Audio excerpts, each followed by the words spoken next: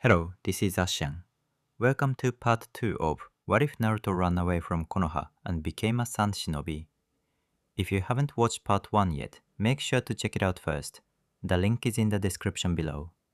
Well then, sit back, relax, and enjoy listening. The crowds erupted once more into cheers, and the place literally shook from the celebration. Tsunade laughed as she watched Young, Rookie 9, and a genin team belonging to Guy gathered around Naruto and Gaara and began to talk animatedly while pointing to Tsunade. The two boys were likely explaining the details of their search for her to them. The Konoha 12 and the sibling from Suna had stood out immediately in Tsunade's book.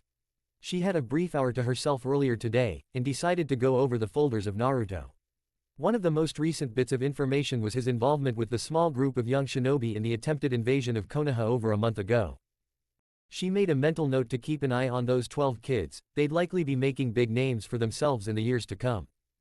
That was a really quick inauguration speech. Jiraiya commented, leaning against the wall behind Tsunade, it was clear and made your point though. Not bad so far. Tsunade smirked as she tipped her hat up, you think so? Shizune, who was by Jiraiya's side, gave a nod, I think your arrival to Konoha has helped brighten the situation for Konoha, Tsunade-sama. The new Godime grinned a bit, while settling her hat so it covered her eyes a little, good. I've got to admit, Tsunade-hime, you look good in that hat, haha. Jiraiya half-heartedly joked. Tsunade just rolled her eyes while keeping the small smile on her face while Jiraiya continued, Dan and Naoki would be proud of what you've done. The Godime nodded, thanks, Jiraiya.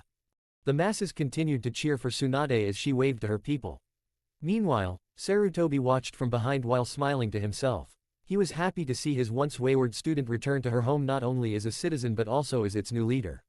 She seemed to have a bit of that old fire that burned in her eyes when she was younger returning to her once more.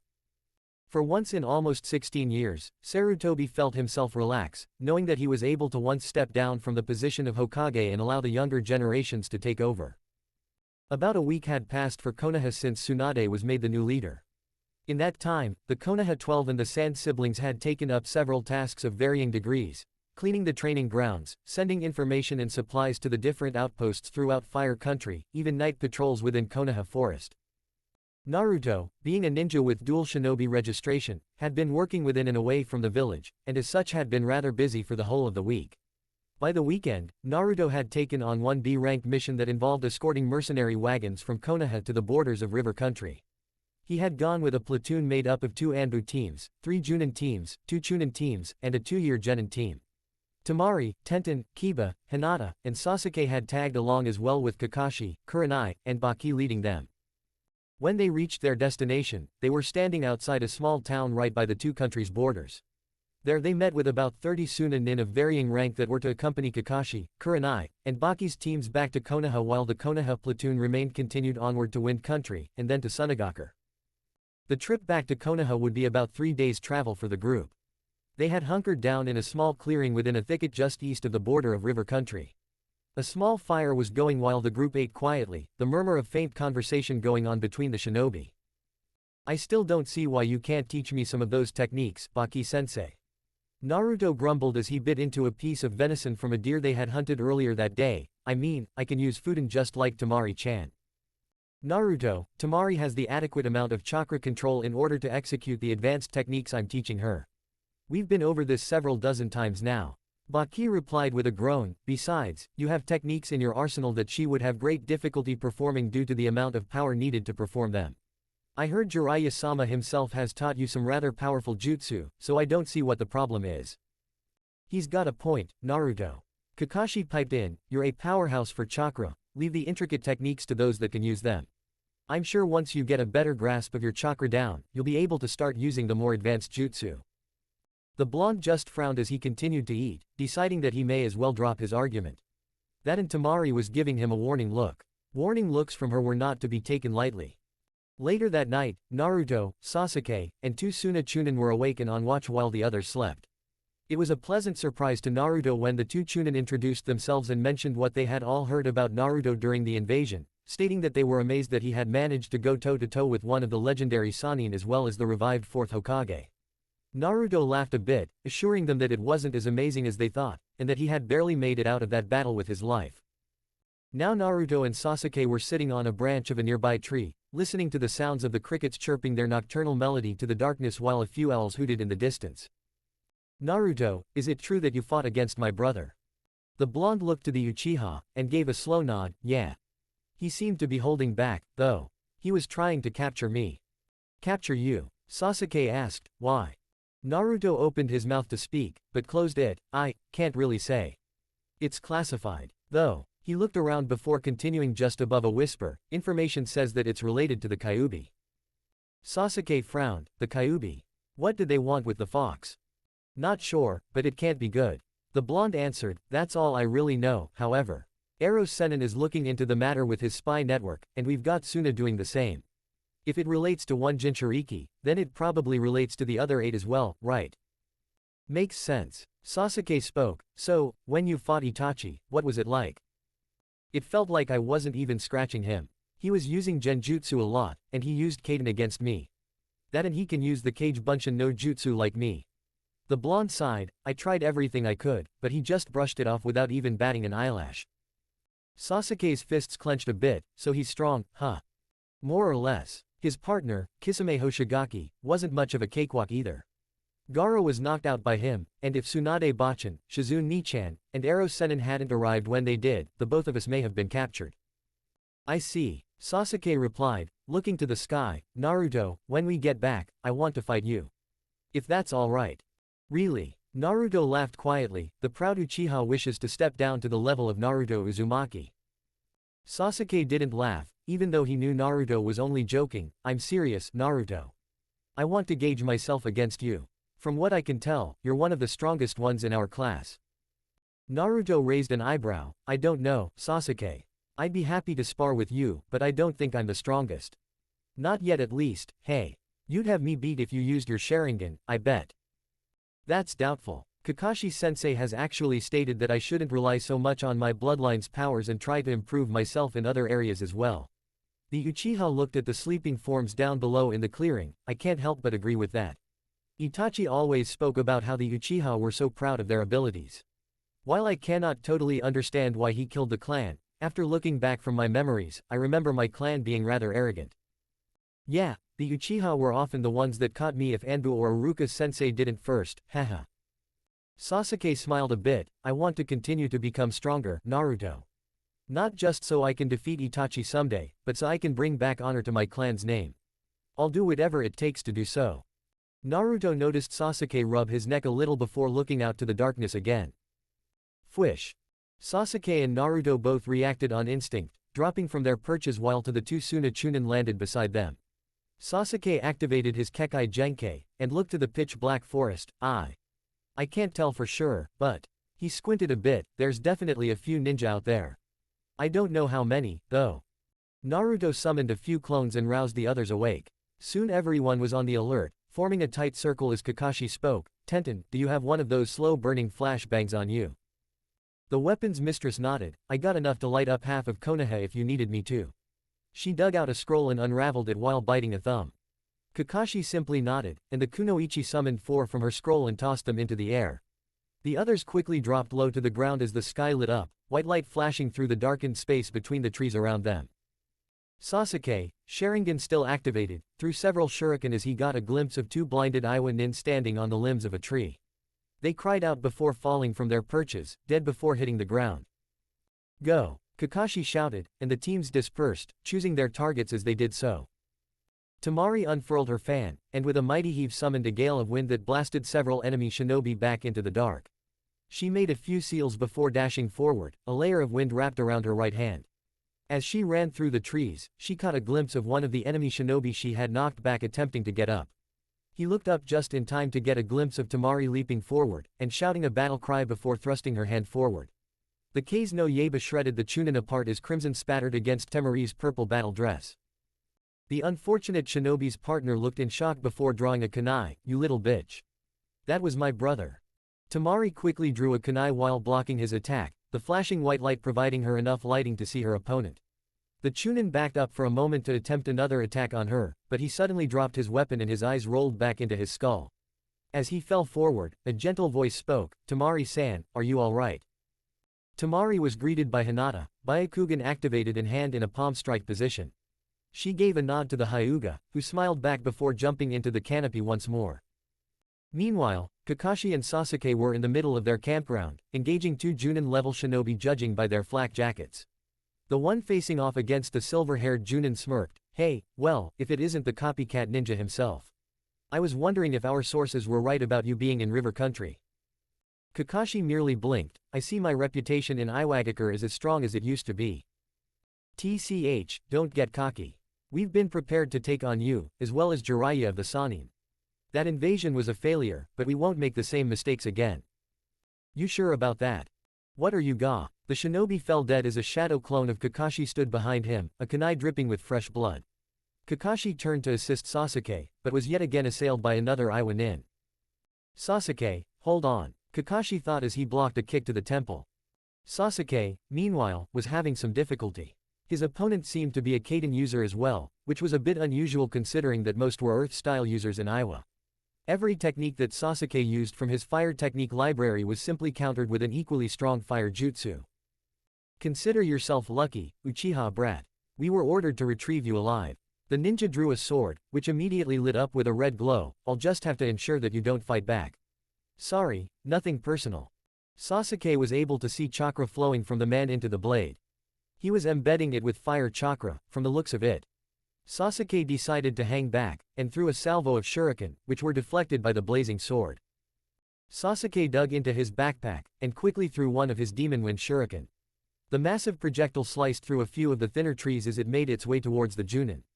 The jump to the side, avoiding damage and getting an opening to attack Sasuke. With speed fitting of an experienced shinobi, the Iwa nin was upon Sasuke once more. Now forced on the defensive, Sasuke was ducking and dodging swipes from the red-hot blade. Several times he felt light burns form just from the raw heat of the blade. Jumping back several feet, Sasuke went quickly through several hand seals and sparks began forming in his right hand, Chidori. The Iwa nin reacted on instinct, raising his fire chakra-coated blade as Sasuke's trump card jutsu clashed with steel. The burning sensation of the blade ran through Sasuke's arm, but he ignored the pain for now. Becoming desperate, Sasuke grabbed a hold of the blade, and electricity began to channel through the metallic weapon.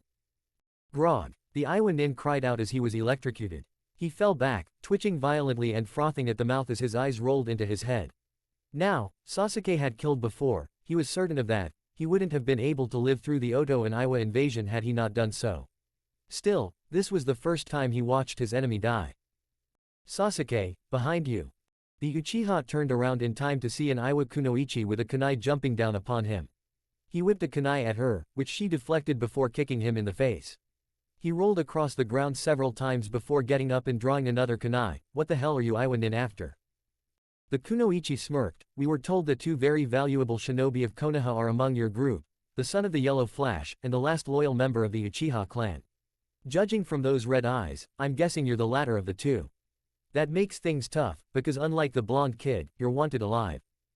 They're after both Naruto and me." Sasuke thought, "Damn, looks like either Orochimaru tipped off Iwa about him, or they figured it out some other way." Kuchio's no jutsu. The Uchiha and kunoichi both looked in time to see a blur of wind flying at them before it enveloped the woman. She screamed in pain as dozens of small cuts appeared on her body. She fell to the ground as the winds died down, and a small white weasel appeared in front of Sasuke as his summoner landed. "Naruto, you can summon weasels. Just Kamatari, no one else." Naruto replied as he flashed a grin. "You alright, Sasuke?" "Yeah, but the ninja are here to capture me and, well, I think they want you dead, Naruto." Sasuke answered, "They know about your dad, it seems." Naruto's expression became dour. "Ero Sennin told me this would probably happen." Sasuke's Sharingan spun a bit as he looked into Naruto's piercing sapphire pupils. "Just stay with me, I won't let them kill you and you can cover my back as well." "Cover your back?" Naruto laughed, "So I have to hang back." Sasuke smirked a bit. "You're too reckless, you'd go and charge headfirst if given the chance." Naruto just waved a hand. "Whatever, let's go help the others." It was about a half hour later when they fighting had stopped. Kiba had sustained a serious gash on his arm and both legs, but was otherwise fine. Akamaru had a minor limp, but Kiba fixed him up quickly with his knowledge in animal-related first aid, and now the young nin hound was wearing a splint on his leg as Kiba carried him. Two of the Chunin from Suna had been hit with poisoned weapons, but managed to bleed out the poison for the most part. One of them stated he had a minor stomach ache though, and his fingers were a bit numb. Kurenai had some serum of sorts, and after identifying the poison as a plant-related toxin, applied it to both areas where the poison entered their bodies. Other than that, no major injuries were sustained. Kiba had even managed to restrain one of the Iwa Nin, who was now being questioned by Kakashi. Nice work, Kiba. You did a great job with the enemy, you've got some good handiwork skills with rope. Kakashi praised while turning to the Inuzuka. Anbu could use more shinobi like you in the hunter and tracking division. Kurenai smiled. Kiba's actually been considering that option for some time now. His mother said he would probably do well there. A lot of Inuzuka go into that field for at least a few years while serving Konoha. Haha, yeah, Akamaru and I did pretty well, didn't we boy? Arf arf. The white-colored dog replied while licking Kiba's face. Kakashi returned his attention to the restrained enemy ninja. Now then, I have a few questions for you. It would be in your best interest to answer them. Go to hell, replied the Chunin, I won't tell you anything. I'm a shinobi of the Hidden Rock, I won't betray them. Kakashi nodded, as to be expected of a loyal ninja. Still, you really should answer my questions. That or I force them out. In response, the Chunin spit in Kakashi's face. I see. Kurenai, could you have rookies go gather some more firewood? Kurenai nodded, noticing the edge in Kakashi's voice. She shuddered. Kakashi had been a nominee for the Anbu Interrogation Division in his younger years. She heard a few stories, but didn't like to think much about them. Baki. Kakashi continued, I remember you saying that you had a method that involved a heated kunai, right? Baki gave a nod. It's a bit extreme, but we don't have much else if we need to go to the harsher methods of questioning. Fair enough. Get the kunai ready. Kakashi replied, returning his gaze to the Iwa Nin, who glared right back. You kids go get some firewood now, and see if you can round up any wild fruit. Don't come back for 15 minutes. Tenten, Temari, Kiba, Hinata, Naruto, and Sasuke couldn't help but cringe when they heard the screaming from the Iwa Nin as they gathered wood and some wild berries. The following day, Kakashi and Baki left the enemy Iwa Nin along with the kunoichi Naruto had knocked out tied to a tree. Naruto then sent a toad to inform Konoha of their two captives. By tomorrow the Hidden Rock Nin would be in Konohagakure's prison walls. The small scuffle last night was more or less the first, unofficial, fight of the Fourth Shinobi War. Altogether, there had been 21 shinobi from Iwa that had attacked the group last night. Judging by the fact that the Suna and Konoha ninja had gotten out relatively unharmed, either Iwa was lacking proper training, or had sent out an inexperienced group to intercept them. Having Kakashi, Kurenai, and Baki along also may have affected the fight, but the point remained that the fight had been very one-sided. Naruto and Sasuke, if what the enemy told us is true, you two will likely be unable to take many missions leaving the village for a while. Sasuke, as much as I hate to say it, the Sharingan does place a lot of importance upon you. Naruto, I'm sure you can understand why your safety is a priority to Suna and Konoha. Kakashi looked up to the midday sun. Let's try and pick up the pace a bit. I'd like to be home by tomorrow afternoon. The night came and went without incident for the shinobi. The following morning they were on the move by 6:45. At 4 in the afternoon, they reached the front gates of Hidden Leaf, a bit tired but happy to be back. Kiba, I want you to go to the hospital and get those wounds treated properly. We managed to clean them out, but you still have the risk of infection. Kurenai-sensei, albeit, the Inuzuka bit his tongue as he received a stern look from the Junin. Yes, ma'am. Glad you see things my way. Kurenai stated, her attitude taking a complete change as she smiled. Hinata, go along with him to make sure he doesn't decide to change his mind. Make sure they get Akamaru looked at too. Yes, sensei. Hinata replied while taking one of Kiba's hands as he grumbled a bit, Akamaru sitting on top of his head. We're going to go to the hospital as well. We may be fine, but there could still be trace amounts of that poison in our bodies. Spoke one of the Chunin from Suna. After giving a quick bow to the others, they headed towards the direction that Hinata and Kiba were taking. The remaining shinobi from Hidden Sand except Baki went to the village gate station to inform Konohagakure of their arrival. Well, I need to go report the mission's success to the Godine. Kakashi stated as he dug into his pocket for Ika. Great work everyone. He looked to Sasuke for a moment before continuing, Sasuke, I wanted to congratulate you on the fine alteration you made for Chidori 2 nights ago. It was well executed. With that, the Junin vanished in a whirl of leaves. Kurenai bade the 4 remaining kid farewell and did likewise. Baki was the last to leave them, stating he had to go meet with the Hokage as well with the other Sunanin. Well, I don't know about you guys but I'm hungry. Naruto stated as he stretched a bit, Ichiraku's, anyone. I actually like the sound of ramen right now. Tenten replied. Temari gave a nod while Sasuke simply shrugged while following the whisker-marked blonde. Within 5 minutes they were feasting on bowls of the delicious noodle dish. Chuki-san, another bowl, please. Sasuke spoke as he set down his chopsticks. The elderly man laughed while giving a nod to the Uchiha. I'm impressed, Sasuke. This is the first time you've had 3 bowls in one sitting at my place. I'm hungry. Besides, while Naruto is a bit of an idiot, he does have good taste. He smirked as Naruto gave him a flat look, noodles hanging from his mouth. Sasuke, be nice to my customers. I don't want to lose them, haha. Chuki joked as he brought another bowl of the special beef and tomato ramen. The ramen bar owner had learned from the Uchiha himself that he had a love for the red fruit, and immediately went about creating a dish that appealed to Sasuke's tastes. Seeing as how Naruto had been gone for quite some time, Sasuke and Sakura had become 2 of his reliable regularly paying customers. Temari and Tenten had each ordered chicken and vegetable ramen, and were still on their first bowl, engaging in conversation on current prices of exotic weaponry. Naruto. Sasuke began, when we have time. I want to spar with you. Naruto looked up from his bowl and grinned, you got it, Sasuke. Name the time and place and I'm there. How about now? Training ground 7. Right now. Naruto asked, can't you wait for a little bit? Maybe tomorrow. I mean. You said name the time and place. Now, training ground 7. Sasuke repeated, a competitive glint in his eyes, unless you're chickening out. Sasuke placed down the payment for his meal and got up. Now I never said I wouldn't, but, gah, damn it. Naruto slapped down a few Ryu notes, keep the change, old man. Temari and Tenten, having overheard the challenge issued by Sasuke, got up after paying their bills, may as well go watch. Anything that separates Naruto from his food is definitely important. It wasn't long before the 4 found themselves at training ground 7, Naruto scowling a bit while Sasuke had a smirk on his face still, come on, Naruto. It's not like you can't go back and get more ramen later. Yeah, but I might not be hungry later. The blonde countered, let's get this going already. Sasuke took a stance while Naruto did the same. Ground rules. Sasuke shrugged, no kicking in the groin. Good enough. Naruto answered.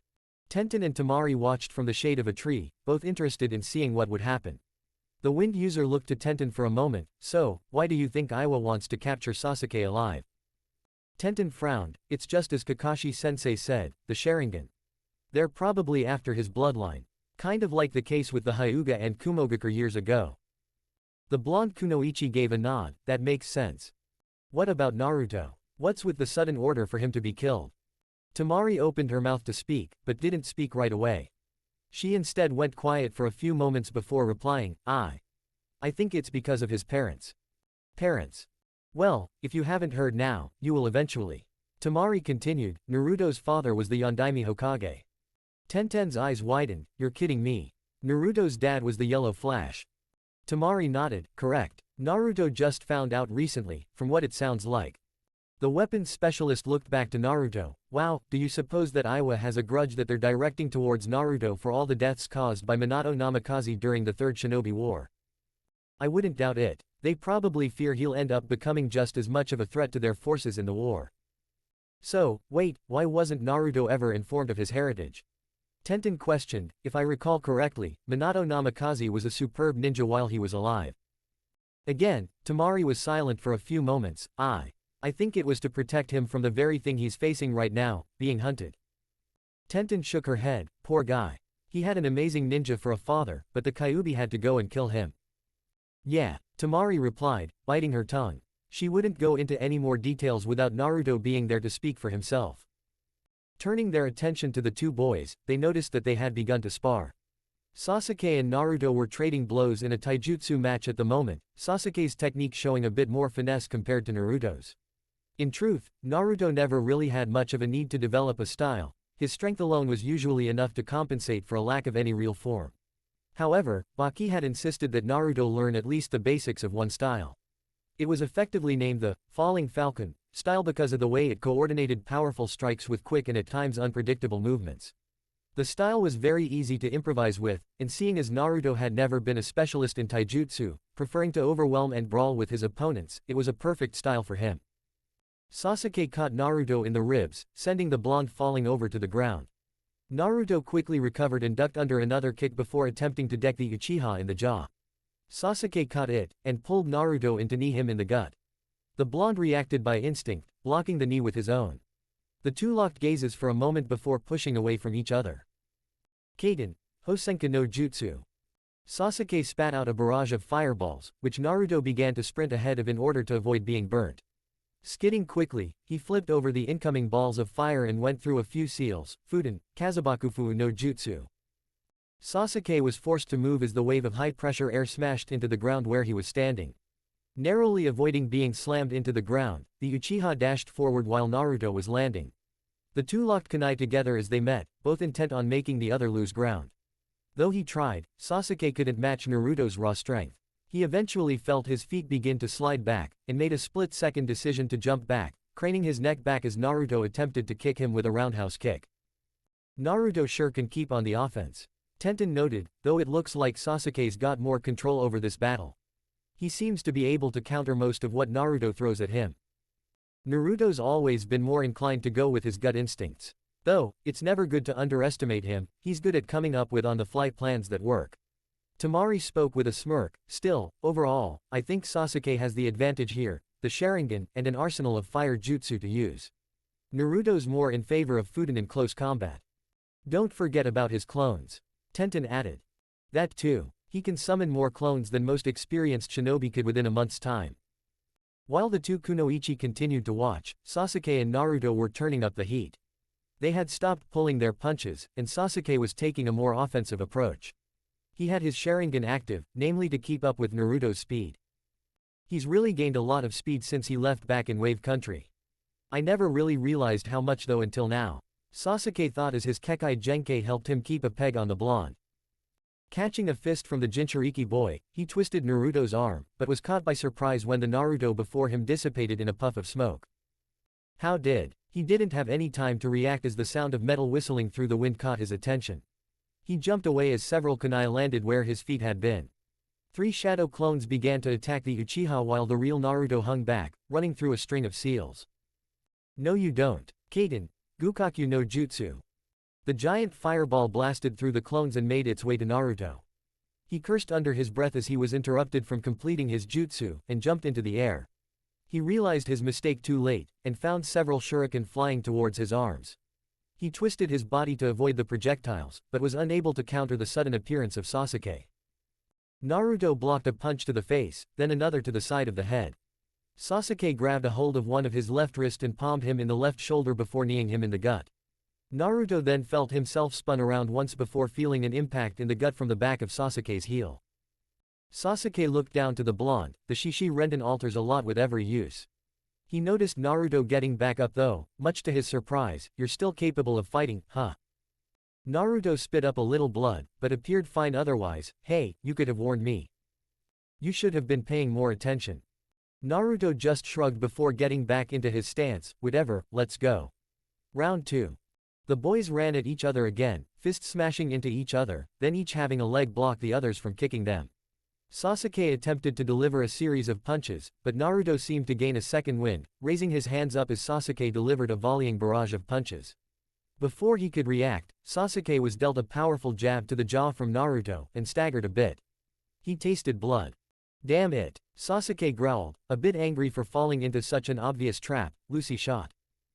Didn't look that way from here, Naruto retorted, though he was grinning. I don't know what you're complaining about. So far blow for blow, I've taken the beating around here. Sasuke's Sharingan spun a bit. Don't try and patronize me, Naruto. I'm serious about this. The blonde frowned a bit. It's just a spar, Sasuke. It's not just a spar. I need to see how I measure up to you in strength. You lasted against my brother. I need to see if I could do the same. The Uchiha began, so don't go and take it easy on me just because we're both teammates. Sasuke. I said don't take it easy on me. Naruto was forced to block a powerful haymaker, nearly stumbling to the ground as he withdrew from behind his arm. Hey, what gives? That was not a spar-level punch, Tem. Naruto would have griped more, but his words caught in his throat. Sasuke was slowing developing flame-like markings on his skin. He grimaced, the curse mark, so that's what has gotten him all rattled up. Meanwhile, Sasuke was fuming. He hated the fact that while he was getting worn down, Naruto only seemed to be getting tougher to take down. Damn it. I thought I was better than this. Why is he suddenly able to resist my attacks like this? Wait. Sasuke narrowed his eyes. There was one attack he hadn't tried yet. Should he use it? No, if he did, but this was Naruto. Surely he'd be able to dodge. Sasuke could see what would need to be improved by watching what Naruto would do. HMPH. Sasuke ran through several seals, and suddenly his hand lit up.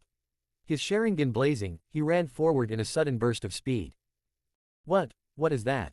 Naruto asked himself. Sasuke's hand was glowing, and it almost appeared to be like lightning. Wait, lightning. Naruto smirked. Nice try, Sasuke, but that won't work. Naruto channeled chakra into his hands quickly, and wind began to envelope both of them. Sasuke jumped up before thrusting his hand forward, the chakra surge sparking like a concentrated lightning storm in his palm. Naruto raised both hands, and for a moment he was able to halt Sasuke. However, it was only for a moment. Had Naruto known just how powerful the Chidori really was, and if he had perhaps once gotten a real glimpse at what it was capable of, maybe he would have known to dodge. However, Naruto had been thinking of countering Sasuke's lightning with his wind, as normally wind would negate the electrically powered jutsu. Unfortunately, he had underestimated Sasuke's jutsu. Being the case, he was shocked when a second after he halted the attack, Sasuke's crackling hand broke through his wind-reinforced palms and rammed into his right shoulder. The sound of flesh being pierced. A scream from a boy. A cry from a girl. The sound of a body dropping to the ground while another boy began to call to the other in a panicked voice. Naruto. Naruto, shit. Sasuke looked into the unfocused eyes of Naruto, who was suddenly shaking, and Naruto. Get off him. Get off him. Temari screamed, pushing Sasuke off. Naruto was still breathing, but his clothes were stained in his own blood. Ignoring this, Temari ripped a portion of her sleeve and pressed down on the wound before turning to Tenten, tears in her eyes. Tenten, go get help, now. He's in shock. Tenten blinked once before wordlessly dashing to the hospital as fast as she could. Sasuke stood there, trying to wrap his mind around what was happening. He looked to his hand, and saw the red liquid on his fingers.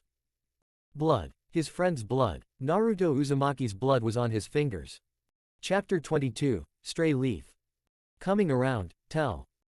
Then most, and his breathing, he'll be fine, Temari.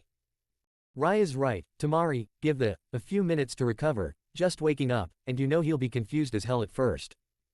Naruto blinked as a blinding light invaded his vision. He groggily lifted an arm, only to wince as he felt a dull, throbbing pain run up his shoulder. Grunting, he rolled his head to see a heavy amount of bandages covering the upper right section of his body. He groaned as let his eyes adjust to the hospital lighting, the smell of iodine invading his senses. I hate hospitals. You and me both, Naruto. The blonde looked to his left to see Jiraiya sitting in a chair while smiling a little. Ero Sennin. How do you feel, Naruto? Like crap, the Jinchuriki replied as the Toad Sage gave a bark of laughter.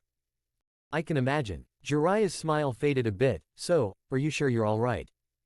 Aside from the bleariness of painkillers in my system and that dull pain, yeah.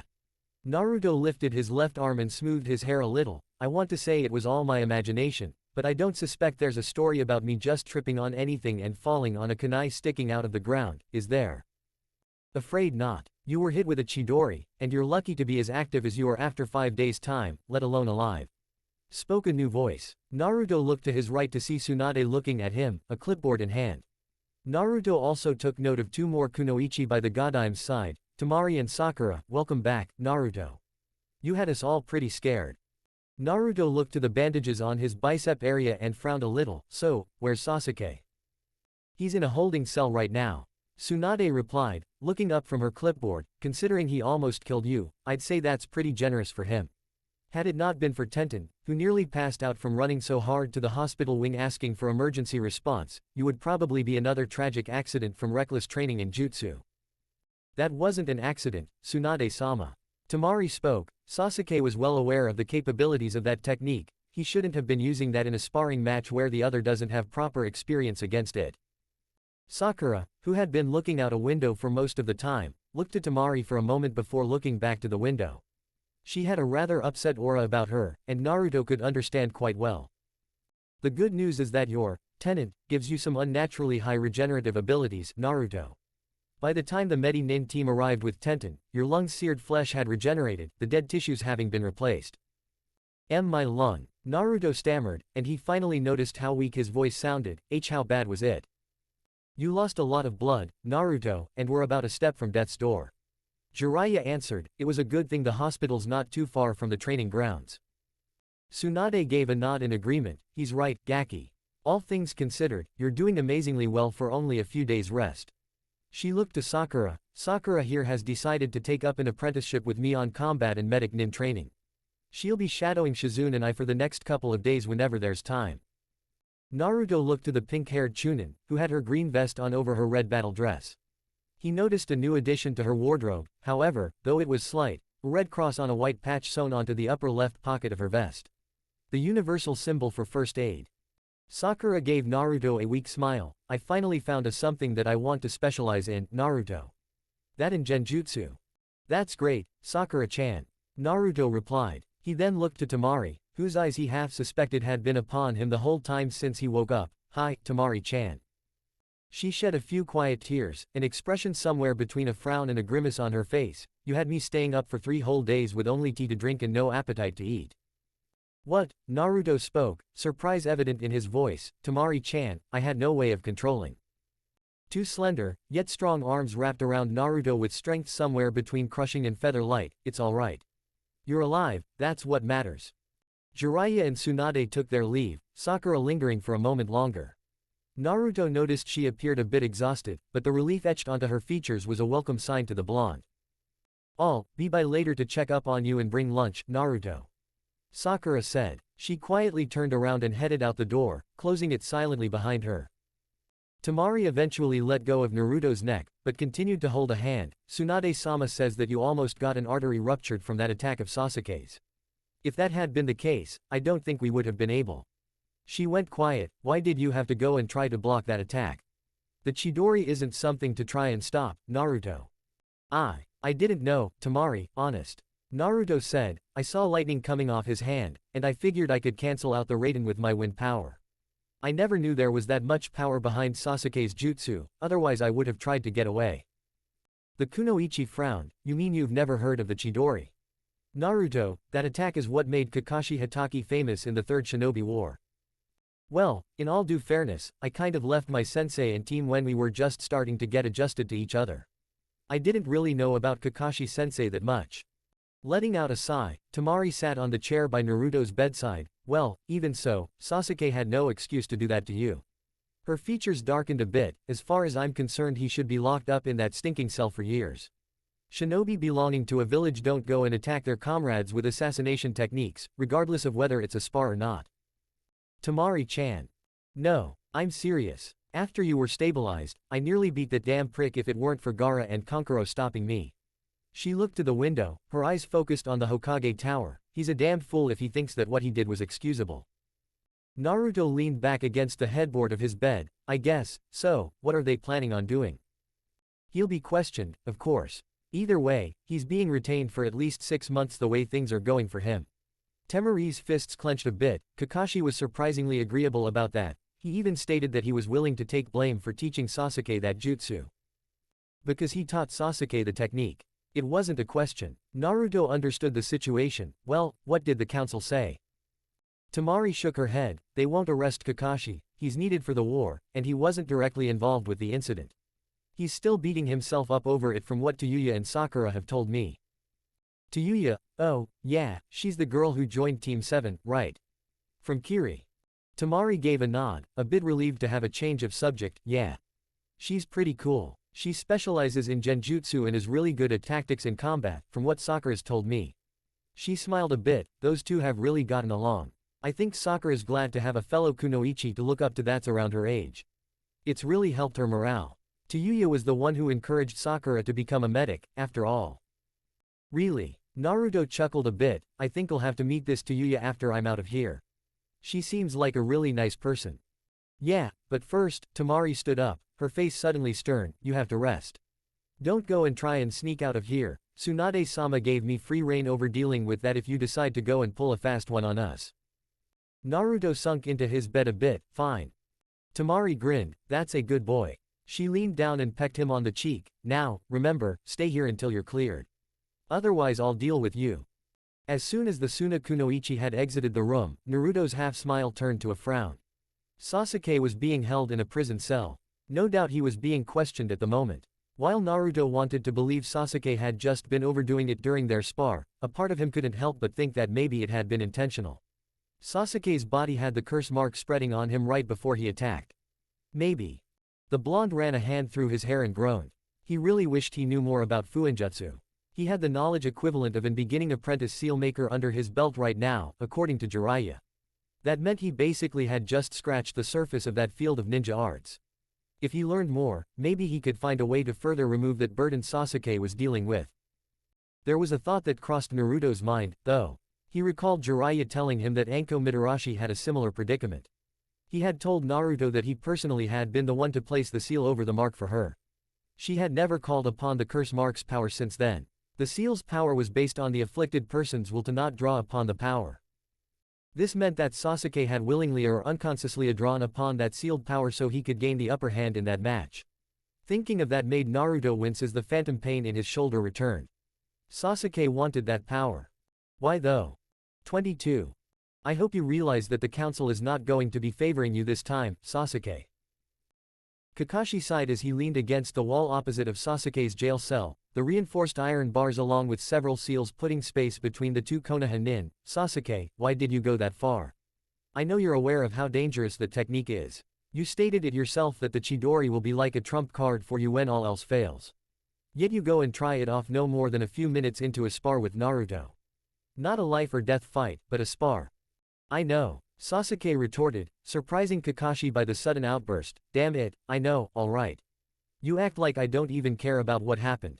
I felt the inside of Naruto's body. I felt his lung get roasted in my damn hand.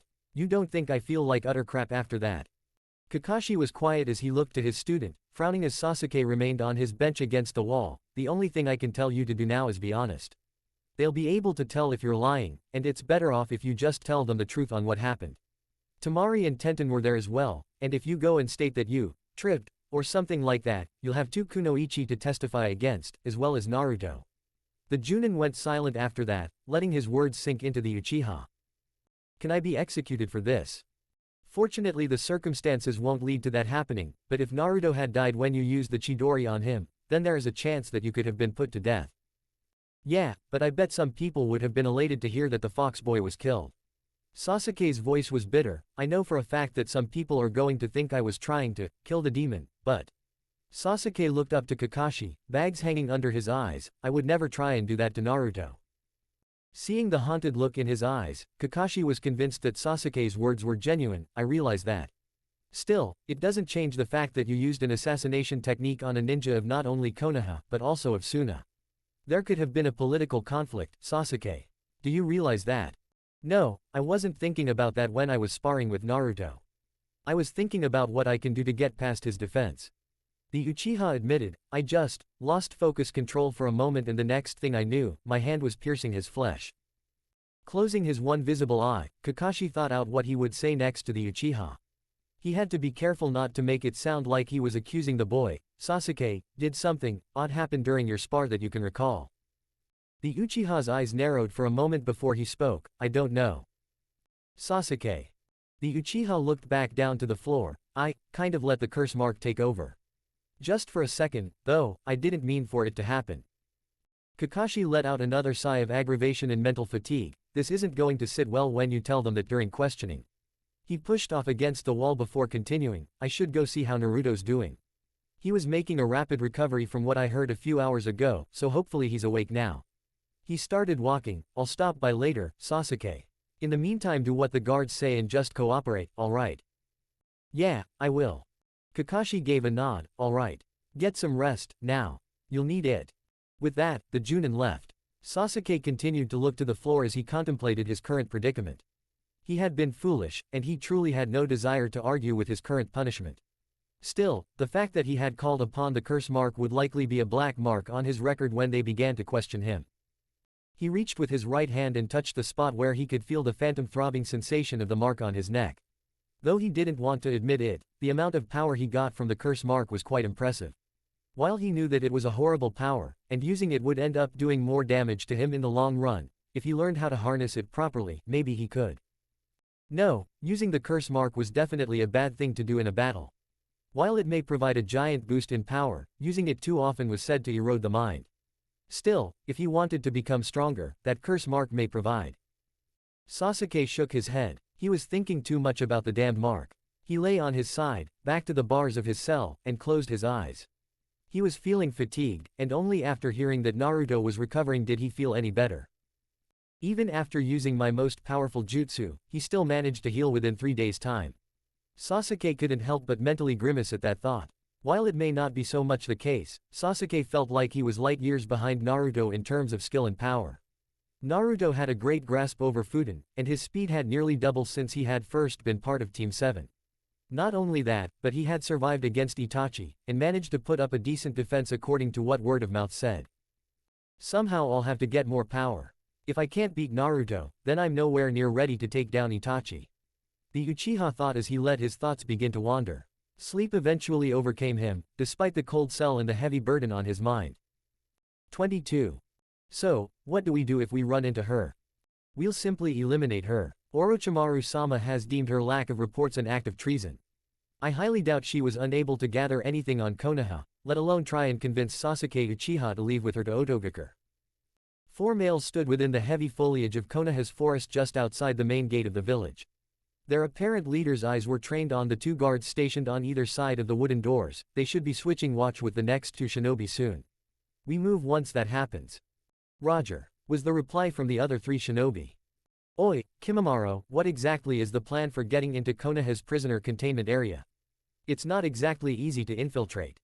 The leader looked to the young male with 4 arms and a messy ponytail of black hair. Kidomaru, I assure you that infiltrating Konoha will not be hard once we get inside the walls. Doubt it. These damned leaf nin are on alert with the war starting up.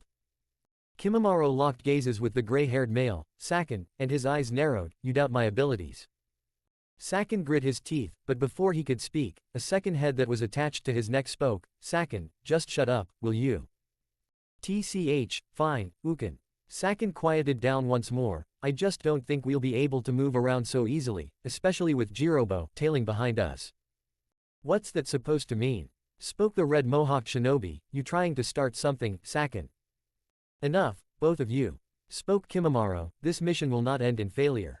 Is that understood? Yeah, replied the 3 other shinobi. Kimimaro looked forward once more to the gate. Good. Tayuya has already failed us. She'll be dealt with soon enough, but our main priority is making contact with Sasuke Uchiha. The 4 didn't have to wait much more than a few minutes before the guards left their post. There was only a minute gap between the exchange and guard duty, so they had to be quick. Go, spoke Kimimaro. They were soon blurs, dashing past the gate and into the shadows of the night. They ducked into a large patch of shrubs near a building, and Kimimaro spoke. Sasuke Uchiha is being held within the first level of the confinement area. It should be no problem getting to him. However, for good measure, Kimimaro pulled out a scroll, unraveled it, and unsealed 4 uniforms of Konoha Chunin. If anyone questions us, simply state that we're a Chunin team that will be specializing in capture of missing nin, and that we are getting an idea of what the facility is like. Kidomaru gave a smirk. Hey, they actually managed to get us uniforms. These from those losers Orochimaru-sama had tortured a month back, aren't they? After they put on their disguises, Hitai Atesh included, they continued to the place where Sasuke was being held. They managed to enter the building with little trouble, Kimimaro simply giving a nod to the shinobi stationed at the front desk. He seemed unconcerned with the arrival of the 4. Oh, so you're the 4 guards here to take next shift. The 4 shinobi looked to each other before Kimimaro spoke. Correct. Cool. The other guys should be down the hall. Just let them know before getting to work. 5 minutes later found 4 Konoha prison guards knocked out, and thrown into a cell with muting seals placed over the area to prevent them from calling out when they woke up. The 4 reached the cell of Sasuke, and Kimimaro rang on the cell bars. Sasuke Uchiha. Wake up. The raven-haired youth stirred and opened one eye. What? Did they need to question me already? No, we're offering you a chance to get out of this prison and village. Sasuke bolted up. What? He studied the faces of the 4 before speaking. Why the hell did they send 4 of you here? They used to only have 2 here if they needed to move me. Kidomaru decided to explain further. Kid, we're not Konoha ninja. Sasuke's eyes narrowed. You're not. The 4-legged youth pulled out the Oto Hitai 8 from under his vest and smirked. Nope. We're sound nin. For a moment they thought Sasuke was going to yell out, but Kimimaro spoke. Don't bother. The guards are all knocked out. They won't be able to do anything for you. The Uchiha frowned. So, you're working for that lowlife Orochimaru. Orochimaru-sama has taken an interest in you, Uchiha. Kimimaro replied, he's willing to offer you a chance to control that power he gave you. You do know what I speak of, don't you? The curse mark. Sasuke answered, what about it? We can help you gain more power and learn how to control the mark's power. Sakin spoke with a grin, we know you've used it, don't deny it. It's part of the reason you're in this cell right now. That curse mark has done nothing but give me trouble. I want nothing to do with it. Kidomaru snickered, sure. That's why you've used it, right? Sasuke opened his mouth to retort, but he said nothing as he looked to the floor, haha, I knew it. Don't feel bad. The curse mark is a gift from Orochimaru-sama. These leaf heads don't realize that, they fear real power. That's why they've got you stuffed in this stinking place. That's not true. I committed a crime, I deserve this. Sasuke spat. Perhaps you need to see this from another perspective, Uchiha. Kimimaro began, as of right now, your shinobi career is more or less tarnished. You nearly killed a shinobi of not only your village but also of Suna. War is at hand, Konoha cannot have possible traitors running about, even if they're not intentional traitors. Sasuke said nothing. You are shackled down here. You're a prisoner, and they will not likely give you another chance for a long while. You'll never be able to get stronger, and from what we know, you want power, correct? Join our forces and we'll give you a chance to gain that power, and much more. Kimimaro continued, Orochimaru-sama is a powerful man, he will grant power to those he favors. Sasuke's eyes were locked with the green eyes of Kimimaro. He said nothing, but he didn't look like he wasn't willing to listen further. Give our proposition some thought, Uchiha. You have one day to think it over. Kimimaro concluded. With that, the four left, each locking gazes with him for a brief moment before disappearing down the hall. The guards would later awaken in the middle of the hall where they had been knocked out, unsure of what had happened. After speaking with the shinobi at the prison's front desk, they concluded that enemy shinobi must have slipped in. However, nothing aside from the four being knocked out occurred, leaving them stumped on what they had infiltrated the building for. They had asked Sasuke if he had seen anything suspicious happen that night. Sasuke simply shook his head, stating he had been sleeping the whole time. 22. Kabuto, tell me, why did you insist on sending 5 teams of shinobi to Konoha to meet with Kimimaro and the others? Kabuto looked up from his kneeling bow. Orochimaru-sama, with all due respect, I believe Konoha is much stronger than we've given them credit for. They have many powerful shinobi, though the village has been accustomed to peace until recently. Our invasion seemed to shake them out of that state of mind. I simply thought it would be a good idea to have reinforcements that will ensure that Sasuke makes it to us safely. Orochimaru was quiet for a moment, but eventually nodded, I see. I suppose I cannot blame you for playing it safely. We misjudged the hidden leaf, making mistakes again isn't an option. The snake summoner of the Sannin stood up and walked towards Kabuto. The silver-haired shinobi rose, and walked with Orochimaru as they exited his private quarters. We don't have much time, though, I'm afraid. They need to get Sasuke here as soon as possible. Shall I prepare a backup host if things don't go as planned?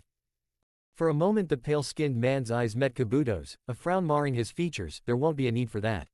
I'll simply wait until. Orochimaru winced as a sudden jolt of pain ran through his chest. Curse this frail body. He looked back to Kabuto before continuing, on second thought, Kabuto, go ahead and make the proper arrangements. If I must settle for a new host before Sasuke-kun arrives, so be it. I will simply have to train the boy before that time arrives for me to make him mine.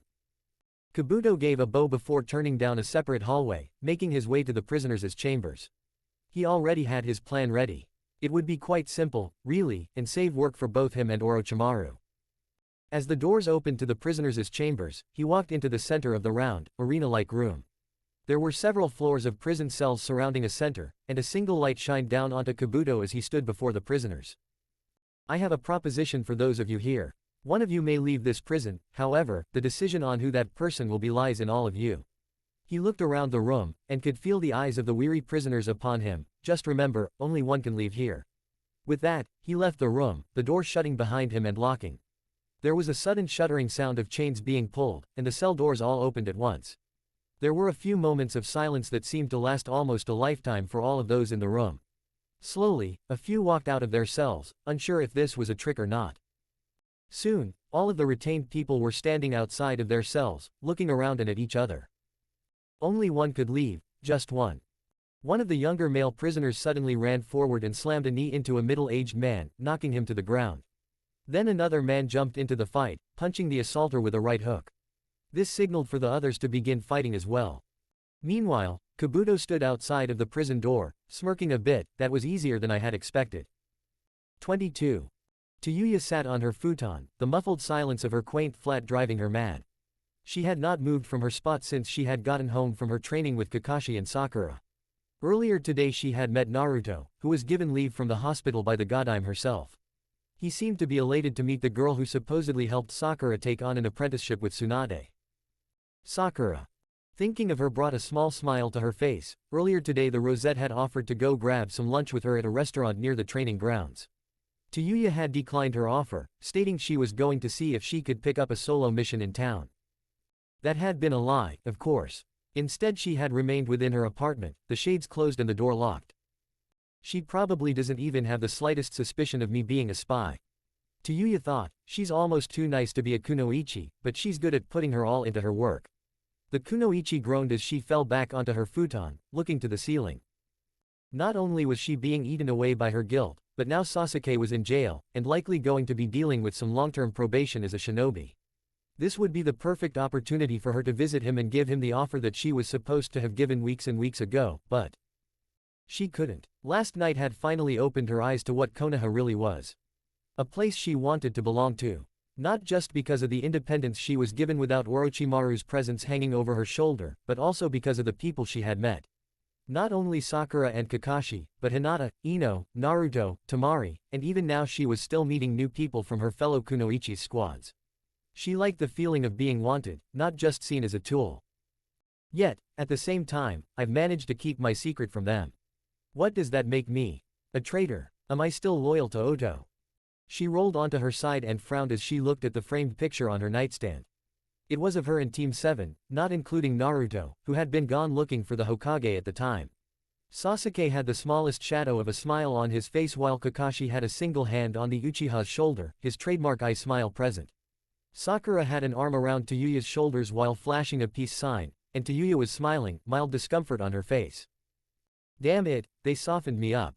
She rubbed her eyes, and sat up. These shinobi weren't just people to her. No, they had become the closest thing she had ever had to a family. She hated the feeling of hiding this horrid truth from them. The fact that she was supposed to be their enemy made her feel awful. She picked up the picture, and held it to her chest for a moment, quietly shedding a few tears. She hated feeling like this, vulnerable, weak, and hurt. She had always been Tayuya of the Sound 4. The tough girl who swore like a sailor, and didn't give a damn about anyone else but herself. Why was it that she no longer wanted that lifestyle? She wanted to hang out with Sakura and the others, learn from Kakashi, take missions to help the people of Konoha. Hell, she didn't even mind painting fences all day in the blazing heat. She was with her friends and surrogate family. Standing up and setting the picture on her nightstand once more, she walked out of her sparse room and to her kitchen. She grabbed a glass of water and chugged it down, then took another. She held the glass in her hands and looked at her reflection within its crystal surface. What had once been somewhat nappy, long, tangled hair had become smooth and shining. She momentarily released her hand she had been holding for ages, and smiled as she looked at her naturally red hair. She had it tied in a ponytail about halfway down its length, and let it hang loosely from there. She had long discarded her Otogakure attire, and was now wearing a deep, blue-colored shirt with short sleeves over a mesh shirt. She also wore dull brown-colored shorts that went to where her knees met her shins, and wore sandals as a finishing touch. Looking at the final detail that had changed with her brought an even larger smile to her face, the leaf Hidaite on her left bicep. She ran a hand over the engraving before her hands dropped to her sides, glass still in hands. Who was she kidding? She wasn't a real shinobi of Hidden Leaf. She was a liar, and a damn good one at that. She was even starting to convince herself that she was worthy of that title. Part of her wished that she could honestly believe that she was a kunoichi of Konoha, but then she remembered that she wasn't honest and loyal to the village. What if she told Kakashi? Or Sakura? Would they still accept her? Would they defend her when she was brought before the Anbu for interrogation? Not likely, despite how kind they were, if they found out she was a traitor. Her hands trembled before she let out a scream and chucked the glass at the wall, causing it to shatter from the sheer force she had used. She blinked in surprise before letting her shoulders sag. Still, letting them know would be better than returning to Orochimaru now. She argued, I suppose, if I die, at least I'll die knowing that I died with some moments of happiness in my life, even if they were false ones. Balling her fists up, she headed towards the door leading outside. Opening it, she took in a deep breath before shutting and locking the door behind her. She knew who to tell first. The man who had almost made her confess. I just hope he's not at the memorial stone. I'd hate to interrupt him with this bombshell. 5 minutes later found the kunoichi before her sensei's apartment door. She took in a deep breath, and with a trembling hand, knocked on his door. She could feel her shinobi senses picking up the obvious presence of her sensei beyond the door. He must have been resting, considering that he may have answered the door before she knocked if he had been awake. Not much slipped past Kakashi of the Sharingan. The door opened, and Tayuya had to restrain herself from blushing. Kakashi was in some shorts, and wearing no shirt. However, his mask was still on, which she found herself unsurprised by. Still, despite her best efforts, her eyes couldn't help but trail down his abs for a moment before Kakashi cleared his throat. Tayuya. Sorry, Kakashi-sensei. I need to talk to you. Kakashi rubbed his hair and gave a yawn. Can it wait until morning? I've been needing to get sleep for a few days now. Tayuya looked down to the ground. It's important. Kakashi sensed the urgency in her voice. Just give me a minute to get some clothes on. Kakashi had his student wait in his living room while he changed into a shirt and pants. He then walked back out to see Tayuya staring out the window. So, what's this about, Tayuya?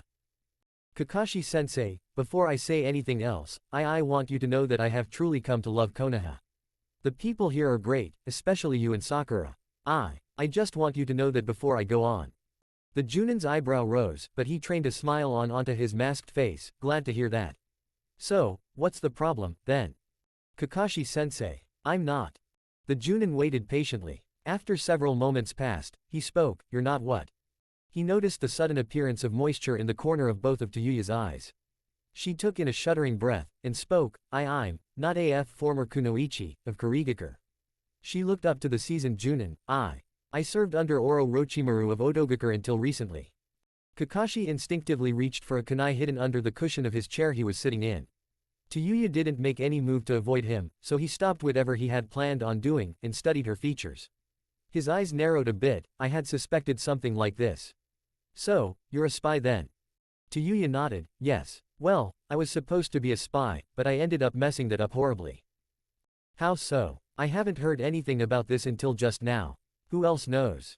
No one, as far as I can say at least. Tayuya answered, you're the first person I've told. I felt that if I was going to tell anyone, I may as well tell one of the few people I would trust enough to tell this to. Letting out another sigh, Kakashi looked to the redhead, then it caught his attention. Your hair color is different. Yeah, I'm actually a redhead. That and my eyes are actually brown. The hair color I had under henge was so subtly different from my own natural hair color though that it's not noticeable right away. She shook her head. Anyway, I was sent here by Orochimaru to bring Sasuke to him. What? Kakashi asked, so Sasuke's still being targeted by that bastard then? Correct. She felt her hands ball into fists as she went on. I obtained information on the village's weak points as far as patrols, as well as a few other things that Orochimaru would have found useful. However, she pulled out a single scroll slowly from a pocket in her pants. I never sent him a single bit of information. Every time I had a chance. I just couldn't find myself able to. Kakashi took the scroll from the slightly trembling hands of Tayuya. Is this all that information? Yes. She bit her lower lip. Now that I've forfeited over my last source of safety from being killed by Odogakure, I'm as good as dead in Rice Country. The fact that I've given away my true identity and the fact that Sasuke Uchiha is a target only further ensures that. Her brown eyes looked up to Kakashi's single onyx-colored eye. Kakashi-sensei, I'm hereby handing myself over to Konohagakure for whatever punishment will be dealt to me. Tayuya. Kakashi spoke, still surprised by her calm behavior. What made you change your mind? You mean just living in Hidden Leaf all this time made you decide to betray Oto? Tayuya gave a ghost of a smile to her instructor. Like I said, Konoha has been more of a home to me than what Orochimaru had offered me for all those years while I served him. She tried to maintain herself as she continued. I have no idea what penalty would await a spy who turned themselves over to another village, but... The kunoichi let out a shaky breath. I'll face it without argument. This is war, after all. A spy can change the tide of a struggle. Kakashi gave a grunt of understanding, and looked to the scroll before unsealing it. Several letters revealed themselves within the seal, and after opening them and briefly scanning over the contents, Kakashi's eyes widened. This is a list of some of our Junin and higher-ranked shinobi. How did you obtain this?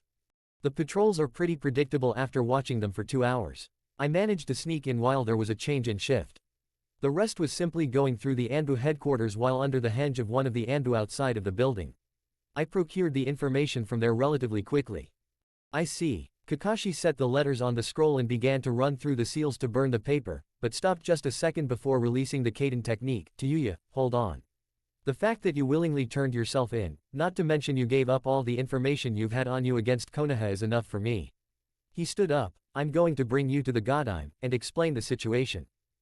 I understand. Tayuya stood up slowly. She should be the one to decide what will be done with me anyway. I'm going to see to it that you're not imprisoned. If that's what, wait, what? Tayuya asked, Kakashi-sensei. I've been betraying your trust all this time. Not just you, but Sakura, Sasuke, Ino, Hinata, Tenten, Temari, and… Kakashi raised a hand. I don't think that's entirely true. Would I be safe to assume that you've been yourself most of the time that you've been here? That tough girl act isn't just for show, is it? Tough girl act. Tayuya repeated, frowning, I have no idea what you're… I rest my case. He placed a firm, yet reassuring hand on her shoulder. Tayuya, what you've done just now is proof to me that you're not against Konoha. In fact, if anything, I think that this proves your loyalty only more so to me. I was going to betray you. Don't you get that? Sasuke is supposed to be heading to Orochimaru with me. I had. That's enough, Tayuya. Kakashi stated, his voice a bit more stern. The fact remains that you did not try to get Sasuke to go with you to Oto. And not only that, but you tried to live a normal life here, aside from the spying part. Tayuya was silent after that. Her shoulders trembled a bit, and she spoke just above a whisper, I thought shinobi weren't supposed to take risks like this. What if I still plan on betraying you? I'm going to bet against that happening. After all, he smiled a bit, I think you're already a strong carrier of the will of fire. Those who carry it don't go against those that share that bond. She couldn't handle it any longer. She let out a sob, then another. She sunk to the ground, tears pouring from her eyes as she cursed herself, Kakashi, and anything else that came to mind.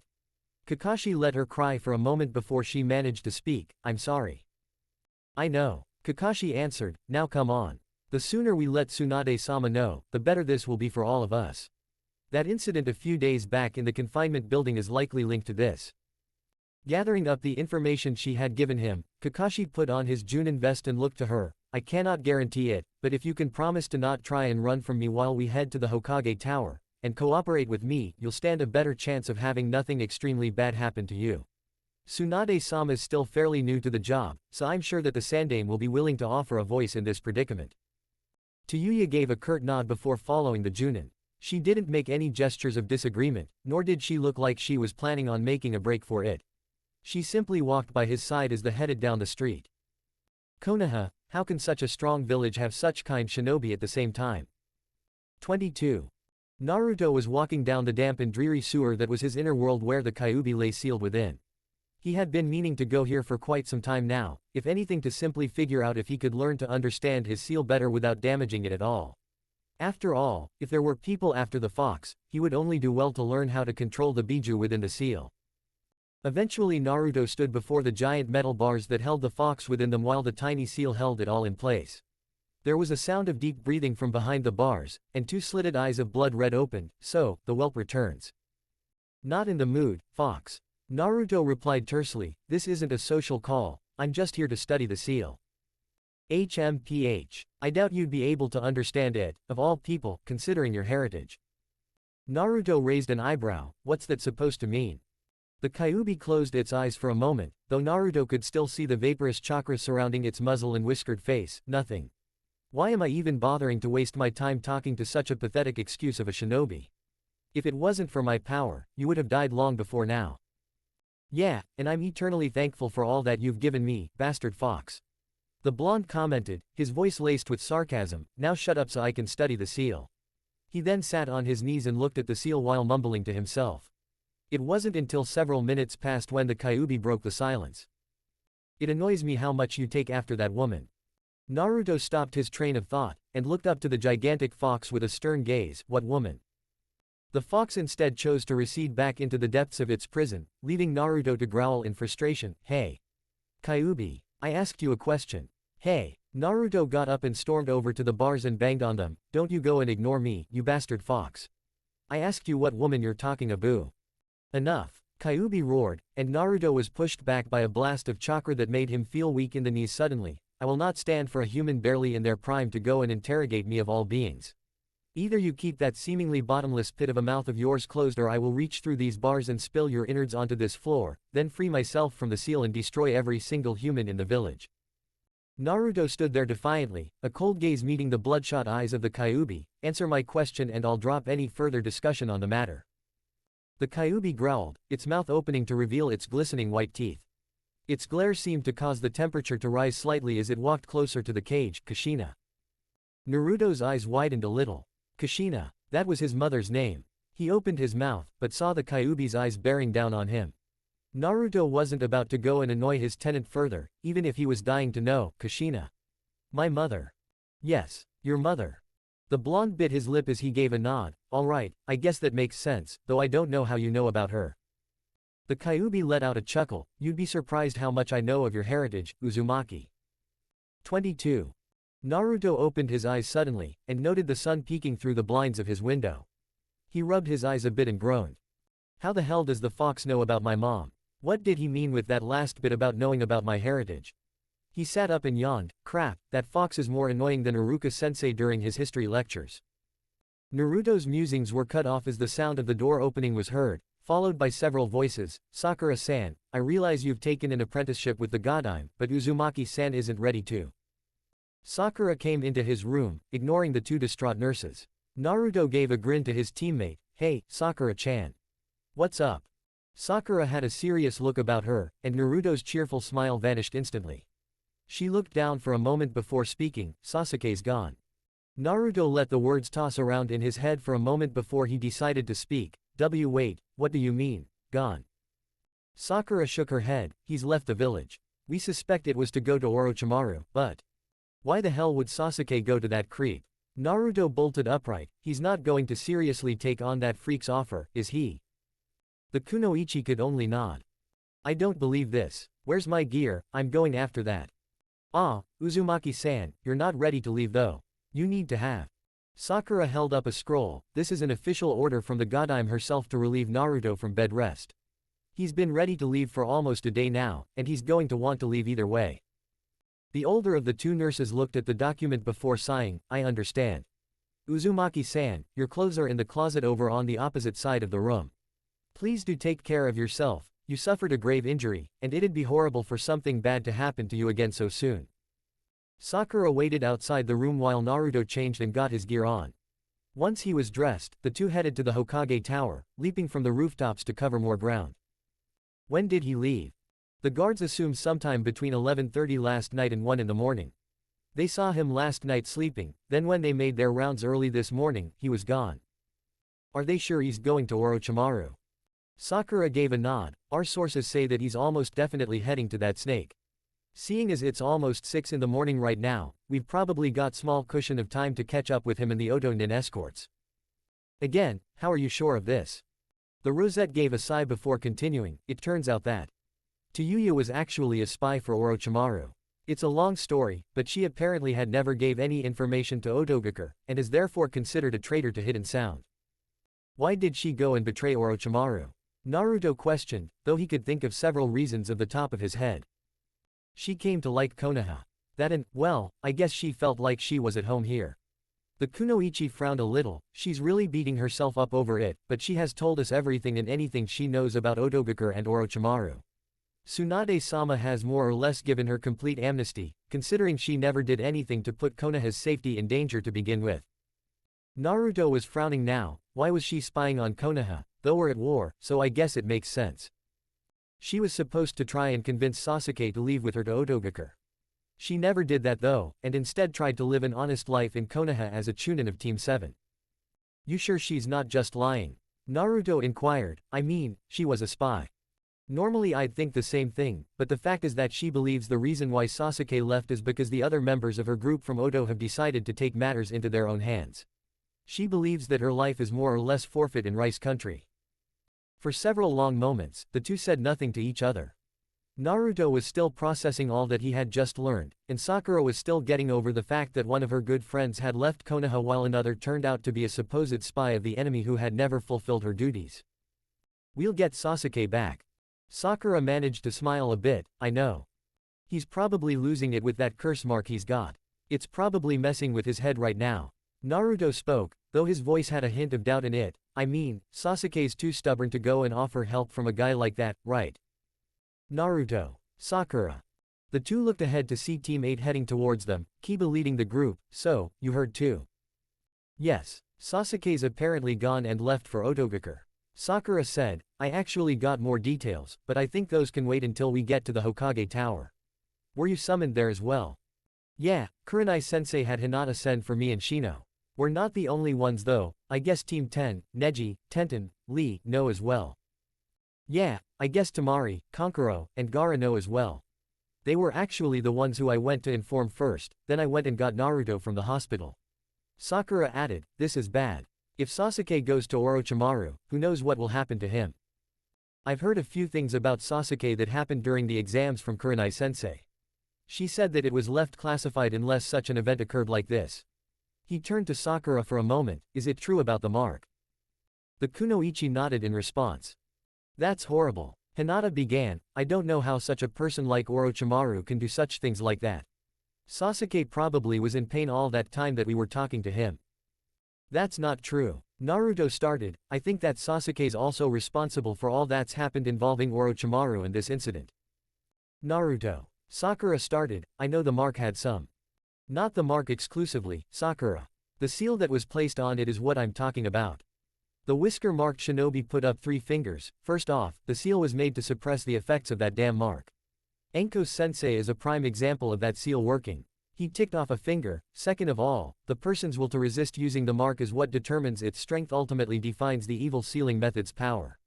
He ticked off another finger. Lastly, even if he did choose to continue using the curse mark, that alone won't affect his decision to go to Orochimaru." He ticked off the 3rd finger and looked ahead. "I guess I was trying to deny it, but Sasuke did this all by pure choice." Kiba gave a grunt of annoyance. "Damn it, just when I thought he wasn't all that big of a prick he goes and pulls a stunt like this." Kiba. Hinata gasped, "There's no need for that." "No, he's right, Hinata." Sakura spoke, "Sasuke did this and betrayed us by doing so. Let's just hope we can convince him that he's just making a huge mistake. I don't like to say this either, but he also is the only holder of the Sharingan that's still loyal to Konoha." Shino pointed out, "Regardless of what else may be true or false, being a holder of a powerful Kekkei Genkai makes retrieving him necessary for Konoha's safety. If someone were to procure those eyes from him, or if he turned against us." The other 4 gave not audible reply, though the whining from Akamaru gave a clear understanding of how they all felt. Looking towards the Hokage Tower, the 5 young shinobi steeled themselves. They were certain that them being called to the Hokage's office following such an emergency wasn't sheer coincidence. 22. Tayuya, is there anything else you can tell us about the group that likely helped break Sasuke out of prison? The redhead looked to the scarred shinobi, and shook her head. "That's pretty much all I can remember about them, Ibiki-san." Ibiki, head of Anbu torture and interrogation, gave a somber look at Kunoichi. "I see." He stood up from the small table they sat at. He looked to Kakashi, who was leaning against the wall near the doorway leading out. "Well, Kakashi, she's telling the truth as far as I can tell. She didn't resist when I looked into her mind, and she didn't seem to be holding any information that she hasn't already told us about regarding Sasuke Uchiha and Orochimaru." Kakashi had a grim expression on his face, but it wasn't directed towards Tayuya. "I told you that looking into her mind wasn't necessary." He walked over to Tayuya, who was facing to the ground. "I trust you didn't step into anything personal." Ibiki frowned. "I'm a professional, Hataki. I wouldn't go into anyone's personal thoughts unless I was instructed to, and even then the reasons would have to be pertinent to the interrogation. Rest assured, I was not looking into anything personal." Resting his eyes upon the kunoichi, he nodded. "Good. She's put herself in a very dangerous situation by doing this, and the breaking out of Sasuke from prison only confirms she's telling the truth. It's just a shame that we weren't able to get to that information sooner. That's partially to blame on the short-handedness we've had with Shinobi lately. The wars forced a lot of us to go out of the village to the various outposts we have." Ibiki stated, "I'm just glad we weren't caught completely off guard with this incident." He turned to Tayuya. Thanks for all of your cooperation, Tayuya. While the fact you were a spy of Orochimaru is true, the fact remains that you have been protecting Konoha this whole time by not revealing anything to that snake. I just didn't want anything like this to happen. Tayuya stated calmly, I'm sorry I didn't deliver this sooner. Well, Kakashi began, we can worry about the consequences later, but Tsunade-sama stated that she wants you to go with the group to find Sasuke. Your knowledge of the enemy will be invaluable, and while your loyalty officially lies in question, he placed a hand on her head, you unofficially are still a shinobi of Konoha in the Godime's book, I believe. There was a knock on the door, interrupting the conversation between the three. Ibiki looked to the door and spoke, yes. The door opened to reveal a Anbu Kunoichi. Ibiki-san, I'm sorry to interrupt, but the Hokage wishes for Tayuya-san and Kakashi to be in her office within the next 5 minutes. Understood, we were just finishing up anyway. Ibiki looked to Tayuya, well, I suppose that about wraps it up. I'll have to make a record of all this, but don't worry too much. I'll be doing what I can to make sure you're not grilled by the council if they decide to question you themselves, alright? Thanks. Tayuya stood up beside Kakashi, the last thing I need is a bunch of old codgers to go in. Watch what you say, Tayuya. Kakashi chided, let's not waste any more time. Tsunade-sama waits. The two left the interrogation chambers and headed down the road to the Hokage Tower. Within 5 minutes' time they were at the Hokage's door. Kakashi knocked, and the voice of Tsunade could be heard on the other side, enter. Kakashi and Tayuya entered the room, and were met with the faces of the Konoha 11 and the 3 Suna siblings. While no one openly glared at her, she felt some tension in the room from the other young shinobi. However, she was happy to see Sakura offer a small smile and nod to her.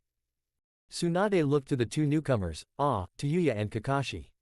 Glad you two finally made it. Kakashi, I unfortunately cannot say that there will be other Junin involved with this mission, but you are at the moment one of the few available ones here that can help. Awesome is currently stationed by the northwestern border of Fire Country, and Kurenai's on another escort mission to help deliver some metal to a smith 2 days from here. Baki would likely have come along as well, but he's on a joint mission with a squad of Chunin from Suna to the bridge where Wave meets Fire Country. Apparently they're thinking of establishing trade with the small country. She folded her hands and continued, I'm afraid everyone you see here right now is what we have available. Kakashi didn't want to voice objection, but he truly felt that this wasn't the most experienced group to catch a rogue nin. What about the Anbu? Isn't tracking down a missing nin their specialty? We're trying to avoid giving Sasuke that label if we can, Kakashi-sensei. Spoke Ino, this mission will be our one attempt to see if there's some way we can convince him to come back without putting that mark on his status. Very well. So, what is the plan? Tsunade pointed to the left where Naruto, Tenten, Shikamaru, Neji, and Kankuro were standing. The 5 of them right here make up Retrieval Team Alpha. They are to be the first group to lead. Seeing as Naruto and Neji are both close combat specialists, and Tenten's a weapons expert, they balance each other out well. Shikamaru's a great tactician, and Kankuro's puppeteer skills will be a great asset in backing up the others. Their team leader will be Shikamaru, of course. I still think it would be better for me to hang back. Shikamaru stated, I'm not the best when it comes to fighting. Put a sock in it, Nara. Tsunade stated before continuing, Team Delta consists of Sakura, Choji, Lee, Ino, and Shino.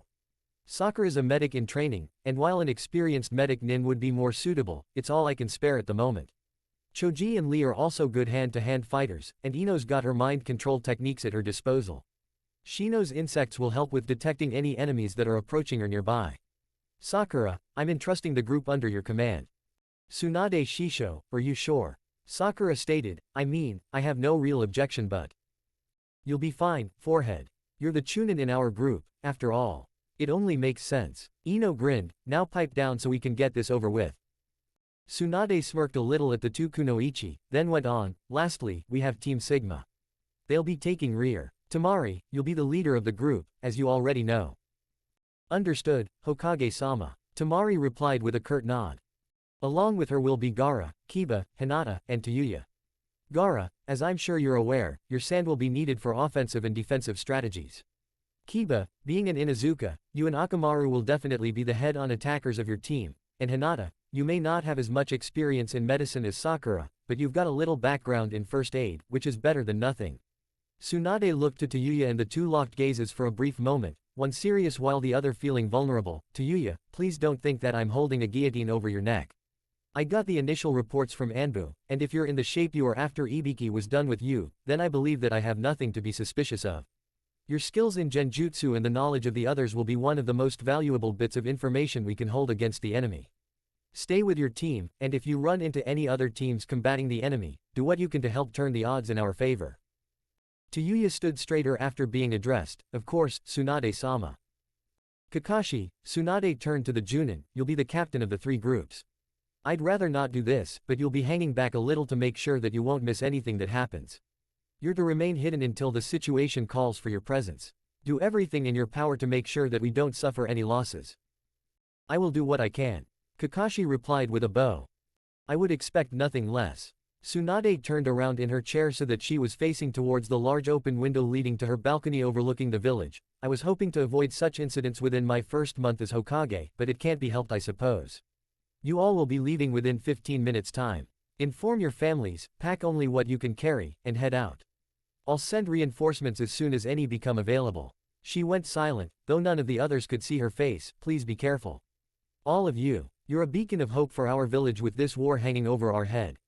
I know you've heard how dangerous things will be with this war probably over 100 times, but I'm serious. Any bit of good that can be found in these uncertain times is a godsend.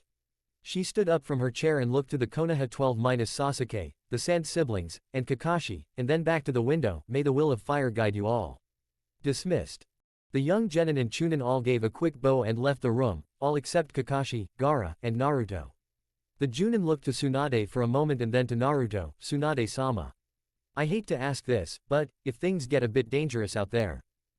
Tsunade turned to look at the Junin and gave a quick nod. If necessary, use lethal force, Kakashi. She made eye contact with Naruto and Gaara. Something wrong. Naruto opened his mouth, but closed it. He understood the circumstances, even if he wasn't favoring them. Nothing, Ba-chan. Just wanted to ask if you could let Ero Sennin know that I'm ready for more training whenever I'm done getting Sasuke back. Tell him the same for me as well. Gaara added. Tsunade smiled. Sure thing, boys. Go bring Sasuke home. Roger. Naruto saluted before dashing out the door with Gaara walking out at a casual pace. Those two. Kakashi began, you know, I think with Jiraiya teaching them, they stand to become the living legends of their generation. Agreed. Tsunade smirked, they have the potential to bring others to see their views, especially Naruto. Kakashi looked to the doorway where Naruto and Gaara had left. I hope that proves to be true with Sasuke. With that, the Junin made a quick hand seal and disappeared in a whirl of leaves. Tsunade turned back to the window for the umpteenth time and stared out at the Hokage faces. That went particularly well, Tsunade. Tsunade looked to the doorway once more to see none other than Sarutobi, sensei. I didn't know you were here. That's good. I had not intended for anyone to know I was. He lit his pipe and took a drag. Tsunade, I hate to add on to your burdens, but there's a piece of information that is necessary for you to be aware of, seeing as you're the new Hokage. Are you available to lend your old sensei and predecessor your ear? Tsunade groaned while slumping into her chair. Sure, why not? Not like I'm losing my sanity yet, right? She dug into her drawer and pulled out a small bottle of sake she had recently purchased. Sarutobi raised a single eyebrow while taking a seat in the chair she offered him. My, already indulging in bad habits and not even a year into serving as Hokage. Oh can it? Jiraiya's got loads of stuff he could tell me about you. Tsunade retorted as she took a quick swig before corking the bottle and stuffing it back into her drawer. Okay, what's this you wanted to talk to me about? Sarutobi gave a slow nod and with a quick wave of his hand shut the door and ran through a few seals. Tsunade felt the ever so slight ripple of chakra running through the room, a muting seal. She frowned. Damn, this must be serious. How top secret is this? Very. S-ranked, almost as classified as Naruto's status and background. Tsunade's eyebrows shot up. Go on. Tsunade, you're aware of the incident that occurred about 8 to 9 years ago with the Uchiha clan, correct? Tsunade gave a snort. The Uchiha massacre. Of course, it was considered one of the most shocking events to occur in Konoha within the past decade, minus the Kyuubi attacking the village. Indeed. How much of it do you know? Tsunade let out a sigh. Let's see. Sasuke's the sole survivor of his clan, not including Itachi, who was the one who wiped out the Uchiha. It's unknown why exactly he killed his entire clan and spared Sasuke, and, well, Itachi was probably around Sasuke's age when he did all of that. Well said, Tsunade. You're well informed compared to others. You even encountered Itachi in your travels with Jiraiya and the boys, did you not? Yes, but only briefly. He seemed to be keen on leaving when we arrived. Shizune stated that Naruto was in bad shape, but held up fairly well compared to what could have happened, she believed. The Godime folded her hands in front of her. What's all this about, sensei? Sarutobi blew out a small plume of smoke before speaking, his eyes looking off into space. The Uchiha massacre was, in essence, was planned by the Konoha Council. Itachi had been following orders. Tsunade went pale, and her eyes narrowed. She slowly unfolded her hands, and looked to the old man to see if he was by any chance showing signs of lying. Was this a test? He didn't smile, nor did he frown. He simply looked towards the ceiling and made no eye contact. Sarutobi-sensei, are you trying to test me at all? Is this some sort of joke? No, Tsunade, as much as I wish it was, I'm being truthful with you. She blinked several times before digging into her drawer a second time and pulled out her bottle along with a glass this time. All right, start from the beginning. I have a feeling I'm going to be having a migraine after all this is over. Kimimaro stood beside a large container that had several tags lining its lid. Sakin was leaning against a tree while Jirobo was eating some rice balls he had packed away. Kitamura was standing on the limb of a tree, taking up watch. We should really start carrying him. It's not like Uchiha's going to be leaving the container anytime soon. The process takes time, after all. Kimimaro for once gave a nod of agreement. Good point, Sakin. Seeing as we made no attempt to hide our trail when leaving Konoha, we would be right to get moving. He turned to Jirobo, carry the container. The sooner we get back to Orochimaru-sama, the better. Fine. Jirobo grumbled, and hefted the container onto his back while tying the straps lining the barrel so that he had it on like a pack. All right, I'm ready. Kitamura, meanwhile, was looking off into the forest towards Konoha every so often with binoculars. Looks like we're still in the clear, though for how long I'm not sure. Hey, Kimimaro, what about Tayuya? We never ran into her, and we couldn't locate her while we were in the village. Sakin began as the jump through the trees. Do you think she's gone and snitched on us? There's always the possibility, though it makes no difference. She's weak, and one way or another she will be dealt with by Orochimaru-sama. He's not known for leaving loose ends connected for long. The four went silent, the only sound being the occasional foot landing on a tree branch as they darted through the forest. All the while Sasuke lay within the container, his curse mark slowly advancing to the next level. He would gain more power from this, and as such, had willingly gone along with the idea. Not too far from them was the three teams of Genin and Chunin, and one Junin. They had just left the gates of the village, and were now booking it through the woods. Needless to say, with the time they had spent beginning the curse mark advancing process, and the determination to bring back Sasuke fueling the three teams to run through the thick forest faster than normal for a shinobi, a fight was inevitable. Not only that, but to make matters worse for the Konoha ninja, several teams of Odo nin were making their way towards the Sound 4 as well. Who would be victorious in the end? Only time would tell. Chapter 23, Wayward Uchiha Part 1. Naruto, anything yet? The blonde looked back to Shikamaru, a grim frown marring his features. No, as far as my clones can tell, there's next to no traces of those Sound ninja. If it wasn't for the occasional snapped branch on the trees, I'd say we're on a wild goose chase. The Nara sighed. Right. Keep an eye out for them. Neji. The Hyuga gave a quick nod before activating his bloodline. Veins bulged around his eyes, and he looked ahead. It's hard to tell, but, wait, stop. Shikamaru, Tenten, Naruto, Kankuro, and Neji all stopped. Seconds later, the three other teams of young shinobi following them halted behind them. Kakashi appeared by Neji's side. What's up, Neji?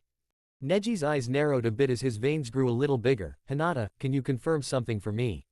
Look ahead and tell me what you see. I can try. Hinata activated her bloodline as well, and both Byakugan users faced towards the trees ahead. She scanned the area, and let out a gasp. The trees ahead are lined with tripwire and explosives. We're probably no more than 20 yards from the traps.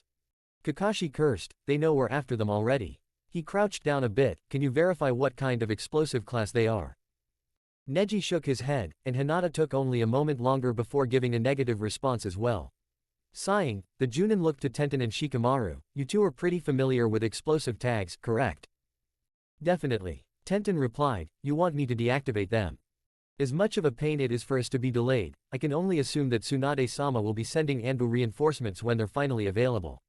If we can deactivate the traps now, it'll save time for our backup when it arrives. Shikamaru cracked his neck before looking to Neji. Where are the closest ones? Neji and Hinata guided the two towards the first line of explosive tags. Tenten let out a low whistle when she got a good look at the tags, B-class explosive tags. One step under sabotage and field explosive grade tags. They're not messing around. She pulled out AA Kunai. The major flaw with these tags is that they can be deactivated relatively quickly, and with little difficulty. She stabbed an explosive tag near the top, and the thin piece of paper peeled off the tree bark. Huh, you would have expected they'd use C-class tags on us. Shikamaru grumbled, much less of an explosion, but they're much harder to dispose of. The Nara did as Tenten did, and soon the large group of Chunin, Genin and one Junin had cleared the area, avoiding the tripwire and cutting the lines once all tags were disposed of. That's the last of them, Neji began. If they've set up traps, I believe it's safe to assume that they're hoping we'll be held back for a while. They're probably already suspecting that we've avoided the first trap, seeing as nothing went off. That's probably true, Neji. Kakashi agreed. Alright, let's continue as we were. Keep a good 20 seconds worth of distance between your groups while we're moving through the forest here. We'll be closing in on the enemy soon, I can imagine, so they must be having trouble moving as fast as they'd like. The young shinobi all gave a quick affirmative, then continued onward through the woods. They had just avoided their first obstacle to get back Sasuke. No doubt there were more dangerous things lying ahead for them. As if on cue, Neji suddenly shouted in alarm, "Watch out." The other four on his team jumped to the side as a spray of shuriken and kunai hit the branches they would have landed on. The other teams noticed, and did the same. Damn, what now? Kankuro growled, grabbing a hold of the cloth that kept Karasu strapped to his back. What's the game plan? Shikamaru looked to Naruto, can you create a diversion? Is the sky blue? Just, do it, Naruto. The blonde smirked before letting out a few quick whistles. A second later, about a dozen of Naruto's clones leapt from the trees above the group. Steel whistled through the air from several directions, making quick work of the blonde carbon copies. Well, Shikamaru asked quietly, did you see where any had gone? Naruto's eyes were closed as he received the memories of his clones that had been destroyed. A second later he pointed in the direction to their left, I think there's several in that direction. Not sure though, since one of the clones to my right was taken out too. Kiba leapt forward and spoke, Akamaru and I are picking up several scents from the east. I think Naruto's right. There's probably 8 shinobi total here, but they're being smart. It also doesn't appear like Sasuke is among the enemy. Neji noted, these shinobi must be backup for Sasuke's group. We'll cover for you. Naruto and the rest of Team Alpha looked back to see Gaara with his arms folded, and sand whipping around him slowly. Gaara. It's alright, we can handle this. Kiba grinned, that is, as long as it's alright with our team's leader. Temari looked to Teams Alpha and Delta. She then looked to Naruto before nodding in agreement. Kiba's right, we can't be held back constantly while Sasuke's getting further away from us. We'll catch up with you shortly. The members of Alpha and Delta both looked hesitant to leave, but they finally caved in. Right. Sakura gave a nod, then looked up to the tree above them where Kakashi was hanging back. Kakashi-sensei will help until you guys catch up with us.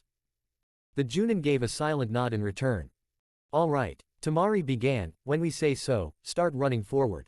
Gaara will give you guys the proper cover with his sand, and we'll try and pick off the enemies while they're distracted. Don't wait up for us, alright? The three teams silently waited until the wind died down. Once the leaves stopped rustling, Temari whispered, go. And they took off. Naruto was leading his group, Shikamaru and Neji close behind while Tenten and Kankuro were in back. Team Delta was being headed by Lee and Sakura with Ino and Shino in the middle and Choji holding the back. They saw weapons falling down upon them, but before any steel could reach the 10 shinobi, a giant sheet of sand flew over them. The shuriken and kunai harmlessly hit the granular shield before falling to the forest floor below. Gaara's sand can only go so far, so we better get moving fast.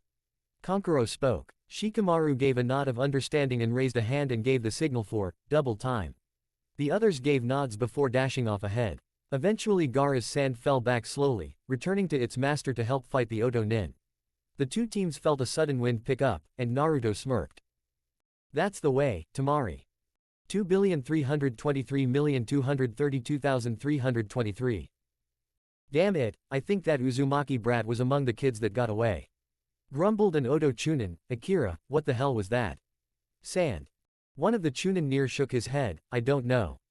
Kabuto-san didn't say anything about the stuff we'd be up against outside of what he briefed us on. TCH, figures. Why waste time explaining the enemy's abilities to the very people who are fighting? The Chunin shook his head, alright, get Mia and Jiro over her. Something tells me we're not messing with rookies. Actually, Kentaro, more than half of the shinobi were against are supposedly part of that rookie class from Konoha. Kentaro, the supposed leader of one of the two teams trying to hold off the Konoha ninja, gave his younger teammate a flat look, just get Mia and Jiro over. Fwish, schluck. A kunai whizzed past Akira, hitting Kentaro in between the eyes. The Chunin didn't even realize what had hit him as he fell like a sack of produce from the tree branch. Akira cursed under his breath before hiding behind a tree trunk. Shit. Shit. A blur of color was caught in his peripherals, and he nearly lunged out before a female's voice reached his ears. Akira, it's me. Mia. The Chunin let out a breath. Where's Jiro? The masked kunoichi shook her head. Some wind jutsu hit him. It was powerful. I think it was a Suna kunoichi. Suna. Akira repeated. Damn it. We weren't informed that there would be any support from Sunagakure. Mia shook her head. We shouldn't have left home and joined Odo. Akira sighed. Mia, now isn't the time. Losing focus means getting killed. I know, but. Jiro. Akira growled in annoyance before pulling the kunoichi to the tree trunk. Look. I'm pretty certain that we're dealing with about 5, maybe 6 kids right now. Genin, Chunin at best. Now get a grip or you'll die. Mia nodded slowly before pulling out a kunai. Right. The sound of feet landing on the branch beside them caused the two to turn around. A boy with a hooded jacket and strange markings on his cheeks was on all fours while a small white puppy was by his side, so they did send more Odo nin. Mia charged forward while Akira went through several seals before shooting fire technique at Kiba. Kiba leapt into the air, avoiding the fire technique with little trouble. However, the Otogakure kunoichi was upon him in second. Kiba grabbed her by the wrist and forced her to drop her kunai as he twisted. She grunted in pain before kicking him in the gut, sending him back. Why are they sending kids to a mission like this? Mia asked, half mocking and half angrily. I thought Konoha was supposed to be a powerful village of shinobi. TCH, like they're going to waste good ninja on the likes of you guys. Kiba laughed. Akamaru, let's do this. Arf.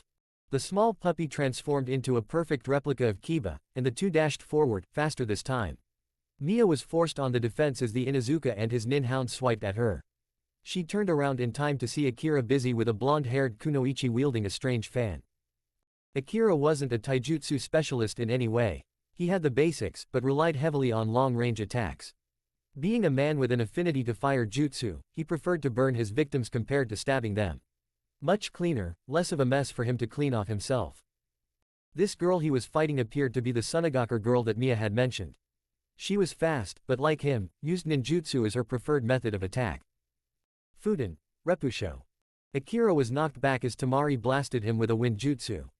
He got up quickly and rolled to the side as several kunai barely missed him. He ran through several seals and released a torrent of flames. Temari jumped back and released another blast of wind from her palms.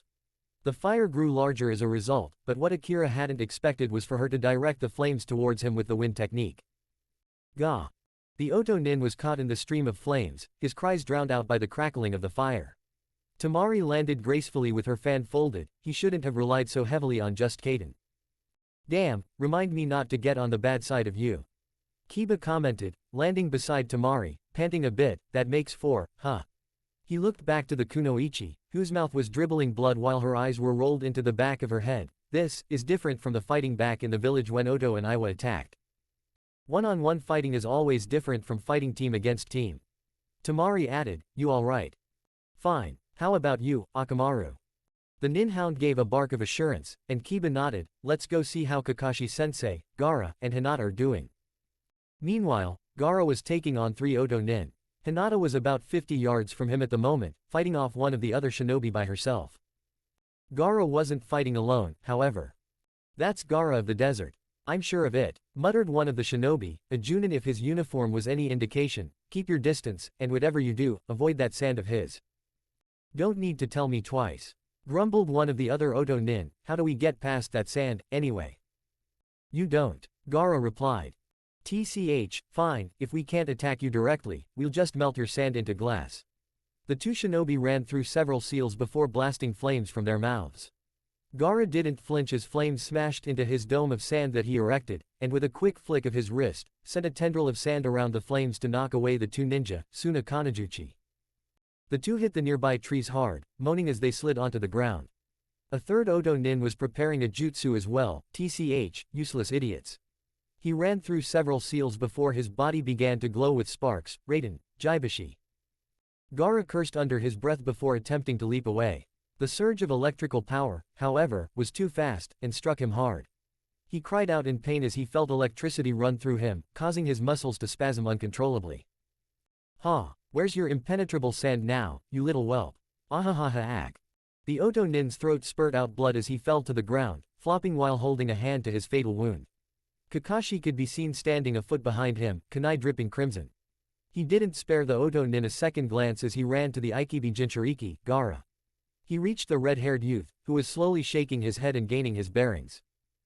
Kakashi-san. He looked up. I didn't foresee that ninja using Raiden. I'm not good at countering that jutsu type very well. Kakashi checked over Gaara, namely the legs where the jutsu had made initial contact, as well as his arms and neck. You sure you're alright? I'll be fine. The jutsu didn't continue long enough to do too much damage. Kakashi gave a nod. Sorry I didn't arrive sooner. I was monitoring Kiba and your sister. They both took out 3 of their 4 targets easily after I took out the team leader. Seeing as these 3 are dead, Hinata must be dealing with the last one. Kakashi-sensei. Kakashi looked up to see Kiba and Temari jumping down from a tree branch to the ground. Temari noticed Gaara's clothing was singed in a few spots, and there was a flash of concern stirring within her eyes. What happened? A Raiden technique. He's fine, thankfully. Just some minor muscle paralysis, it seems. Kakashi replied while turning back to the sand user. Can you move?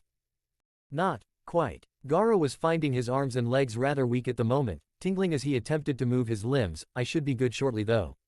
I'm somewhat of a fast healer.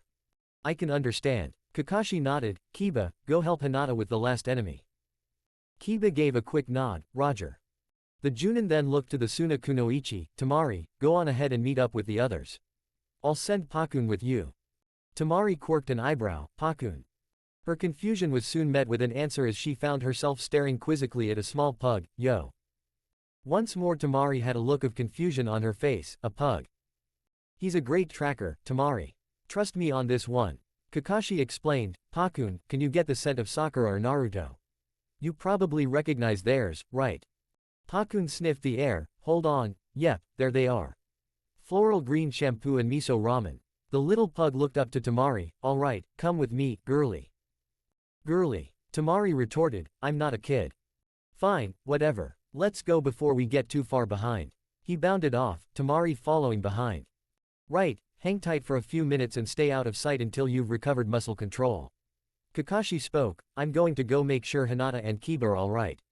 With that, Kakashi jumped off into the canopy and towards the direction Kiba had gone. 2,323,232,323. Hiya. The Oto nin jumped back as Hinata's palm struck air. TCH, figures that I'd be stuck with the Hyuga girl.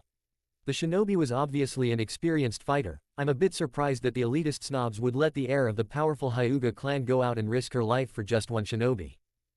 Hinata breathed in and out, a bit tired from the continual taijutsu match. You don't know a thing about the bonds we have with Sasuke. She crouched low. I may be a Hyuga, but we're all friends. He's Sakura, Tayuya, and Naruto-kun's teammate. He means a lot to them, and therefore is important to me and the others as well. Her palms faced forward, assuming the gentle fist stance. I will do what I must to help save that bond. Haha, cheeky little girl, aren't you? He took out a small kodachi. Whatever bonds you're speaking of, they must not be strong if he willingly left to Otogakure. The Hyuga heiress said nothing in reply, but sprinted towards the Junin. She stopped short of the blade he had in hand, spinning around to strike him in the ribs. He quickly blocked her palm strike with the flat end of his blade, and kicked her once in the gut. She gasped out in pain as she doubled over, coughing. Her ears could hear the sound of metal falling through the air, and she quickly rolled to the side as the enemy's kodachi dug into the dirt. She forced herself up, and resumed her stance, determination flaring into her eyes as she activated her bloodline.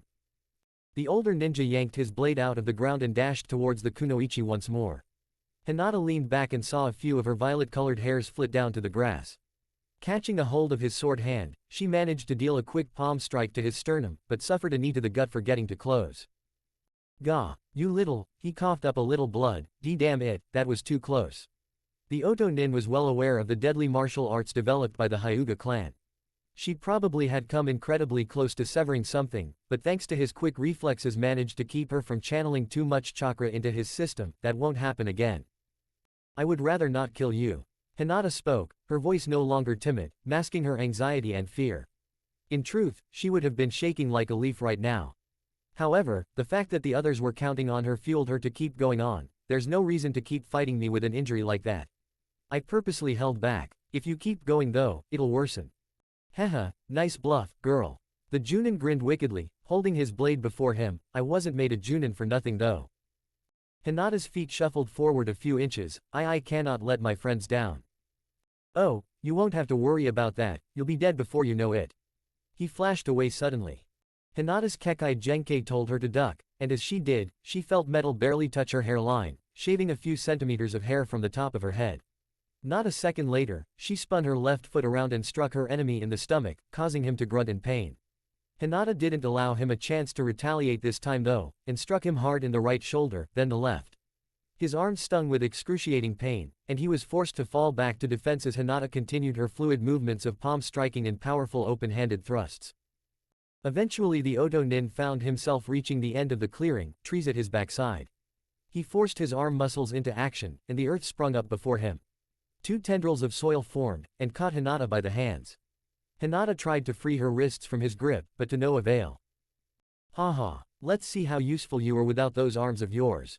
He raised his short sword, intent on severing Hinata from her entrapped limbs and likely kill her in the process. Hinata moved quickly, jumping up and delivering a rising kick to the Junin's jaw as he tried to bring the blade down.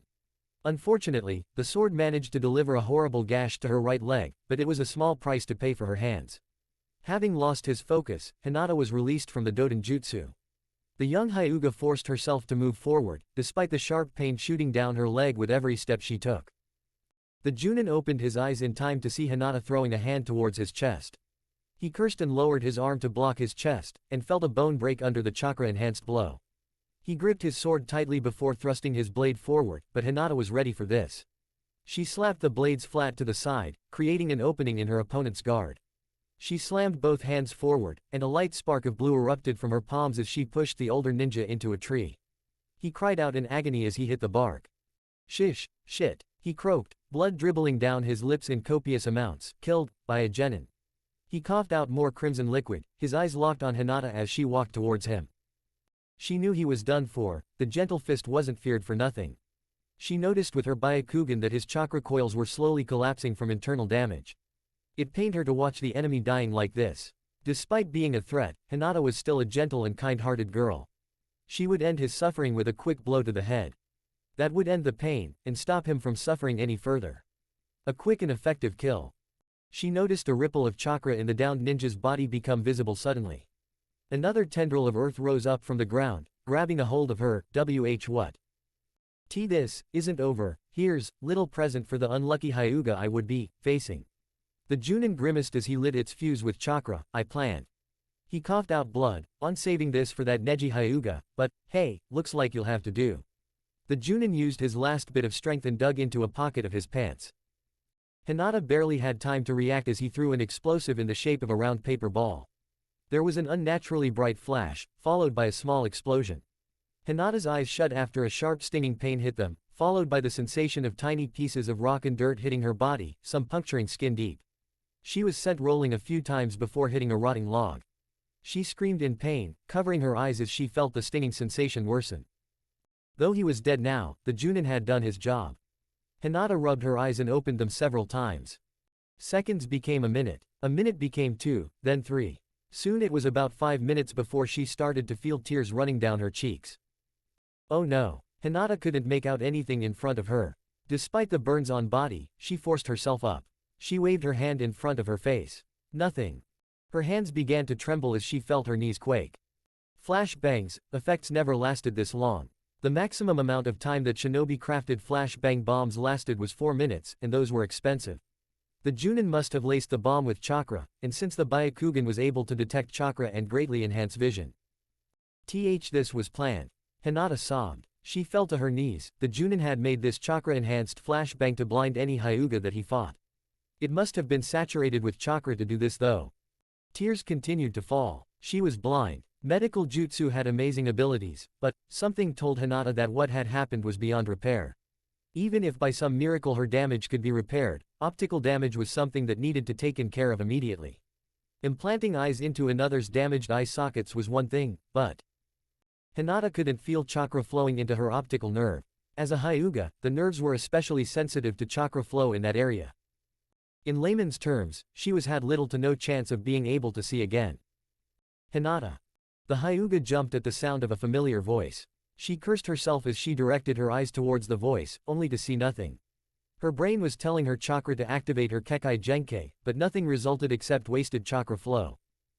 Hinata or yo, what happened? She recognized the distressed voice as that of Kiba Inuzuka. Hinata, why your eyes? Hinata felt Kiba's footsteps near her. Kiba-kun. It's me, Hinata. He gently grabbed her hand, letting her get a hold of it. What caused this? The ninja I was fighting, he used a flashbang with chakra, and she broke out into tears. Kiba, I can't see anything. I'm here, Hinata. The gruff voice was gentler now. Kakashi-sensei will be here soon. Kiba frowned. He had been too late. The whimpering sounds of Akamaru could be heard as he licked at the Hyuga girl's hand. You did well, Hinata, you're safe with me. 2,323,232,323. Team Delta and Alpha had been split apart when they managed to catch up with a member of the group that Tayuya had called the Sound 4. The ninja was a bulky teenage boy with a red mohawk. Tayuya had managed to inform the groups that he used earth-based techniques and could drain chakra by contact. Tayuya's words held true. He had flung several gigantic boulders at the group, splitting them apart. Sakura and Choji ended up being the two closest to the Oto Nin, so they attacked. Sakura had called out to the others, telling them they could handle one guy by himself. If they continued to split up the teams, they'd lose their advantage in numbers. Jirobo gave out an indignant snort as he stared down the pink-haired Kunoichi and the Akamichi boy. Only two. He laughed. You'll need to do better if you plan on beating me. He dug his hands into the ground and ripped out a large chunk of earth. Watch it. Sakura and Choji leapt in opposite directions as the earthen projectile smashed into several trees. Sakura managed to locate Choji, who was hiding behind a few trees. She pulled out a kunai and an explosive tag. Choji, I've got a plan. Good. This guy's insanely strong. The Akamichi whispered, what's your strategy here? Okay. Sakura began. 2,323,232,323. Looks like we're not alone. Tayuya, Shino, and Tenten stood in the midst of a clearing, having been separated from the others after several explosions went off. Before they could regroup, a hail of strange weapons had descended upon them. Shino stated calmly that there was several other life forces in the area, and his bugs began to buzz around the group. How many? Tenten asked, pulling out a scroll. 10, 20, wait. Shino spoke, that can't be pos. Move, Tayuya shouted. The three felt a sudden spike in chakra, and a second later several black-colored blurs flew down from the canopy, missing the trio by a few feet. Damn it, it's Kitamaru. Who? Tenten asked, is he one of those guys from that Sound 4 group? Tayuya nodded, he's a creep. He's toying with us right now. Those were some of his spider summons. The redhead brandished a long, slender object from within her shirt. Cover your ears for a moment. A flute. Shino questioned, what do you plan on doing? Tayuya never got a chance to answer though. A spray of webbing shot at the group, catching Tayuya by the hand. She was pinned to a tree, and unable to play her flute properly. Damn him.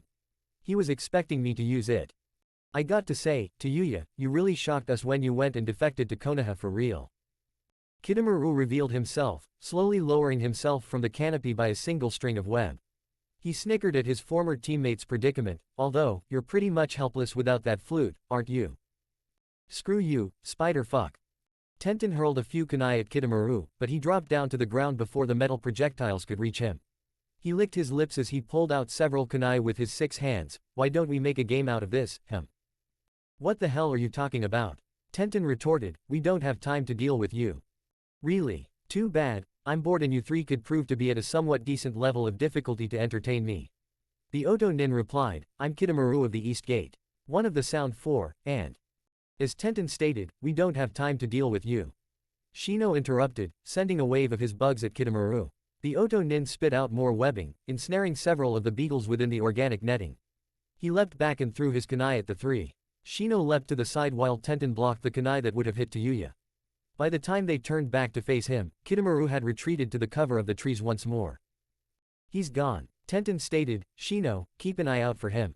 Tayuya, let me get you out of that webbing. Don't bother. It's reinforced with chakra. You won't be able to cut through it.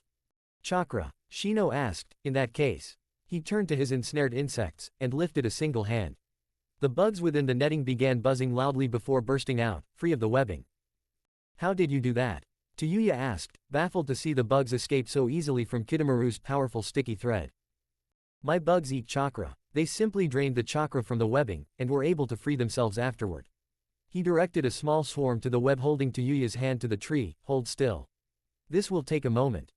As soon as Tayuya was freed from her bindings, she lifted her flute to her lips a second time. Cover your ears for a second. I'll be ready this time. Tenten and Shino didn't question her this time, abiding to her commands and covering their ears as best as they could. Tayuya began to play a hauntingly beautiful melody. Just as she expected, webs shot out of the tree line, but she was able to dodge while skillfully playing her musical jutsu. Even if he's covering his ears, I'll be able to find him. Tayuya thought as she began to move, flute still playing while Shino and Tenten following behind with their ears still covered. 2,323,232,323. Ew. Is that another head on his shoulders? Huh, and I thought the guy with 6 arms was a freak. Kankuro murmured to himself, what do you think, Ino?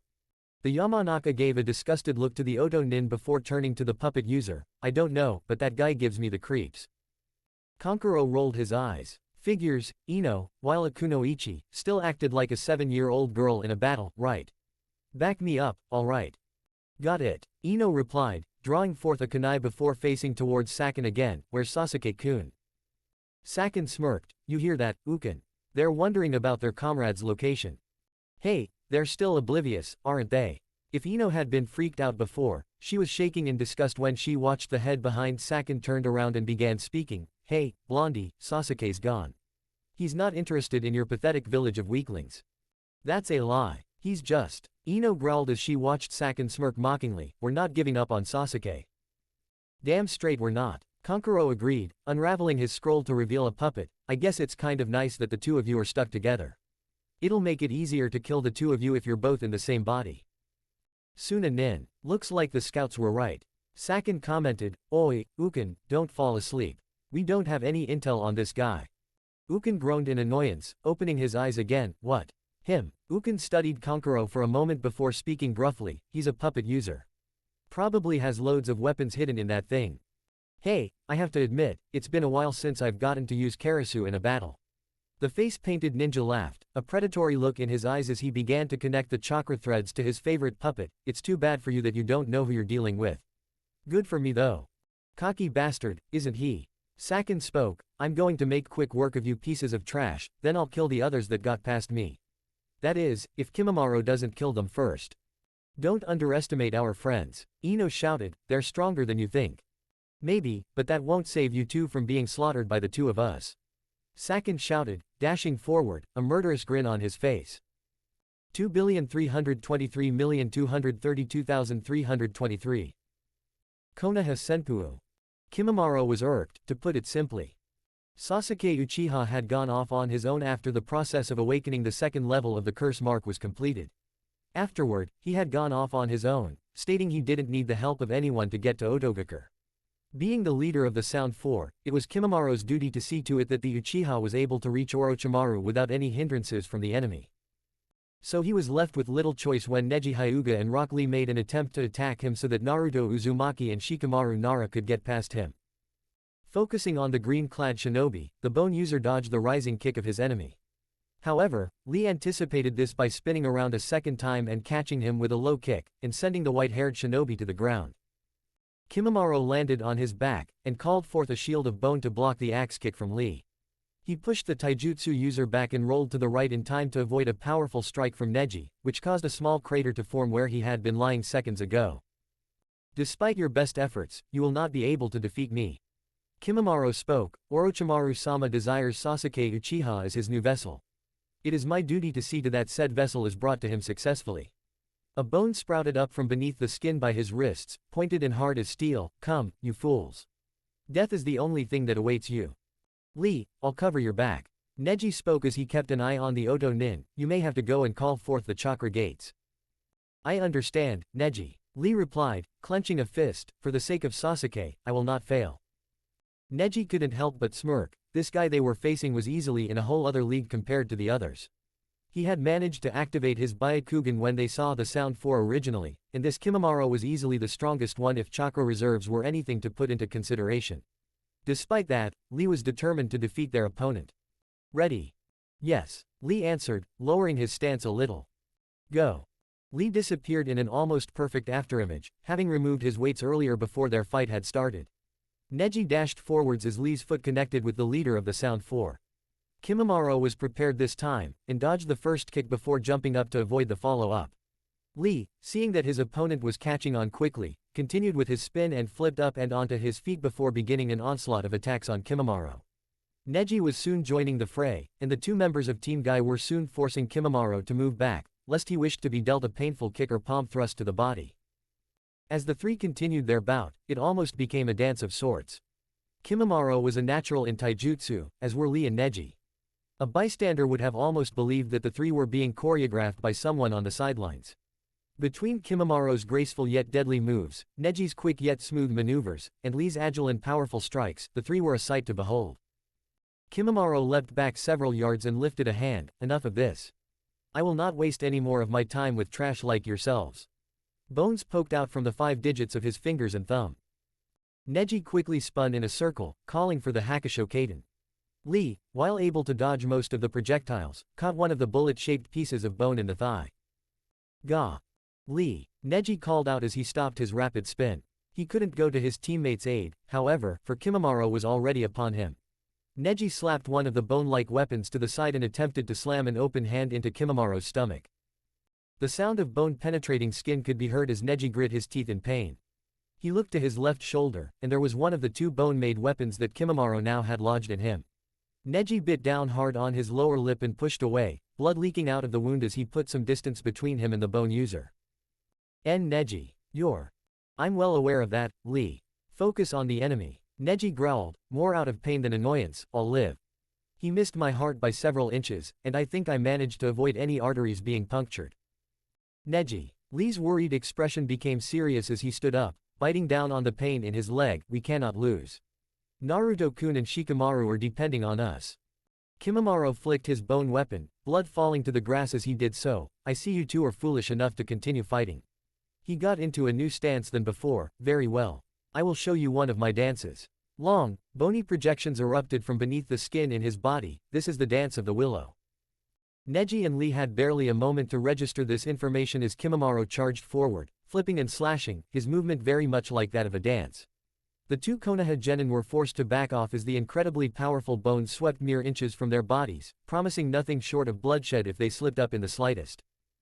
As they continued their fight, Lee began to pick up on the movements of Kimimaro. Long, elegant sweeps, acrobatic attacks, and keeping a distance between himself and the opponent. Now, all he needed was a chance to find the opening. Kimimaro charged forwards, elbow with bony projection aimed at Neji's chest. Lee managed to catch a hold of the bone, much to Kimimaro's surprise, and quickly slammed a foot into his face. Kimimaro was airborne for about 3 seconds before he landed on the ground, but he got up as though nothing had happened. He appears to not be injured at all. Lee stated, disbelief clear in his voice. What do we do, Neji? Neji winced as he moved his arms. Lee, Neji, move. Lee and Neji looked back for a moment, and caught the silhouette in front of the sun. The two immediately recognized the voice, and complied by jumping to either side. Fuden, Kamidachi no Jutsu. Kimimaro was assaulted by a sudden gust, which lifted him into the air and spun him like a rag doll. Several gashes appeared on his body, causing blood to flow freely from the high-speed winds. Then, as quickly as it appeared, Kimimaro was sent falling to the ground, bleeding and breathing heavily. You're from Sunagakure. Kimimaro stated, spotting the Hitai-8 around her neck. So it's true, Sunanin are assisting Konoha in retrieving Sasuke Uchiha. Aren't we the master of all things obvious? Temari smirked as she landed gracefully with her fan folded. Let me guess, you're the ringleader of the other 3 stooges from Sound, and the one who'll get his ass chewed out if this mission goes wrong. Am I right? Kimimaro gave no verbal reply, instead raising his fingers once more and shooting his finger bone projectiles at the kunoichi. Temari didn't bat an eyelash, flicking her fan's metallic side in front of her and knocking the bullets aside.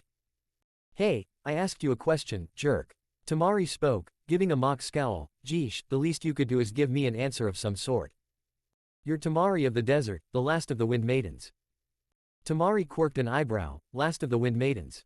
Wow, who started that one? She rolled her shoulders a bit before locking gazes with Kimimaro. All humor gone. Look, bastard, I have someone important to me who's risking his neck for a guy I'm not entirely sure deserves to be helped, but I'll be damned if I fail them. She opened her fan up and one could almost claim there was a storm raging in her eyes if they peered into her turquoise orbs. I plan on making this quick. I feel the same. The less obstacles, the better. You saved those two over there from being killed where they stood, no doubt. Don't think that will work again, however. He flung the bones in either hand at her. I'm stronger than you by far. Temari leapt to the side, evading the likely distraction. Sure enough, Kimimaro was by her side in moments. She raised her fan to block a curved blade-like bone, and forced herself to stay in place, sparks flying as she attempted to maintain her ground. So, this is all there is to Temari of Sunagakure then. Kimimaro spoke, almost as though he was disappointed. I should have expected as much. He held out his open palm, aimed right at her exposed stomach. What a waste. Temari's eyes widened, realizing her mistake all too late. Yah! A palm slammed into the jaw of Kimimaro, knocking his head into the ground, hard. Temari backed away and gave a nod to Neji, who was now by her side, breathing heavily but otherwise still standing. Lee joined the two, resuming his taijutsu stance. Temari-san, thank you for coming to our aid. You truly are a great friend and ally. Yeah, no problem. She flicked open her fan to 2/3 the full length. So, is this the leader then? Tayuya mentioned he's got some wicked Kekai Genkai with his bones, right? It would appear that way. Lee and I haven't been able to do much against him. Close-range combat against him is asking for trouble, and neither of us are that talented in long-range attacks. Neji frowned. Temari, we're going to need your skills here. That's why I'm here. Temari said, I'll keep him busy. You boys get him when you find an opening, alright. She went quiet for a moment before continuing. I see that Naruto's not here. Did he go on ahead? Neji gave a nod. He and Shikamaru went onward. They believe that Sasuke's not too far ahead of them. Alright then. Temari frowned to herself. Hakun had led her towards Naruto after he stated that he could smell several Anbu heading towards the location of Sakura. While the blonde wanted to help Choji and Sakura, she knew that she was better off assisting those further ahead. Besides, after feeling a colossal boost in Choji's chakra reserves, she didn't feel a need to really worry about her friends. The Akamichi boy seemed to have the situation covered from what she could sense. Too bad she had to get stuck fighting this jerk Kimimaro. You boys ready? Yosh, leave it to us, Temari-san. Lee shouted, placing a hand out before him in, come hither, like gesture, while the other was behind him. Neji assumed the gentle fist stance, Byakugan activated. Temari whipped her fan open fully. Let's do this. 2,323,232,323. Take this. Sakura managed to feint to the right, avoiding Jirobu's powerful fist and gave a hard, quickly executed kick to the side of his leg. He roared in pain as he felt his bones protest in pain. That little kunoichi was better than she let on. For a while the two shinobi he had been facing were keeping their distance. The girl had chucked a salvo of explosive tags tied to kunai at him, creating a smokescreen as well as sending shrapnel into the air. He easily avoided injury though by simply erecting a wall of earth in front of him. They had decided to avoid long range after seeing how ineffective it had proven to be. Now they were attacking head-on, the girl named Sakura evading and delivering quick strikes while dancing around him, and the husky-looking kid dealing the powerful blows when he got the chance. While they had yet to do anything serious to him, he was getting frustrated. When Jirobo got frustrated, he got hungry. Choji grabbed Jirobo around the waist and began to lift him, attempting to perform a belly-to-belly suplex on the Oto Nin.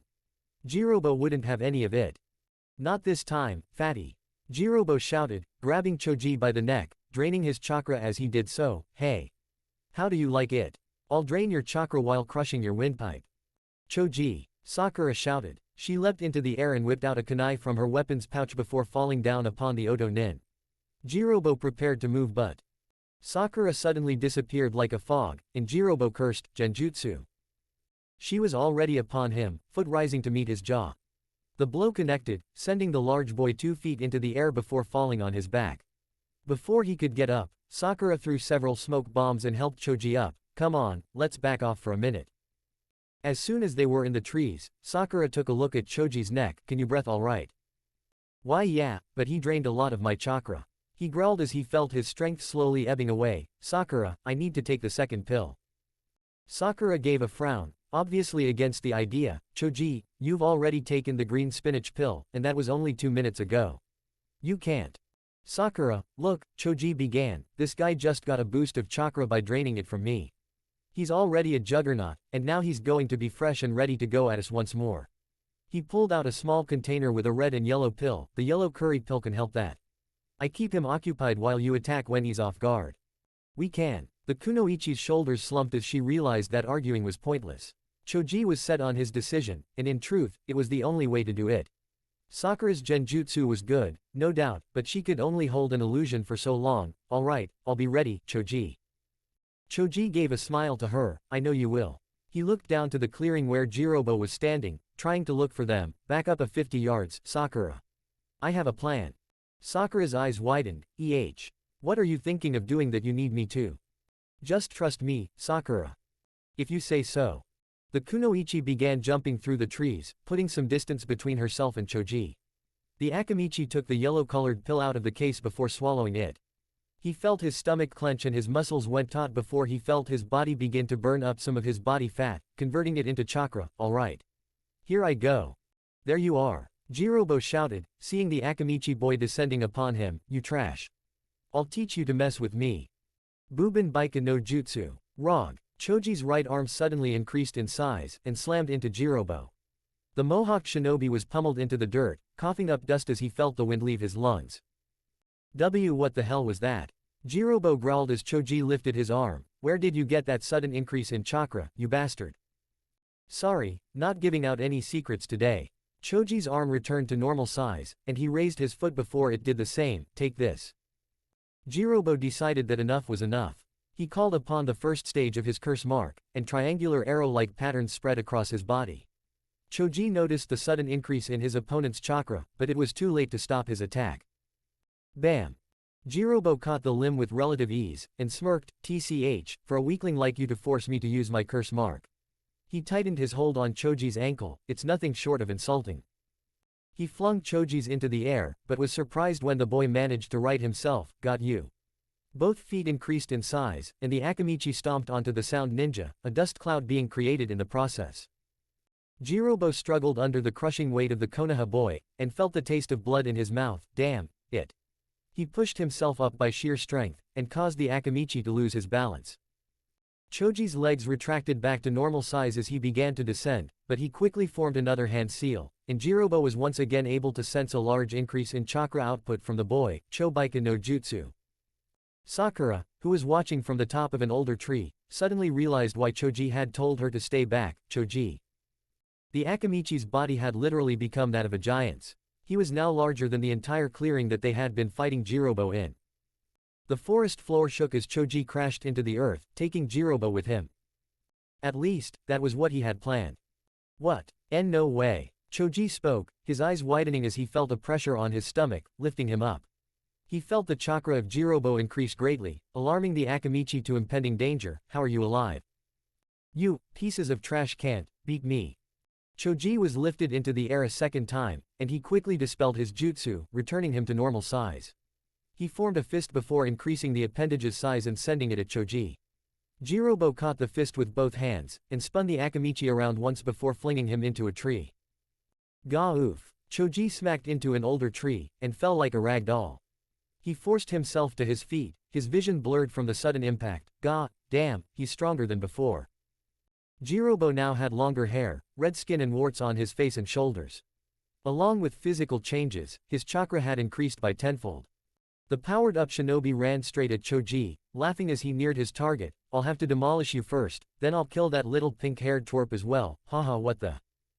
Jirobo heard the sound of something burning, a fuse. He felt heat on his back, and looked to see Sakura to his right, heading towards Choji's side. What the foo? Boom. Sakura was glad she had decided to invest in those D-class explosive tags. They weren't as strong as AC, but they did the job fine in one-on-one situations. Choji, hang in there. Sakura lifted Choji up, placing a shoulder under his arm. Can you still move? Barely. Choji grunted, he's gotten way stronger, and I'm almost out of chakra. I don't think he'll be getting up anytime soon. That was an explosive tag I placed on him, so I don't think. Choji's eyes seemed to be looking towards the clearing. He suddenly gasped, Sakura, duck. The kunoichi heard something speeding through the air, and along with Choji, ducked as a giant slab of rock hurled over their heads, smashing and knocking down a few trees as it crashed to the ground. He's alive, Sakura said in disbelief, I placed that seal right on him. How did he? Ha ha ha, did you think that would have done me in? Came the voice of Jirobo. He stepped out of the cloud of smoke and dust, my chakras increased tenfold, and it's going to take a hell of a lot more than some puny little paper bombs to kill me. Jirobo slammed a fist into the ground before pulling up a large chunk of earth. He hurled it at the two, this time connecting and smashing them into another unfortunate tree. Sakura screamed in pain as she felt pain jolt through her entire body. Choji was in no better shape, as she turned and saw him coughing up blood. Choji, come on, we need to move. Sakura began to make a hand seal, but was interrupted as she felt a hand wrap around her neck. Jirobo sneered at the girl in his beefy hands, to think that someone like you is supposedly a chunin. He spit on Sakura's chunin vest before continuing, how the hell did you ever get promoted to a rank like that? Jirobo flung Sakura like broken toy. She rolled several times on the ground before smacking into a tree stump, her body going limp. Well, that was quick. The behemoth of a teen commented, I guess I shouldn't have expected as much from a girl who has pink hair, huh? Probably dyed it, too. He now was standing over the fallen kunoichi. He smirked before raising a foot to crush her chest in, trash. A blue and green blur appeared in front of Jirobo as he moved to stomp on Sakura. Quirking an eyebrow, Jirobo was now facing Choji Akamichi, or, wait, no, this wasn't that fat kid, was it? Choji Akamichi had changed drastically, it appeared. He now had bright, blue wings of chakra flowing off his back, and he had thinned out greatly. Your chakra increased again, Jirobo exclaimed, how? Choji held up an empty container where the last of the colored food pills had been, the red chili pill, you hurt Sakura. You insulted my friends, and helped with getting Sasuke out of Konoha. His hair and clothing seemed to flutter from the sheer amount of chakra he was emitting, I cannot forgive you for doing that. Jirobo threw a fist forward, but Choji caught it, then pulled the taller shinobi towards him before checking him in the gut, gwa. Choji threw the Oto Nin over his shoulders and sprinted forward in time to kick him before he landed. Jirobo felt a few ribs crack, but endured the pain. He would not be outdone by this weakling. He was one of the Sound Four. He couldn't be defeated by the likes of him. The injured ninja stood up, his body shaking a bit, why you think that you stand a chance against me? Think again. Jirobo ran at Choji, and the Akamichi did likewise. The two grappled each other, Jirobo feeling himself losing ground quickly. Then he grinned, that's a lot of chakra you have there. I think I'll take it for myself. Choji winced as he felt his chakra drain once more, but he was still far from exhausted. He delivered a headbutt to Jirobo before raising a knee to the gut. Jirobo doubled over, but was still breathing, haha, that was a good meal, but I want more. The Akamichi managed to grab a hold of one of Jirobo's hands, and snapped his wrist. The member of the Sound Four howled in pain, damn it. My hand, you broke my. Choji slammed an elbow into his stomach, causing Jirobo to cough out blood. Wincing in pain, Jirobo grabbed a hold of Choji's head and began to drain chakra once more. This time, much more was flowing out since he had his hand placed over the first chakra gate. Choji's body was beginning to weaken. Choji may have been overflowing with chakra, no doubt about it, but that didn't mean his body was able to cooperate with the massive increase. He kicked the Oto Nin in the leg, but fell over and felt the weight of Jirobo on him, let go. In your dreams, kid. Jirobo retorted, I have to admit, you fought pretty damn well for someone who's only a kid pretending to be a ninja. I'll make sure that this meal doesn't go to waste though. After I drain everything from you, I'll kill that girl, then the rest of your friends. Choji's vision began to swim, but out of the corner of his eyes he saw a flash of pink. There was a feminine cry of anger, and Jirobo suddenly let go of the Akamichi. Hey, let go of me.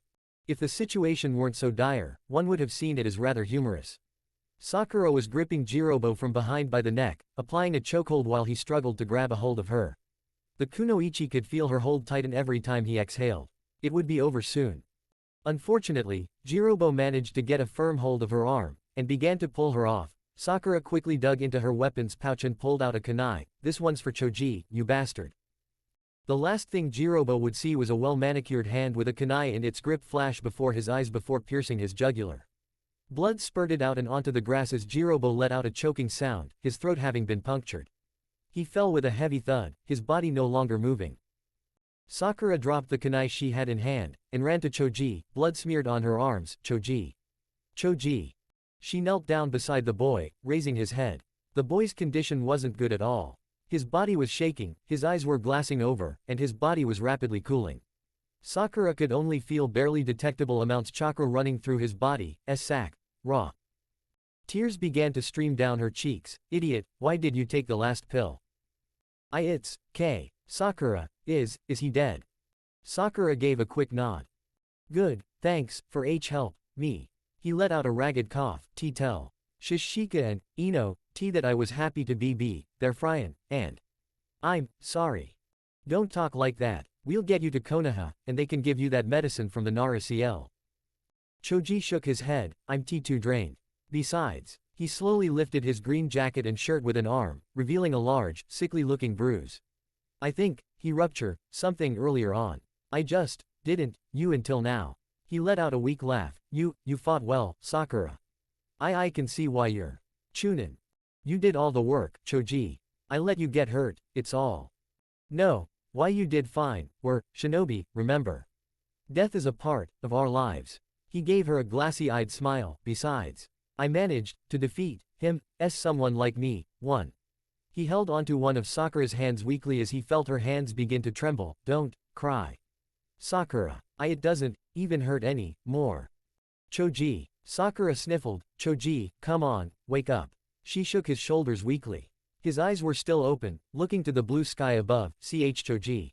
She looked into his peaceful, unfocused eyes. Choji, no. She sucked in a deep, shaky breath and gently closed his eyes with a hand before she broke down. The Anbu arrived at the spot a few minutes later to see Sakura Haruno crying on the chest of the lifeless Choji Akamichi, his eyes closed and a calm smile on his face. 2,323,232,323. Shikamaru felt a chill run down his spine suddenly, and he stopped. Naruto noticed. Shika. It's nothing. He shook his head. Sorry, let's go. Naruto gave the boy a concerned look, but complied. Sasuke can't be far from us. It's just him out there, so we'll be fine. He looked ahead. I'll just have to knock some sense into his skull, that's all. Remember, Naruto, Tayuya said that he's got the second stage of the curse mark now. He's not himself right now. The Nara reminded. That's true, sort of. Still, I can't believe that Sasuke would honestly go in. Naruto went quiet, and Shikamaru sensed a sudden tenseness about the blonde. Naruto. There's 4 Oto nin following. Not sure how strong, but they took out the 5 remaining clones I had with us. He continued leaping across the branches of trees while slipping a kunai out of his pouch. Looks like that snake really wants Sasuke. Fwish. Shikamaru turned behind him to the sound of at least 3 dozen shuriken whizzing through the air. He pulled out a kunai and a smoke bomb from his weapons pouch. Naruto. Look out. The Nara threw the smoke bomb a few seconds before the weapons reached them. There were 2 cries of pain within the black smoke cloud. The 2 boys fell down from the branches suddenly, landing hard on the ground with several gashes and a few shuriken stuck in their bodies. See crap. Shikamaru breathed. Naruto, are you okay? Couldn't be better, Naruto replied sarcastically. Damn it, they managed to sneak up on us after all. The sound of 4 pairs of feet landing beside them alerted the 2 boys that their enemy had caught them. Naruto craned his head back, looking to the masked face of a random Oto nin. Hey, you're the boy that I was got a bounty on, aren't you? Glad to see I've become such a popular guy.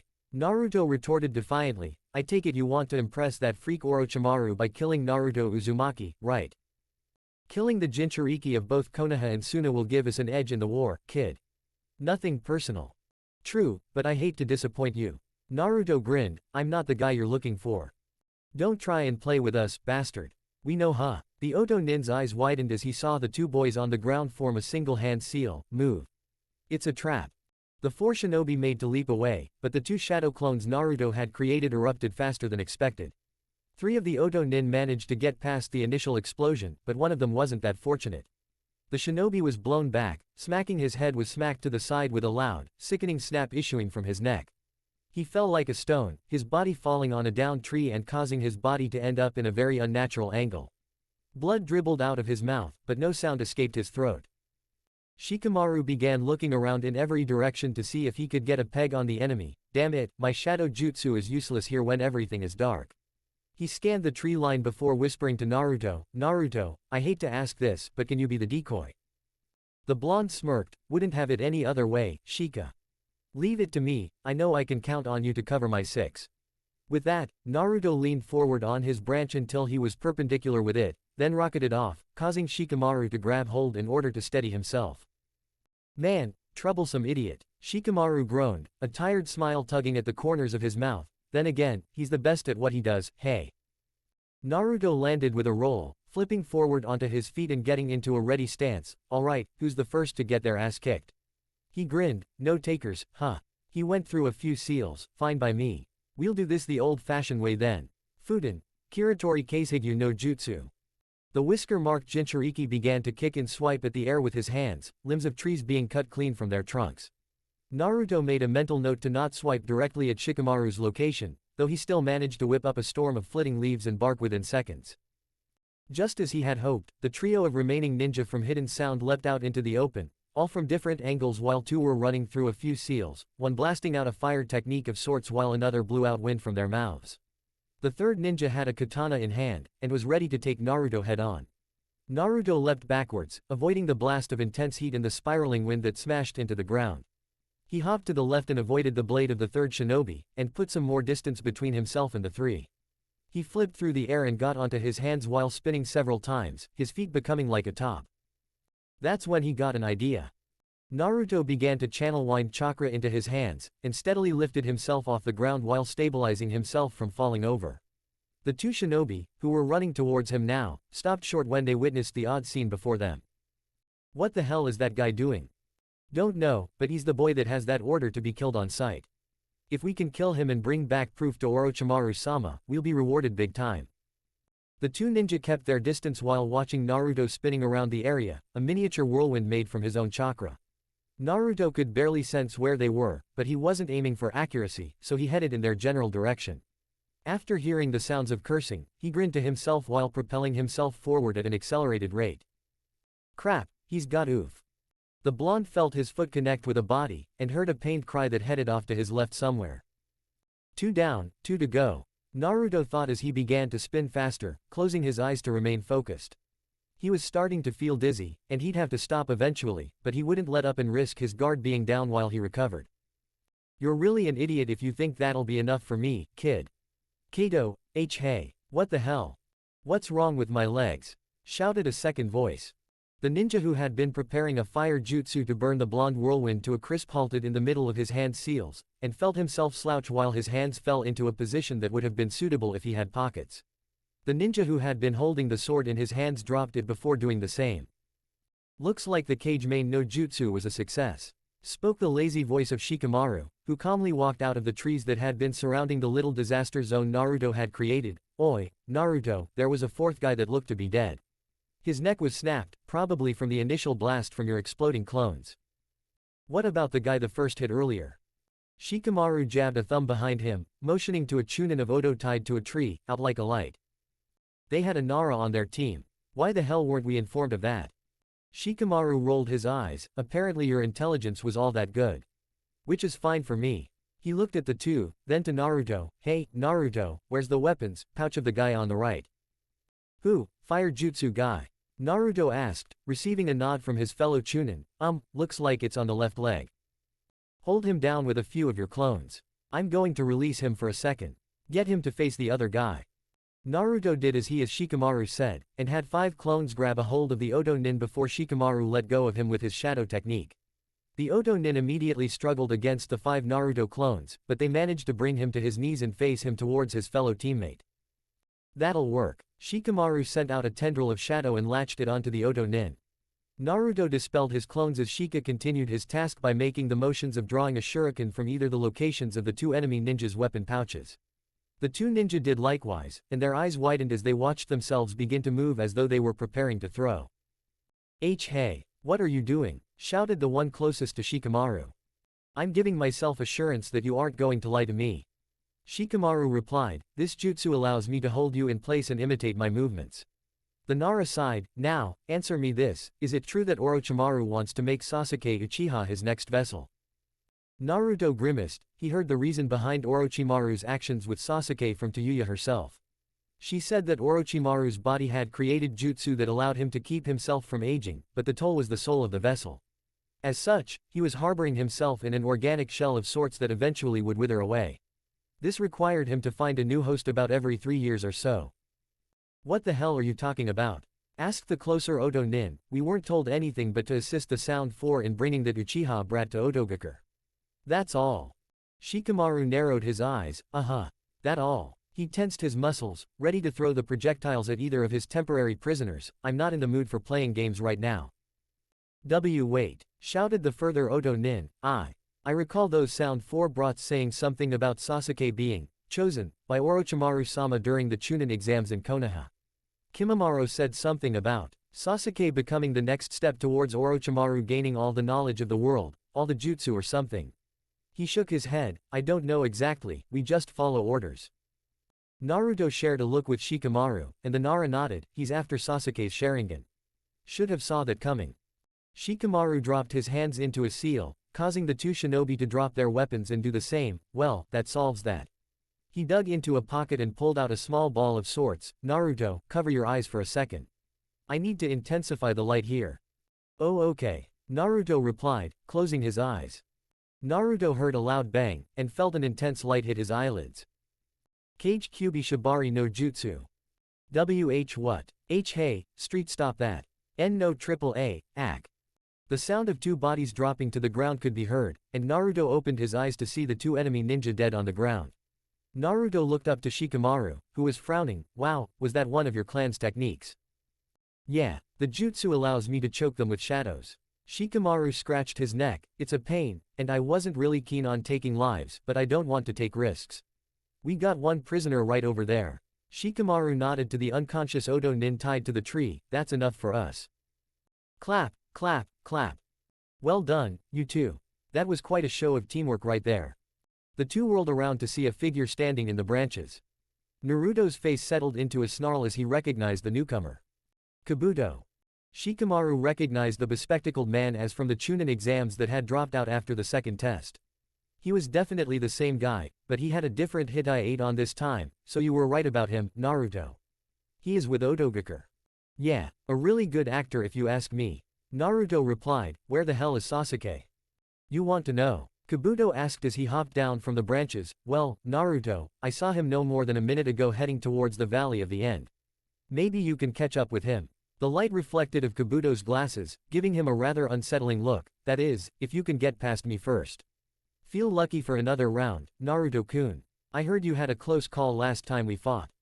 You son of a. Shikamaru held out a hand. Naruto, hold it. He kept his eyes on the silver-haired man as he spoke. I'll take him. I'm sure the others will catch up shortly. Naruto shook his head. You don't know that for. I'm here. Shikamaru and Naruto both looked up to see Gaara standing on a branch, his eyes locked with Kabuto's. My, Gaara too. This is quite a nice little reunion, wouldn't you say? Spoke Kabuto as he pushed his glasses up. So, you three intend on taking me on? He smiled. That's hardly fair. We'll lessen the odds against you then. Shikamaru spoke. Naruto, go. Sasuke's probably not more than a few minutes from here. You're faster than Gaara or me, go stop him. Shika. He's right, Naruto. Gaara began. Besides, I never got to test myself against this freak. Gaara's sand began to stir. Naruto blinked in surprise. Did Gaara just call someone a freak? Damn, he's serious. Kabuto chuckled a bit. Hey, so the Aikibi boy wants to take me on, then. You could say that. Gaara began, floating down on a cloud of sand. I just want to make sure that you don't go and pull any more underhanded deeds against Sunagakure or Konohagakure. The world would do well to have less like you in it. Coming from someone who once killed to prove his worth in the world, that's a bit hypocritical, don't you think? Gaara wasn't fazed by Kabuto's retort. I don't have the cleanest of histories, I realize that. However, unlike you, I'm willing to try and start over and be a better person. I guess it's best to agree to disagree, Gaara. Kabuto pulled out a kunai from his pocket. Very well, Shikamaru Nara and Sabaku no Gaara. This should be an interesting match. Naruto, Gaara began as he took a stance beside Shikamaru. Get going. If we don't bring Sasuke back to Konoha, all this will be for naught. He turned to meet his fellow Jinchuriki. There's still some light inside him, Naruto. You know it. Show it to him. Naruto grit his teeth. Leaving 2 of his friends to fight a monster like Kabuto was not on his top 10 things he's like to do, but Gaara had a point. Every moment spent not moving was another moment more of time for Sasuke to fall further into Orochimaru's clutches. Careful, guys. He's a lot better than he lets himself off as. Watch out for his hands, too. He knows medical jutsu and can create a chakra scalpel. Thanks for the heads up, Shikamaru spoke, grabbing a kunai from his pouch. Bring Sasuke back for us. I need to talk some sense into that moron when I see him next time.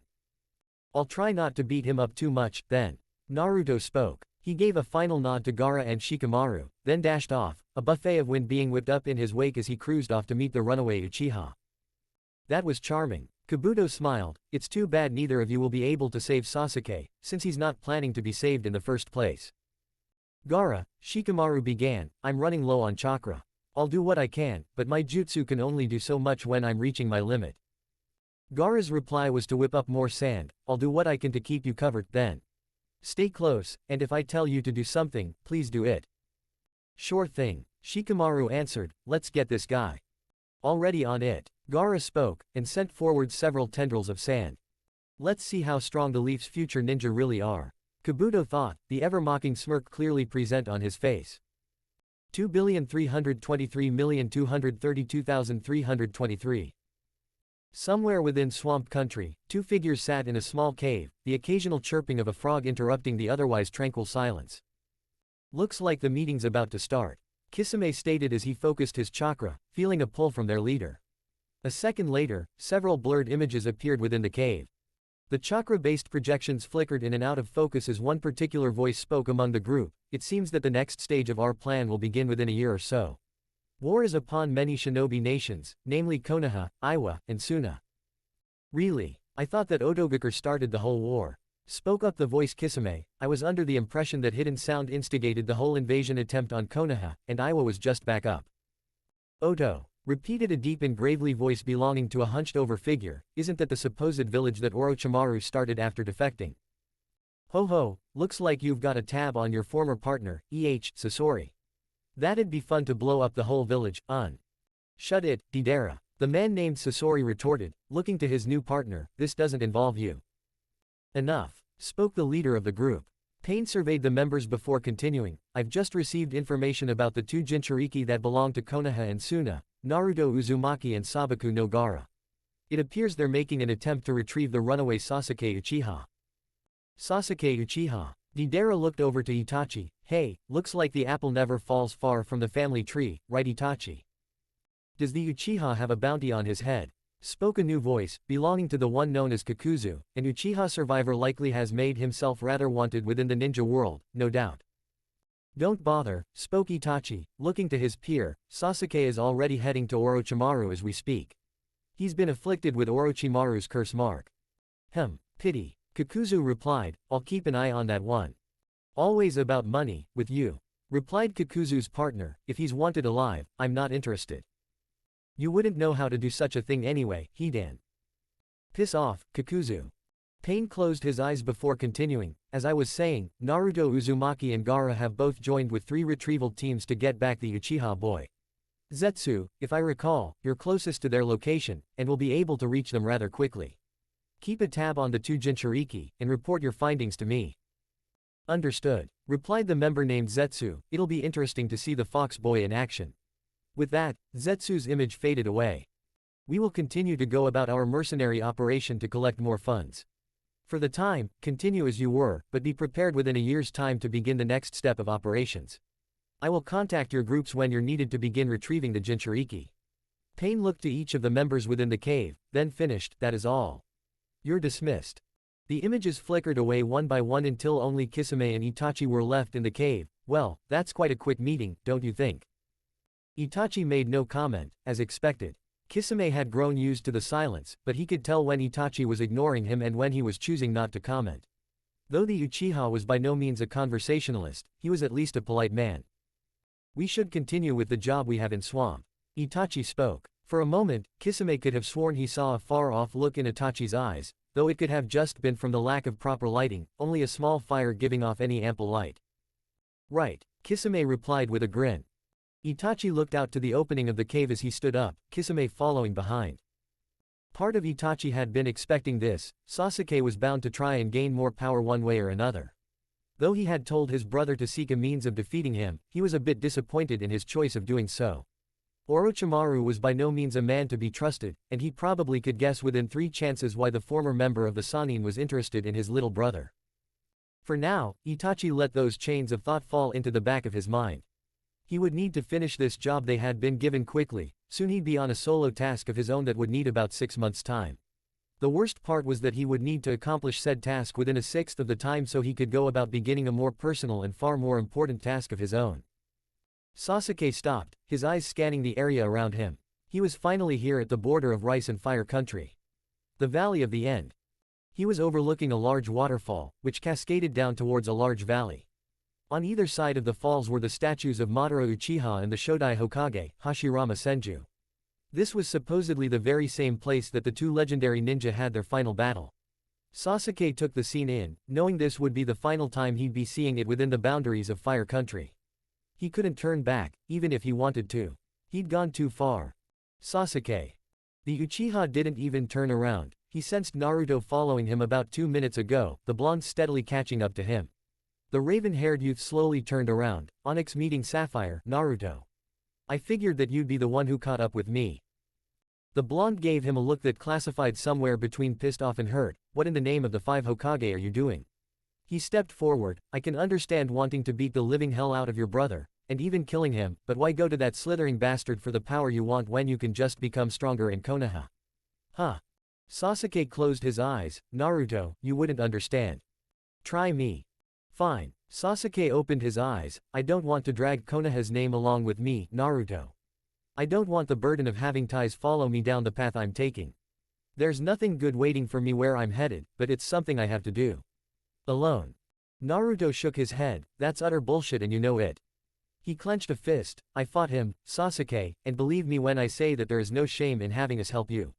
He looked to see that Sasuke was indeed listening. We want to help you, Sasuke, but if you don't try and come to your senses.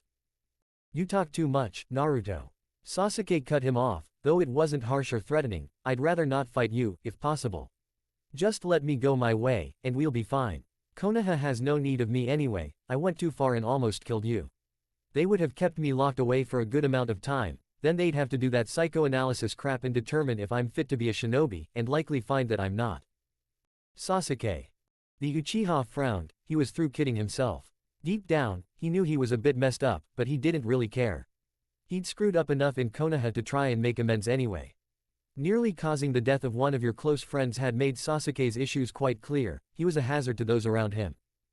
Naruto, when I rammed my hand through your chest, I felt like the life had been sucked out of me for a moment. I was scared that. He grit his teeth. I didn't want to live knowing that I killed one of the few people I had come to trust just because I want power to kill my traitor of a brother. I don't understand why you're willing to try and get me back when I... Look, I'm over that. All right, I forgive you. I know you got caught up, but it's not all your fault. That damned curse mark. This curse mark is only further proof of who I really am. Sasuke spat. I'm not who you think I am, Naruto. No matter how many shades of rose-colored glasses you look through, I'm still the person you see before you. Well, guess what, Sasuke, I'm not perfect either. The blonde growled. I left the village because I was afraid of myself. Of what I would do if I lost control of this demon inside of me. He gripped his shirt covering his stomach. I'm sick of this pity talk, Sasuke.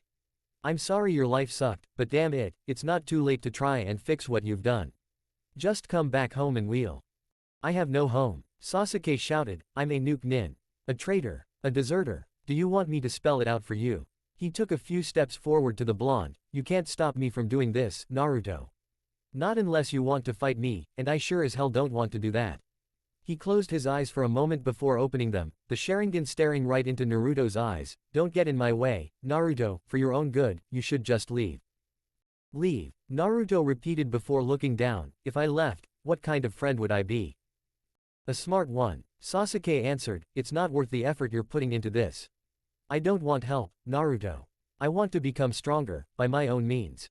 Do you even know why Orochimaru was seeking you out to begin with, Sasuke? Naruto questioned. He doesn't care about you. He just wants your Sharingan. He's planning on making you his next host. I figured that out already, Naruto.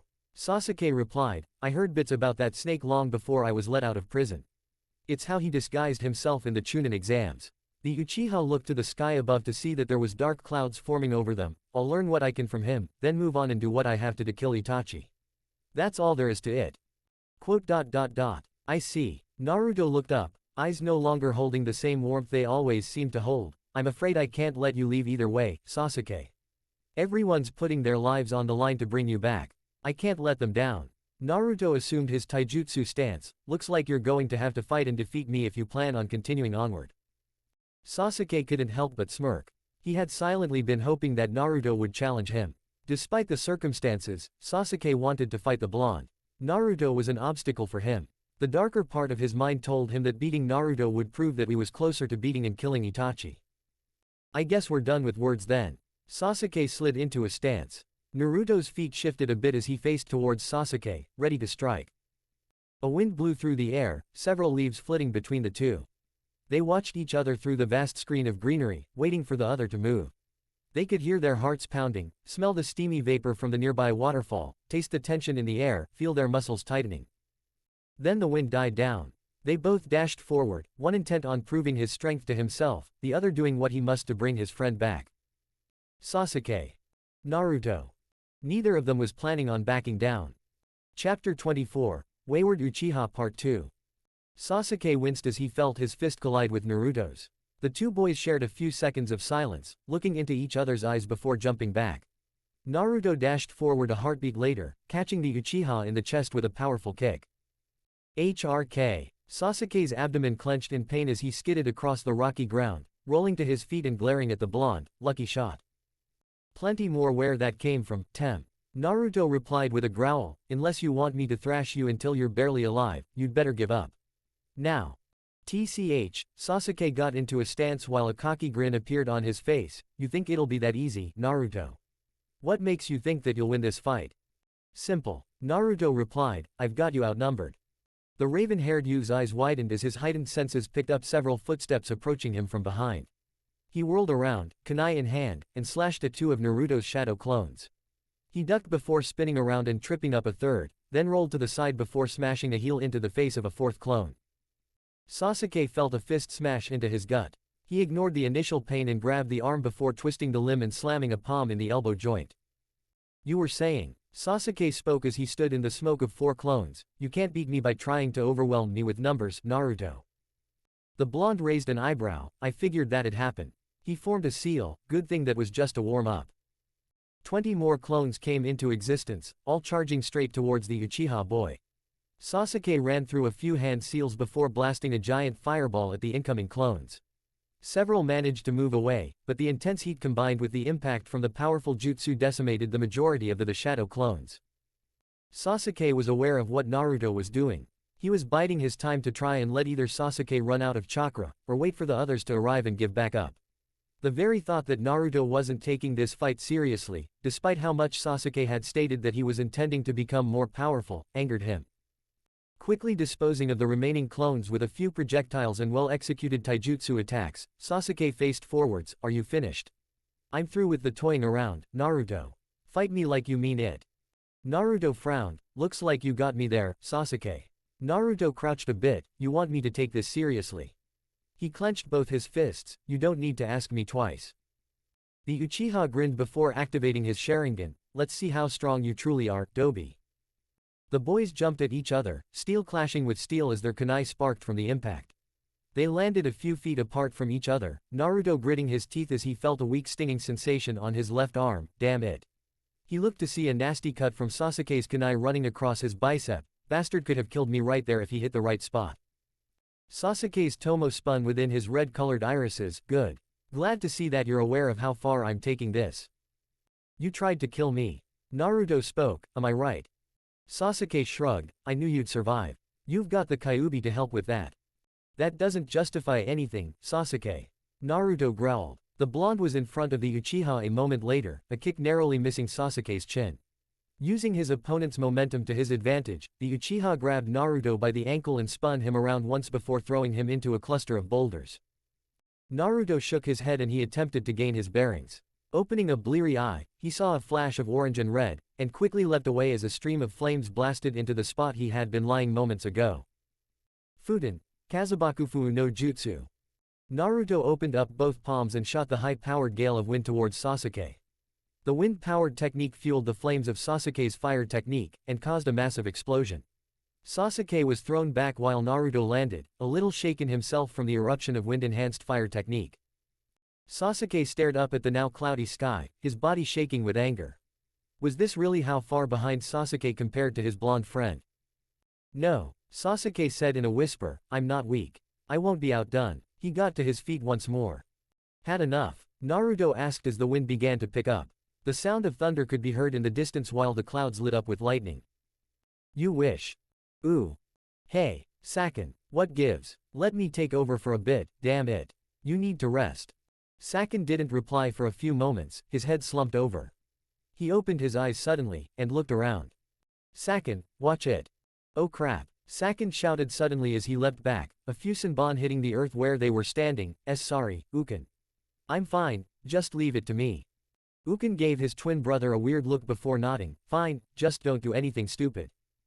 Sakin and Uken were still joined together, but they had called upon the first stage of the curse mark now. The blonde girl had disappeared some time ago after Sakin delivered a well-placed kick to the stomach, sending her flying into the woods. He would have gone after her to finish her off, but the damn puppet master from Suna got in their way. Any idea where he is? Sakin asked Uken. That puppet freak is better at hiding than I thought. When I get my hands on him. Calm down, Sakin, you're not going to get things done any faster if you lose your temper. Uken scolded, he's probably watching. Ino, now. Uken and Sakin both looked up to see said puppet user perched on a branch. Got it, Kankuro. Sakin replied before leaping back suddenly. Uken gave a confused look to his twin brother. Sakin, what the hell are you doing? Sakin gave a smirk. Sorry, but Sakin's not available right now. Uken's eyes widened. Shit. You're that Yamanaka girl. The last thing Uken saw was his brother smirking before the two fell into a wooden case of sorts. Sakin's head slumped down suddenly, and lifted a moment later. Huh. Uken, where are? Sakin, damn it, we need to get out of here n. The sound of metal piercing flesh in multiple areas was heard as the two Oto nin screamed in agony. Kankuro smirked as Kurori, along with Karasu, trapped and impaled the two ninja. Crimson rivulets leaked through the slots of Kurori, dripping onto the ground below. Too bad they never learned to not underestimate the hidden sand. They could have avoided the Kurohige Kiki Apatsu if they had been more careful. Kankuro looked over his shoulder to the unconscious form of Ino. Thanks to her Shintenshin no Jutsu they had been able to get the twin in control of their body to move into Kankuro's trap. She had come up with the idea shortly after Kankuro explained his plan while they hid from Sakin and Uken. Thanks for the help, Ino. Kankuro said as she sat propped up against a tree, breathing lightly. Guess I'll have to wait until you wake up before we get moving again, huh? He looked back down to Kurori and Karasu and sighed. Damn, it's going to take some time to get them cleaned up after killing those two. Ooh. Lee's foot smashed into a shield of bone, jarring his limb from the impact. He grimaced before leaping back as one of Kimamaro's bladed bone projections swiped at him. Lee, along with Neji and Temari, had been fighting the Oto nin and leader of the Sound Four for about a good 7 minutes now. It was getting exhausting. The bone user wasn't one to leave openings, and he was a master of close combat. Neji had been stabbed in the thigh, so he was currently standing a ways back with Temari, waiting for a chance to help Lee when he could. I must admit, you are truly a worthy opponent. Lee spoke as he kept his distance. It is a shame that such a skilled fighter like you works for someone like Orochimaru. Orochimaru-sama gave me purpose, and I intend to fulfill that purpose. Kimamaro retorted.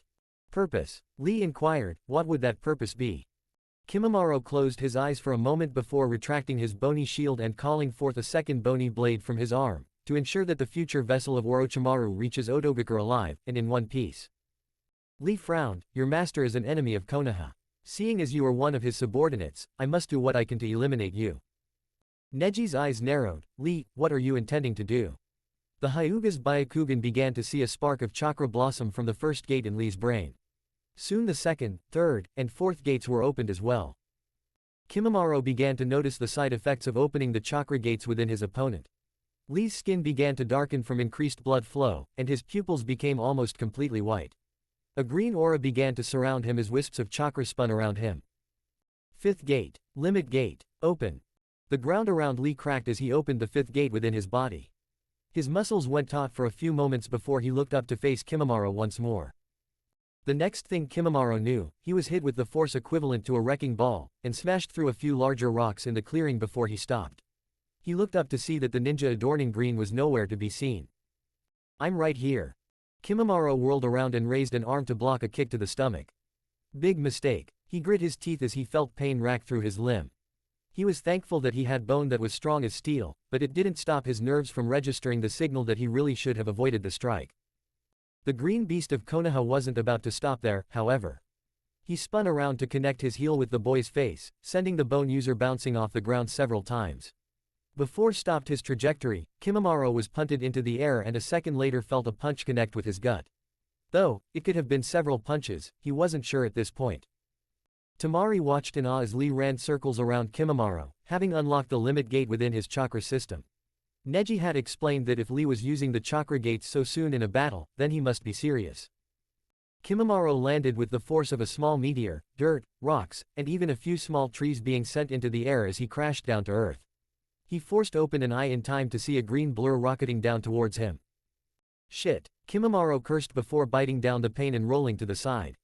He felt the powerful tremor from Lee's feet connecting with the ground. He rolled several times as the large crater formed in the midst of Lee's landing before getting to his feet.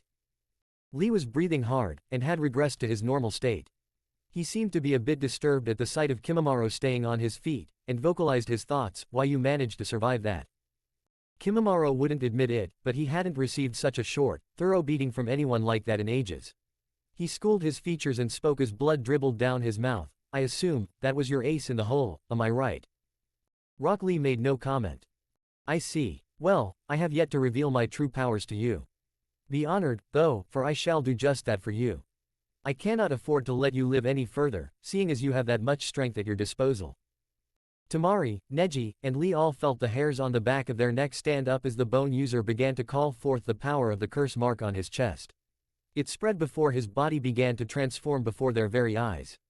Bones sprouted out from his back, forming a row of spinal projections while other projections sprouted out of his sides. The truly unsettling part of this new form, however, was the large tail that formed from newly grown bones, making a large, bony tail with spikes at the end. "That must be the level 2 curse mark that Tayuya spoke of." Neji commented as he got into his stance. His chakras changed, and increased a great deal. The Hyuga looked to Lee. "Keep your guard up, Lee, he's a lot stronger now." Lee gave a nod. "Roger." Temari unfurled her fan. "Well, that tail looks rather dangerous. Let's see how he can handle this." Biting her thumb, Temari spread a streak of blood on her fan, Kuchio's no jutsu. A large plume of smoke exploded from Temari's fan as she waved it once. A second later Kamatari was floating before her, sickle in hand. He took in the scene before turning to Temari. She looked to him before nodding to the Oto Nin. The white weasel looked on to the bone user before grunting, "You run into all different sorts, don't you, Temari?" Without another word, Kamatari whipped his sickle around to create a powerful razor wind, then flew towards his target. He zipped past Lee, and raised his weapon before beginning his deadly dance. Kimimaro barely registered what had happened, but managed to curl up into a ball and raise his tail over his back as he was slashed at from all angles. He could feel his skin ripping open, and knew that if he didn't do something soon that he'd be done for from blood loss. Deciding to go out on a limb, Kimimaro whipped his tail around, and was satisfied when he felt it connect with a soft object. A cry of pain was heard, and he opened his eyes to see the small mammal that the Sunakunoichi had summoned lying a few feet from him. Kamatari struggled to his feet, clearly injured from the attack from Kimimaro's spiked tail. HMPH. A summon who can't take a single hit in battle. How fitting for a lesser ninja from Sunagakure. He raised his tail and lashed out to finish off the animal. As he brought it down, he only felt dust and dirt beneath him. He looked to see that the summon was no longer where it had been a moment ago, and looked around. Surely it didn't just get up suddenly after sustaining such an injury. "Are you alright, Weasel-san?" Kimimaro looked over his shoulder to see Lee holding the injured summon in one arm while crouched low. He was starting to grow weary of this Konoha nin. The boy couldn't mold chakra for the life of him, according to what he seemed to be brag about, and he was stubborn to the point of it being almost pure recklessness. You continue to annoy me. Kimimaro stated as he turned to face Lee fully, you'll be the first one of your ragtag group that I dispose of. Lee leapt away as Kimimaro dashed towards him. The taijutsu specialist was now forced on the defense as he attempted to keep a safe distance and keep the summon in his arms safe. This proved to be much more difficult than it normally would be for the bullcut boy, seeing as he had just opened the 5th gate and was trying to maintain his strength and hold a weasel in his hands. So it came as no surprise to Lee when he was batted away by Kimimaro's tail, resulting in a large dent in the sides of one of the trees. Kimimaro would have continued towards the downed genin, but his heightened senses told him to move. He turned around and took a step back as Neji's palm raised against his neck. The Hyuga spun on his heel and engaged the bone user directly. While the gentle fist was a deadly style to go head-to-head with, Kimimaro had the advantage of his enhanced strength and the fact that Neji was suffering from a leg injury, limiting his movements. Unfortunately, Kimimaro wasn't given the chance to capitalize on such an advantage. A powerful buffet of wind blasted into his back, and he was pushed back a few feet. Only thanks to his quick thinking and embedding his tail into the ground did he manage to avoid getting lifted into the air. Okay, looks like you're not all brawn after all. Temari commented as she landed beside Neji. She turned behind her for a moment, looking to Lee and Kamatari, are the two of you okay? Kamatari groaned, yeah, but I think Grasshopper over here is out cold. The small weasel lifted off the air, grabbing his sickle as he did so. He landed on Temari's shoulder, he's not a pushover. Wish you would have told me earlier how strong he is. Sorry. Temari apologized as she turned to Kimimaro, you can leave this fight to me. Kamatari raised a visible eyebrow, with that guy. He shook his head, Naruto wouldn't like that, even if you're strong. Fine, keep your guard up though. Temari snapped her fan open again as Kamatari leapt off her shoulder and into the air, Neji, let's finish this guy off already. Music to my ears. Neji replied, I'll take lead. Fair enough, I'll cover your 6. Temari answered. Neji smirked, no need. The Byakugan has no blind spot. Just give me support, that's all I need. With no further words spoken between the two, Neji dashed on to fight Kimimaro head-on. He flipped over the Oto Nin's tail and blocked a kick, pushing it to the side before slamming a palm into Kimimaro's shoulder. Pain shot through the bone user's body as he felt Neji's chakra forcibly inject itself into his system. He felt his arm becoming numb, but willed himself to keep his limb moving. He grew bones out of either of his forearms and began to swipe at the Hyuga, attempting to disembowel the genin. Temari kept her fan at ready, waiting for the opportunity to give Neji help. It was hard for her to watch from the sidelines, though, but while she was a long-distance fighter, Kimimaro's powered-up form seemed resistant to her wind-based attacks. I need to catch him off guard. Temari spoke to herself, he knows that I'm a wind user and fight from a distance, so how? Wait. The blonde's eyes lit up, that's it. Kamatari, I have a plan. The weasel looked to her, smirking a bit as he recognized Temari's competitive grin appearing on her face, well, let's hear it. Ooh. Kidomaru was angry. No, angry wasn't good enough to describe his mood right now. Kidomaru was homicidally enraged. No matter what he did, the 3 ninja he was fighting were able to balance each other out. Tayuya's genjutsu was aggravatingly powerful, considering it required that he only needed to hear it for it to work. Damn battle flutes. Seriously, she was always saying that she didn't need to work on her other weapon skills when she had her flute. While he always recalled scoffing at such a claim, he was beginning to understand her rather arrogant claim. If genjutsu wasn't enough, that other kunoichi with the hair buns was a weapons specialist. Not just projectiles, either. Staffs, katanas, nunchaku, yulax, tonfa, and a plethora of close-range weapons that he was pretty sure he had never seen before. She was deadly accurate with them too.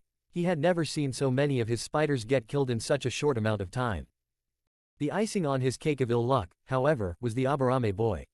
He had heard of the clan that uses bugs. He was certain he wouldn't run into any of the ninja from said clan, however. They weren't combat specialists. Apparently he was wrong. This guy was throwing his entire plan to catch the 3 in his webbing out the window with those damn chakra-feeding bugs of his. Now, Kidomaru was in his 2nd stage of the curse mark. He needed all the power he could, these 3 were deadly together. Hey, going to your full power already, bastard. Tayuya taunted, kind of sad, really. I've improved so much since I joined Konoha, but in the same amount of time you've hardly gotten any better at fighting. Kidomaru's 3 eyes he now had due to the curse mark's influence narrowed as he growled in annoyance, TCH, big talk coming from a weakling like you, Tayuya. I noticed you haven't tapped into your mark's powers at all. Don't tell me you actually think you can beat me with what you have in your normal state. Tayuya snickered, "You got me, Kitamaru." She pocketed her flute. "Not only that, but I destroyed that contract Orochimaru gave me for those doki. I'm severing all ties I have with that freak." Kitamaru laughed, "You act like that'll change anything. You're still the same person, Tayuya. You've killed people since the day Orochimaru showed us how to hold a kunai." He grinned as he noticed Tayuya's scowl. "What makes you think that these leaf heads will let you off that easily for spying on their village? On the off chance that you somehow survive this fight, they'll still probably imprison you for being a spy." "Don't listen to him, Tayuya." The redhead turned to her side to see Tenten placing a hand on her shoulder. "Tenten. Otogakure may have once been your home, and you may have been sent to us to spy on our village, but you didn't. The weapons," Mistress smiled a little, "you've become one of our comrades, and a friend to all of us." "She's right, Tayuya." Shino spoke quietly, "Konoha ninja don't abandon each other. We're not going to forget what you risked in giving us information on Otogakure." "That's right, you've helped us, Tayuya. Besides, who's going to keep Ino from doing something stupid when we go downtown on the weekends?" Tayuya bit her lower lip for a moment before letting out a small chuckle, perhaps a bit forced, but she still had a genuine smile. "Thanks you guys." She looked back up to Kitamaru, who was hanging from one of his threads. "Last chance to give up, Kitamaru, though I know it's pointless to offer it to you." Kitamaru snickered, "Damn straight it is." He chucked several hooks made of the synthesized material he called sticky gold. The material was made of his webbing, along with spit and sweat. It supposedly was hard enough to shoot through trees, and according to Tayuya, could be molded into various shapes and forms. The trio leapt in different directions, hoping to keep the web maker from catching them all at once and forcing him on the defense. Kitamaru did likewise and jumped up to the cover of the canopy. Kitamaru's 3 eyes scanned his surrounding as he held his bowstring with one hand while his 2 feet pushed at the bow while he notched an arrow. "Just give me a target. I'll have them down before they realize what hit them," the Oto nin thought as he looked around. Then he saw the Aburame boy hop onto a branch no more than 40 yards from him. He grinned as he pulled his bow taut, like shooting fish in a bucket. The arrow flew with incredible speed, plunging through Shino before the boy could even register what happened. Kitamaru grinned sadistically as Shino fell to the ground like a rock. Then burst into a cloud of insects. Whoosh! Kitamaru leapt into the air as a gigantic shuriken almost cut off his ankles. He quickly twisted to the side as a salvo of shuriken flew past him. He bit down in pain as he felt a few plant themselves in his right leg, but luckily none of them went in too deep.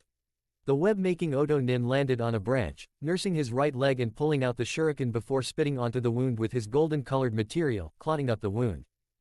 Tenten landed on a branch across from him, a small kodachi in her hand and a handful of shuriken in the other. "You know, it's not good to make me miss." Kitamaru just scoffed, "TCH, you wouldn't have stood a chance on sneaking up on me if it were just you fighting me. There's nothing special about throwing shuriken, especially from a weak kunoichi like you." Tenten's eyes flashed dangerously, a small smile tugging on her lips. "That's so." She looked to the bow in Kitamaru's hand. "That bow is obviously a very strong one, judging by the fact that you had to pull on the string while pushing it with your feet. Something like that is obviously custom designed for your type of body frame. Obviously that statement's true, seeing as you made it out of that weird spit stuff of yours. The bow is perfect for sniping from incredibly long distances, and with those arrows you make from the same material, it stands to do a great deal of damage." "What's your point?" Kitamaru asked. "I don't need some stupid leaf head to tell me what my weapon is good for." Tenten shook her head. "You're a long-range fighter. Judging from the fact that you've been keeping your distance from us the whole time, you're weak in close combat situations." She raised the hand holding her shuriken and smirked. "I, on the other hand, have purposefully trained myself in both close and long-range fighting. Not only that, but I can easily tell that you're a specialist." Kitamaru growled before chucking a few kunai from his pouch at her. Tenten simply deflected the weapons with her kodachi before continuing. "While it's good to have a strength, you're too reliant on keeping the distance between your opponents." The sound nin laughed. "Why don't you come here and prove me otherwise, bitch? I'll make you eat those words while I use you for target practice. How does that sound?" "The weapons," Mistress shrugged. "I would, but Tayuya's already beaten me to you." Moments later, 2 hands shot out from the trunk of the tree that Kitamaru was standing on, grabbing a hold of the Oto nin. He could hear a familiar cackle behind him, the feel of warm breath on his ears. "You know, Kitamaru, I never told you this, but I liked you best out of the group. You at least had brains." Kitamaru felt cold steel pressed against the back of his neck. He chuckled with amusement. "You plan on killing me, huh? Strange, I never recalled you being someone who would expose themselves to the enemy." He risked turning his neck slightly so he could catch the red hair within his peripherals. Konoha has made you soft, Tayuya. An elbow slammed into the kunoichi's stomach, and sent her crashing into the tree. Tenten, not wanting to risk their opportunity to take out the enemy, hurled several shuriken at the Oto nin. He leapt up, avoiding the weaponry and giving himself some distance. You're not getting away. Kitamura looked up as he grabbed a hold of the tree with chakra, only to see a blanket of those damned insects fly into him. He screamed in anger and pain as he was plagued with continuous biting, the chakra draining from his system. He soon felt his grip on the tree slip, and he fell from his perch. The branches of the massive trees cracked under his weight as he fell, breaking several bones in the process. By the time he hit ground, he had lost his cursed state and was breathing weakly. The three shinobi landed on the ground beside him, and he knew right then and there that he was done for. Shino drew his insects back to him and placed his hands back in his pockets. You underestimated our teamwork, and fell for our trap because of it. The Aburame stated calmly, had you been more attentive to the three of us, you may have noticed that I had been hiding in the background while Tenten and Tayuya kept your attention focused on them. Kitamura seemed not to be concerned with the Aburame's words. Instead he looked to Tayuya, and spoke as blood dribbled from his mouth, seems like you got out of Otogakure, Tayuya. Tayuya's eyes softened for a moment before she looked to the others, go on ahead and get to the others. She took a kunai from her pouch, and held it tightly, finish things. Tenten and Shino said nothing, giving her a slow nod before jumping on ahead. As soon as they were out of sight, Tayuya continued, I'll make it quick, Kitamura. Hey, screw you, Tayuya.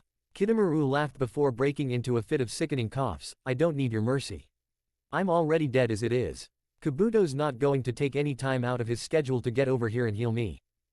Tayuya closed her eyes, you shouldn't have tried to fight me.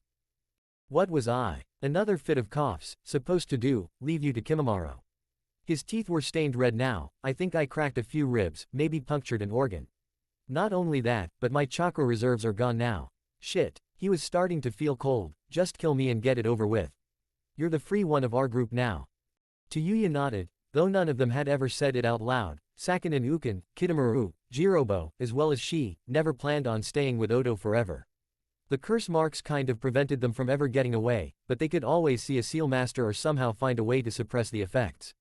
Tayuya herself had spoken to Kakashi before leaving, asking that as soon as this mission was over that he seal away her mark like he did with Sasuke. He's doing this on his own, you know. Kitamura stated in a whisper, he's chosen revenge, and he's too far to be saved by your little friends. He shook as he let out a weak hacking cough, if you plan on saving him, you better be ready to bring him within an inch of death. Naruto will be able to stop him. Tayuya stated, everyone believes in him. I will too. Kitamura looked at her for a moment before chuckling, I envy you, Tayuya. You were chosen to be the spy because Kimimaro decided to become our new leader. We figured you'd be the best at infiltrating and blending in. You apparently did that rather well, almost too well, seeing as you're fighting us now. He grinned as Tayuya's eyes became shadowed by her bangs, if you plan on staying a leaf nin, you better be ready to fight off assassinations ordered by Orochimaru at any time. You're a loose end, and a dangerous one at that. He'll want you dead. I know. Figures. Kitamaru's voice was incredibly raw now, obviously he was losing his ability to breath with what must have been the ruptured internal organs, don't waste your freedom, then. Kitamaru was silent after that. His eyes became clouded as he looked up to the sky while his smirk remained on his face. Tayuya grit her teeth before holding her kunai tight and throwing it at his throat. She wasn't willing to chance the possibility of him somehow making a comeback or be revived. Later, Kitamaru, Tayuya said hollowly. She went through a series of hand seals before performing a quick kaden, incinerating his body. If the Anbu asked why, she would simply say that he tried to make one last attack on her, so she decided to make for certain that he was dead. Kitamaru always said he wanted to die without leaving a body anyway. She supposed she could honor that much from her ex-teammate. Ooh. A fist collided with a jaw. Shuriken sliced through fabric. Sweat was stinging the eyes. Rocks cracked under strengthened punches and kicks. Naruto and Sasuke stood on the surface of the rising and falling waves of water a short distance away from the waterfall that stood between the two statues of the Valley of the End. The boys had been at it for the past 5 minutes now, which was quite a long time considering the sheer amount of energy they were expending as they fought. The blonde easily had Sasuke beat in chakra quantities, but Sasuke was better at control and conservation of his power supply. Still, when it came to endurance, few could beat Naruto Uzumaki. Well, looks like we're reaching a stalemate, Naruto. Sasuke smirked while wiping away some blood from his mouth while Naruto rubbed at a slowly swelling cheek, though, we're both a lot stronger than we let on. Naruto growled, you don't mean that. Sasuke answered Naruto's question by drawing upon the curse mark. He chuckled as Naruto's expression turned into an angry scowl, let's turn this up a notch. Sasuke burst forward, water spraying into the air as Naruto got into a stance. The raven-haired youth activated his Kekai Genkai and smirked as he was able to see the pathway of Naruto's left hook. He stopped short and grabbed a hold of the blonde's wrist while pulling him down and kneeing him in the gut. Oof. Naruto felt pain stab him in the abs as he wrenched his hand free of Sasuke's powerful grip. Bastard, you'll stoop down to that snake's level and use his stupid mark. This is my power now, Naruto. Sasuke quickly channeled through a few seals before blasting out a stream of flames. Naruto leapt back as the wall of fire nearly burned his face. As steam rose up from water's surface. Then he saw it. A ball of light, sparking, crackling with power. That attack again, Naruto thought to himself. The blanket of steam was ripped apart as Sasuke charged forward, Chidori in hand. What happened next was practically slow motion for Sasuke. He could see the pathway of Naruto's movements, and while he knew where Naruto was going, trying to keep up with his speed was another ballgame entirely. The Sharingan tracked the blonde as he backed away, and Sasuke was able to see Naruto's predicted pathway as he moved to leap to the left and jump away. He could wait until Naruto landed and catch him, then wait. What was Naruto doing? Sasuke watched as a ball of chakra formed in his rival's hands. It seemed to be spinning from what the Sharingan was telling the Uchiha. How did he get that to happen with one hand? He heard that he was getting special training from Jiraiya, so maybe this was one of the results from that training. While Naruto held the Rasengan in one hand, he created a single clone with his other. Sasuke watched with his enhanced vision as the clone grabbed a hold of its creators. The Uchiha's eyes widened as he saw what was unfolding before it even happened. He grit his teeth, increasing his speed as he leapt into the air. Naruto. Naruto was flung by the clone towards his raven-haired target, Sasuke. Both boys extended their arms forward, jutsu in their right hands ready. A blast of chakra crashed over the water as Rasengan met Chidori, sending waves towards either side of the rocky walls of the water-filled valley. How does he have this much power? I even gained a boost in chakra and strength, but he still. Sasuke's eyes spun wildly as he pushed the Chidori closer to Naruto. The blonde responded by doing the same. Powerful waves of energy sent the two boys flying in either direction. Naruto gripped his hand, feeling the stinging sensation of electricity running through his arm. Despite how much he hated to admit it, Sasuke's curse mark gave him a serious power boost. Naruto was going to have to be more careful if he planned on stopping him and making it out alive. A volley of fireballs made their way to Naruto as he dashed off to his left. Sasuke continued to shoot at Naruto with incredible speed. Channeling chakra into his feet, the blonde increased speed and began to practically glide across the water's surface, taking a step every several feet as he tried to stay ahead of the fire jutsu. Sasuke ceased firing his barrage of fire bullets as Naruto began to make his way to the Uchiha. Just so, as long as I keep the Sharingan active, and keep my distance from him, I can win this. Naruto's fast, but moving at that speed has its disadvantages. Sasuke waited until Naruto was only a few seconds from him, and took in a deep breath before blasting out a plume of flames. Naruto's eyes widened, and he began to skid on the water while attempting to stop. He was hit dead on by the fireball before it burst, sending him back while flames spread across his clothing. He cried in pain while his skin began to burn, and instinctively dived into the water, biting down on the feel of the cool water hitting his scorched skin. He was trying to kill me. Naruto thought. That ball of fire would have probably ended him had he not been fighting on water. Naruto sank deeper into the water, feeling his strength lessening as his brain began to catch up with his body's adrenaline rush. It felt like he was being pressed by dozens of firebrands at once in every spot that had exposed skin. I guess Sasuke's dead set on going to Orochimaru's. Naruto looked up to the water's surface as he slowly began to swim back up. Alright Fox, let's do this. Ooh. Shikamaru winced in pain as he leaned against a tree.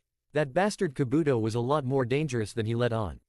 He looked at his leg, and could feel a pain equivalent to several knives being dug into his muscle run through his knee and upper thigh. Damn medical jutsu. Shikamaru grumbled as he drew out a kunai. Gaara was currently engaging Kabuto several dozen yards away, giving the Nara plenty of area to think out a plan. He dug into another pocket of his weapons pouch, and felt a few slips of exploding tags graze his fingers. Gaara's sand automatically protects him from all attacks, right? Shikamaru thought, if I can catch Kabuto in a trap while he's not looking. He pulled out a spool of wire. I hope this works. Meanwhile, Gaara was currently at a stalemate with the medic Nin of Otogakure. While Gaara was by far the stronger of the two combatants in terms of sheer power and offensive jutsu, Kabuto had experience and prowess on his side. Gaara formed several seals before he slammed his right hand into the ground, and dozens of pebble-sized pieces of earth rose up from the soil. He thrust his left hand forward, and the earthen projectiles cut through the air. Doden, huh, looks like Jiraiya managed to teach the one-trick pony of Suna a trick or two after all. Kabuto leapt into the air, only a second before the numerous chunks of earth embedded themselves into the trees and nearby rocks. The technique's weakness is too big, though. The time create those earth bullets is enough time for me to get in and kill him. That would be the case if it wasn't for that damned sand of his. Gaara's facial expression turned into the slightest smirk, however as he kept his hand raised, got you. Kabuto never managed to inquire as to what the redhead was talking about, for an explosion went off behind him, and the silver-haired shinobi was greeted by the feeling of jagged rock piercing his skin as he turned around. Gah, damn it! Kabuto landed on the ground, bleeding profusely as he began to pull the chunks of rock from his skin. Haha, okay, not bad, Gaara. I guess I took you too lightly there. He raised his other hand and channeled healing chakra into it before placing it over his face and neck. Within seconds, the wounds marring his face were gone. He began to do the same to his shoulder and torso, but Gaara wouldn't have any of that. Gaara dashed forward while creating several seals before several sand clones on either side of him. They dashed forward while Gaara leapt into the air, forming several Suna shuriken in either of his hands before throwing them towards the enemy. Kabuto cursed while jumping back, avoiding the granular weaponry. He caught one of the Suna Bunshin with his hand and quickly dispatched it with a swipe of a chakra scalpel, then spun to face two more behind him and dispatched them with a second slashing motion of his medical jutsu. The sand user frowned as he watched his clones being taken out like an academy student fighting an elite Junin. The man was good at keeping his guard up, and any injuries he sustained were quickly repaired with that medical jutsu of his. I'll just have to overwhelm him, then. Gaara thought, and began to channel chakra into his hands. Sand began to swirl out of his gourds. Using this technique is risky. Jiraiya's sensei said I shouldn't use it quite yet, but... Kabuto cocked an eyebrow as he disposed of the last of the clones. Ho, that's quite a lot of chakra you're releasing there, Gaara-kun. Gaara just went through about a dozen seals before raising his left arm in front of his face as though he was shielding himself while his right palm was thrust forward. Don't try to block this. Don't even try to counter it. A vortex of sand began to form in his hands while the ground in his immediate vicinity began to crack. Subaku. The sound of metal cutting through the air cut Gaara off, and he saw over 50 kunai fly into the ground around the two shinobi. He noticed the kunai had ninja wire tied their handles, and tied to those wires were numerous explosive notes. The sound of feet landing behind Gaara alerted him that Shikamaru had re-entered the battle. The boy had his hands in a seal, as though he was ready to release a technique. Gaara, when I tell you to, cover us in a dome of sand. Gaara stopped whatever jutsu he was about to perform on Kabuto, and instead looked to the Konoha nin's feet. A black tendril had sprouted out from Shikamaru's feet over the shadows created by the wires, and was currently holding Kabuto in place.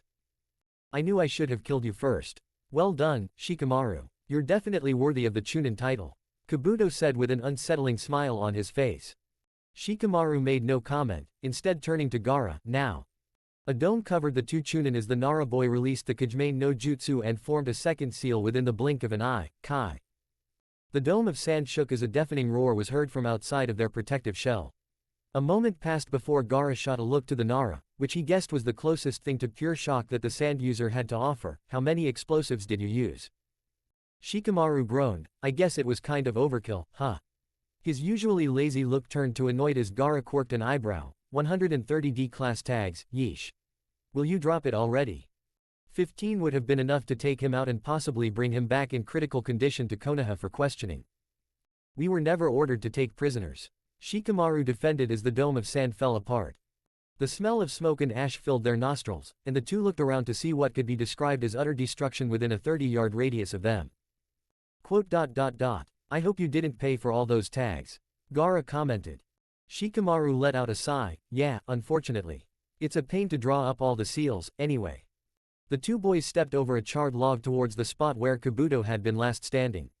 There was a heap of something smoking lying on the ground, and it smelled of burning flesh. The Nara studied for a moment before tipping over with his foot. Looks like he's dead. That's not him. Shikamaru gave Gaara an incredulous look. Sure it is. Look, he's It's a genjutsu, Gaara stated, and put his hands into a seal, Kai.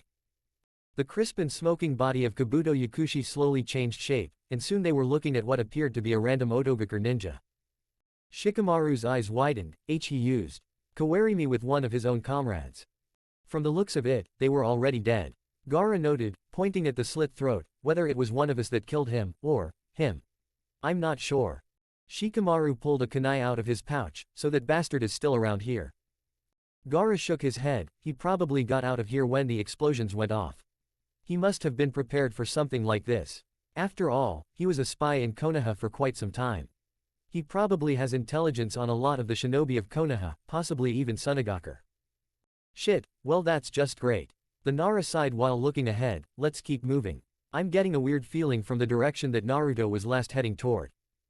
While he never said anything, Gaara knew all too well what Shikamaru was talking about. Naruto was drawing on the Kyuubi's power. He hadn't felt this much of the Kyuubi's chakra since he and Naruto had first met. Right, let's go. Ooh. Sasuke didn't like the fact that the water beneath him was beginning to steam. Nor did he like the fact that it was starting to bubble. As such, his instincts told him to move, and not a moment too soon. Just as he leapt away, a blast of high-pressure air shot out from beneath the water's surface, sending up a spray of mist as waves formed from the powerful jutsu cast by Naruto. The Sharingan could see the glow of Naruto's chakra through the mist now, but there was something different this time. Finally called upon the Kyuubi, huh? Sasuke smirked, about time you took me seriously. Naruto's single tail waved behind him, Kanit, Tem. Sharpened canines were now visible, as well as elongated fingernails and much darker whisker marks. Only one of us is coming out of this fight a winner, and I've never been good at giving in when it comes to a fight. The Uchiha loosened his stance for a moment, and untied his Hitai-8. He held it in his hands before producing a kunai, then made a quick slash across the emblem before tossing it off onto the shore. Prove it, then, Dobi. Sasuke would later regret egging Naruto on like that. The water seemed to part in either direction as the blonde blur rocketed towards him. A hand grabbed hold of the Uchiha's face, and he felt something hard crash into him from behind. Naruto dragged his rival's face against the rocky surface before throwing him over his shoulder and letting him hit the shoreline. As the dust cleared, Naruto growled in annoyance as a log lay in Sasuke's place. Several shuriken whizzed centimeters from the blonde's face, and he flipped back as a stream of fire hit the water's surface, creating a screen of steam. A moment later, Naruto felt a foot connect with his chin, followed by a heel to the side of the head. The Jinchuriki barely had time to register as a kunai brushed against his chest, creating a large tear across his Chunin vest. The Uchiha's attack was halted by a quick roundhouse that sent him skidding several feet across the water. Already Naruto's wounds were healing up, and he looked to be almost unaffected by the damage that had been dealt to him. Realizing the gravity of the situation, Sasuke channeled more of the foul chakra through his body before dashing forward. He grabbed a hold of Naruto's arms while drawing power up through his core, making seals with his other hand. Naruto's red irises widened. Sasuke was going to blast him with a Kaden from point blank. In your dreams, Sasuke. Naruto roared, and quickly head-butted Sasuke, making him lose the focus he had over his jutsu. The blonde wrenched his hands free of Sasuke's grip, and decked him in the jaw before leaping back, a tail of red chakra wagging behind him lazily. I won't fall for something like that, Sasuke. Sasuke groaned as he felt his bruised nose and face swelling. Oh well, it was of little consequence. He could still see out of either eye, and that was what mattered. The aura of purple chakra swirled around him as his power grew. Looks like we're both a lot stronger than we've been letting show, right Naruto? What are you planning, Sasuke? Naruto spoke, sensing a sudden peaking in the Uchiha's chakra. How much did that freak change you with that damn mark? I'll show you. Sasuke replied, his eyes suddenly darkening to a black color, his irises turning a dull yellow hue. Kyuubi or not, you won't last against me if I use this power to its fullest. Naruto's mouth opened slightly as he watched his friend begin to transform before his very eyes. Hair grew and became a lighter shade. The flame-like markings of the curse mark faded as the Uchiha's skin darkened, while a strange marking appeared on his forehead. For the finishing touch, hand-like projections sprouted from his back, imitating wings of sorts. Sasuke let out a chuckle, which soon became a low laugh, then grew in volume. He leered at Naruto while a smirk formed on his face. You see. This power gives me the strength I need to kill my brother. I don't need Konoha. Naruto didn't know what to think. Sasuke was either under the influence of the mark, or he was losing it for real. He hoped it was the former of the two. You really have hit rock bottom. Naruto commented, snarling a bit while Sasuke got into a stance. No, I've ascended past you, Naruto.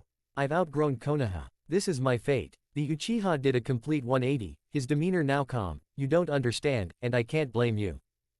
I do more than you think. I know the pain of being alone. The pain of. I had a family, Naruto. They were taken from me, by my brother of all people. Sasuke shouted fiercely, don't try to sympathize with me. Have it your way, then. Naruto thrust a palm forward, a stream of air rushing towards Sharingan user. Sasuke shielded his face with his wing-like appendages. He leapt away as he felt Naruto's presence close in on him, lifting off into the air. He wasn't quite sure how he managed to fly so soon, it felt almost instinctual. Shaking his head, Sasuke's eyes focused on Naruto, who was glaring at him from below. He may be fast, but even he can't flat. A red claw of chakra flew towards the Uchiha, and Sasuke quickly dropped down before hanging a hard right and avoiding a salvo of shuriken. Channeling chakra into his hands, sparks formed as he grazed his hands against the water's surface while making his way towards the blonde. Streams of electrical energy made their way towards him, crackling with all the power that Sasuke had been able to muster. What is, Gra? Naruto cried out in anger as jolts of electricity surged through his chakra-insulated body. Even with the Kyuubi's chakra coat, it still hurt like hell. He forced open an eye, only to see Sasuke raising his Chidori, making a second attempt to ram the jutsu into his body. Naruto forced more of the Kyuubi's chakra into his body, and his muscles regained control. Irises flashed a deep red before Naruto let out a wave of the Biju's raw power, a primal battle cry escaping his lips as he did so. Rog. Sasuke was knocked out of the air, overwhelmed by the blast Naruto had emitted. He landed on his feet while maintaining the Chidori in his hands. As he laid his eyes upon Naruto, a smirk formed on his lips. Two tails, huh? Naruto was breathing heavily while a second tail appeared alongside his first. He winced as the burning sensation that always accompanied Kyuubi's power coursed through his veins. Enough of this crap, Sasuke. Naruto formed another Rasengan, this time it was coated in the wicked red light of the Kyuubi. I'm taking you down, now. Sasuke's smirk disappeared, bring it. He powered up his Chidori until it was almost an unnatural white color, with a black bolts of electricity crackling off his hand. Let's finish this. Naruto and Sasuke both sprinted forward, waves forming as they made their way towards their target. By now the air was saturated with two very oppressive forces, either clashing for dominance. One belonged to one of the most powerful tailed chakra beasts known to man, the other the result of numerous forbidden experiments that made the user a true force of destruction. Fwish. Naruto saw something from the corner of his eye, and felt a stabbing pain penetrate his body in the side. He lost his footing and fell hard, and before he could get up, more pain blossomed in his legs and right arm. He grit his teeth and looked to his arm, only to see a bony projection sticking out of his ribs. Several smaller bony objects were sticking out of his other wounds, but they appeared to be of similar origin. Sasuke stopped abruptly as the blonde fell, his chakra coat weakening suddenly. His eyes followed the direction that the bony projectiles had come from, only to see Kimimaro standing a short distance away, hand raised and aimed at Naruto. Good work, Kimimaro. Whirling around quickly, Sasuke found himself face to face with Kabuto Yakushi. The Uchiha's face turned from shock to a scowl. What the hell do you two think you're doing? This is our fight. Kabuto smiled, sorry, Sasuke, but we can't afford to waste any more time here. Konoha's Anbu are hot on our trail, and we barely managed to get out of here with those three retrieval teams following us as well. Orochimaru's right-hand man adjusted his glasses before continuing, finish Naruto off now and we'll have one less obstacle to worry about later. There's a team of Oto Nin waiting for us to provide backup if we need it, but I'd rather us not have any further setbacks if possible. The Sharingan spun slowly as they studied the bespectacled shinobi. Fine. Get moving, I'll be with you two shortly. Kimimaro spoke, and Sasuke took note that his voice was weaker than when he had first met the leader of the Sound Four. Sasuke, we cannot. I said go. I'll finish this idiot off quickly. It's my job, and mine alone. Don't interfere. Sasuke spoke sternly, his voice not leaving any room for argument. His eyes were locked with the bone user, and he noticed the faint smear of red on Kimimaro's lips. Blood, or so he assumed. He ignored it for now, and turned back to the floating form of Naruto. Kabuto studied the Uchiha a moment longer before turning to Kimimaro. Let's go. We'll let him have his fun for now. Besides, we have to take a look at that wound you received from that Suna girl. Kimimaro said nothing further, and simply leapt away with Kabuto. Sasuke's body regressed to normal, and he slowly walked towards his fallen friend. It disgusted him. Kimimaro interfered with their fight, and Naruto was blindsided by a sneak attack. It seemed that while Naruto's chakra coat was able to buffer against chakra-based techniques, solid objects like steel-hard bones still could punch through and injure the blonde. Tough luck on Naruto's part. That was the way of the ninja, though. No use complaining. He lifted Naruto up by the collar, and was surprised to see Naruto was still breathing. Even after all the fighting we did, you're still refusing to quit. The Uchiha's hand clenched into a fist tightened as his hold over Naruto's collar. If you can still hear me, well. He was quiet for several moments before he continued, we're not finished, Dobi. Far from it. To hell with what Kabuto says, I'm not killing you without a fair fight. Stupid, I know, but you deserve better, as much as I hate to admit it. This battle is a draw, got it? Naruto's eyes flickered open suddenly. The blonde could barely keep focus as he looked at Sasuke, Sasuke. The Uchiha channeled a little chakra into his hands. This will ensure that no one has any doubts about the path I've taken, Naruto. Sorry, this is going to hurt, but it'll get the message across.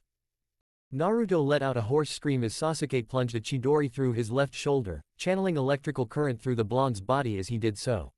Sharingan stayed focused on Naruto as he watched the agony in his longtime rival and dear friends reflect in his blue eyes. He eventually stopped channeling chakra through the blonde, and held him up higher. Don't die, Dobi. Today marks the day that we end our friendship, and begin our new path as enemies.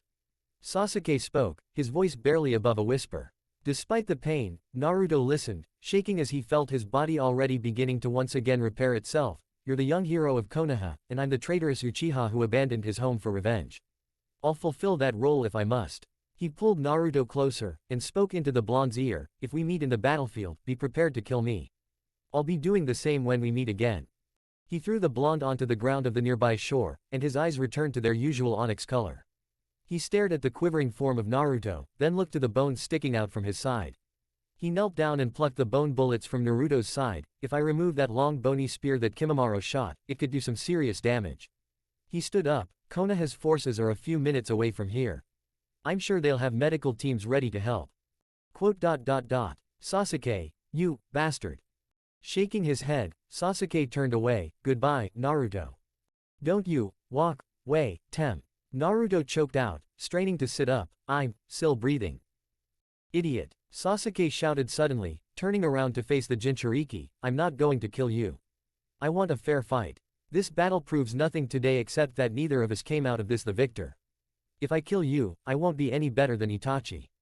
I will not stoop to his level and murder my best friend. Best friend, Naruto whispered. He coughed blood up, and felt his body shaking from the cool rain that had begun to descend upon them. The storm must have sneaked up on them while Sasuke was talking to him. You're coward, Tem. No, I'm an avenger. I'll do whatever I must to achieve my revenge for the death of my entire clan. With that, the Uchiha walked off into the downpour. Naruto called his name, but received no reply. Naruto clenched the mud in his hands while screaming to the overcast skies. Sasuke. He had failed. Naruto Uzumaki had failed to bring a friend back home, and in turn failed everyone who had tried to help.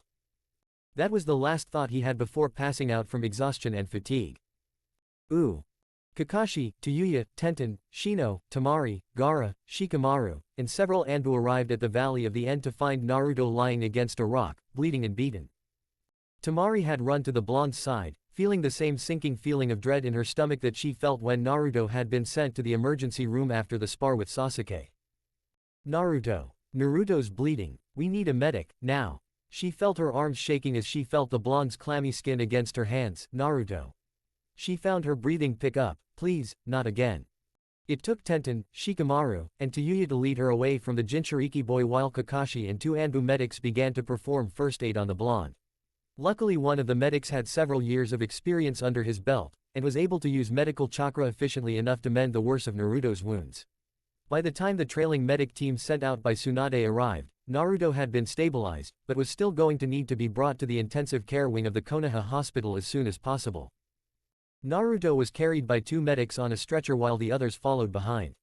The Anbu claimed that trying to follow Sasuke in this weather would be next to impossible, and by the time the weather let up, any tracks or scent trail would be washed away by the rain. Looks like Orochimaru won, Tayuya said somberly to Kakashi as they dashed through the trees. I swear, if I ever see that bastard again, I'll castrate him and shove those shriveled prunes of his down his throat until he ends up she. To Yuya, Kakashi began, giving her an understanding gaze.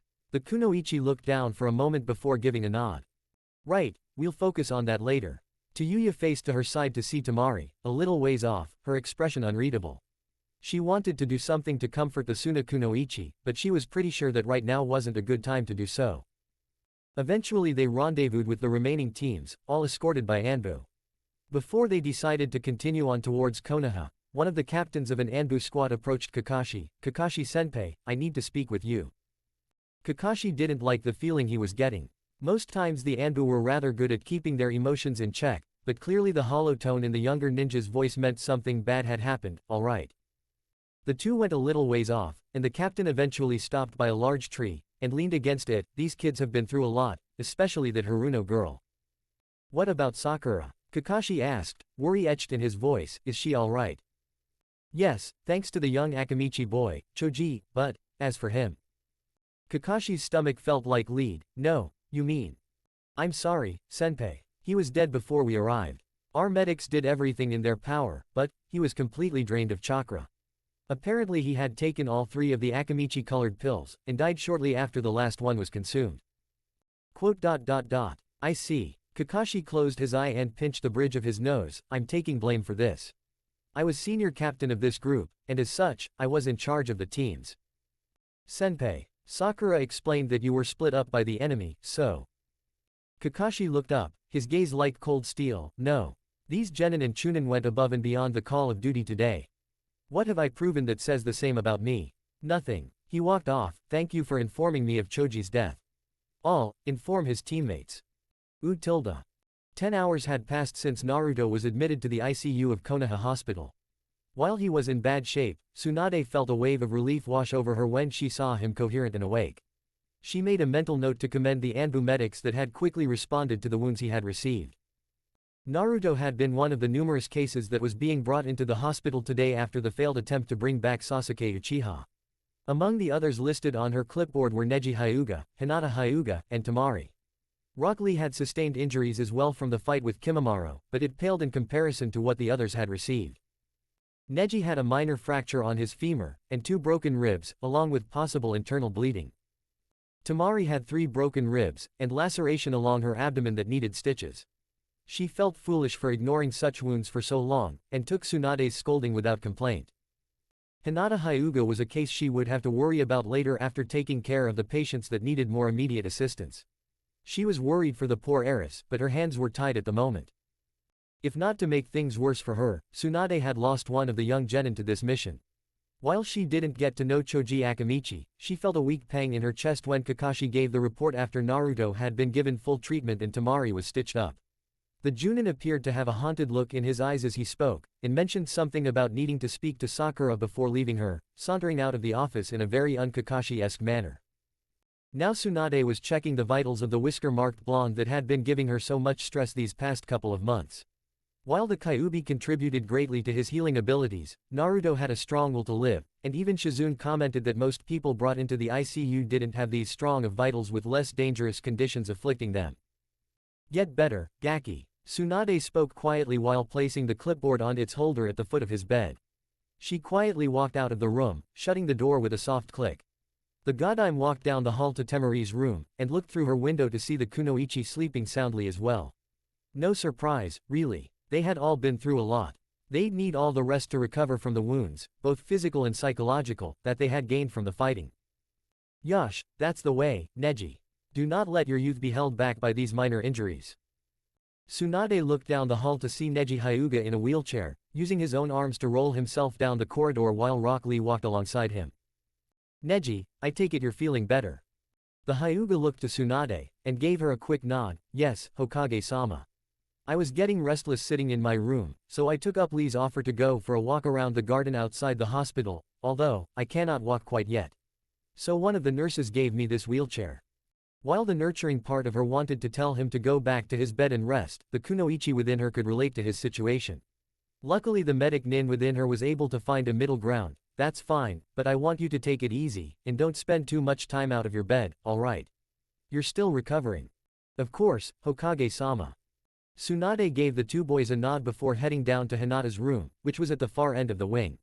She gave a light knock, and the quiet voice of Hinata replied with a soft, "Come in." As the Godime entered, she was met with the sight of Kiba sleeping in a chair near Hinata's bed, snoring peacefully. On the Hyuga heiress's lap was Akamaru, sleeping soundly as well.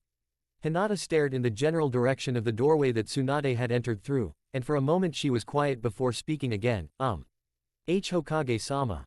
Tsunade smiled, "It's me, Hinata." Hinata smiled as well, "Ah, I thought it was you. I heard you talking down the hall to Neji-Nisan and Lee. I figured you were heading this way." While any experienced ninja could hear that far down a hallway if they wished, most didn't act this alert in a hospital. For Hinata to hear so easily. "Hinata, how well can you hear right now?" The heiress looked away for a moment before speaking, well. Her finger began to fidget as she looked off in a random direction. "I know for a fact that the young man 4 doors away from me has very bad diarrhea right now, and that the virus he caught from Rain Country is bad." "That's true. He said he must have gotten it from one of the surrounding wetlands." Tsunade commented, "Looks like your senses are already trying to compensate for." She didn't finish her sentence, unsure how Hinata was faring with the idea of being blind. "It's fine, Hokage-sama. I'm blind. I'm just thankful to be alive." She frowned while looking down to her hands. "Hokage-sama, have there been any blind Hyuga that, continued their career as ninja?"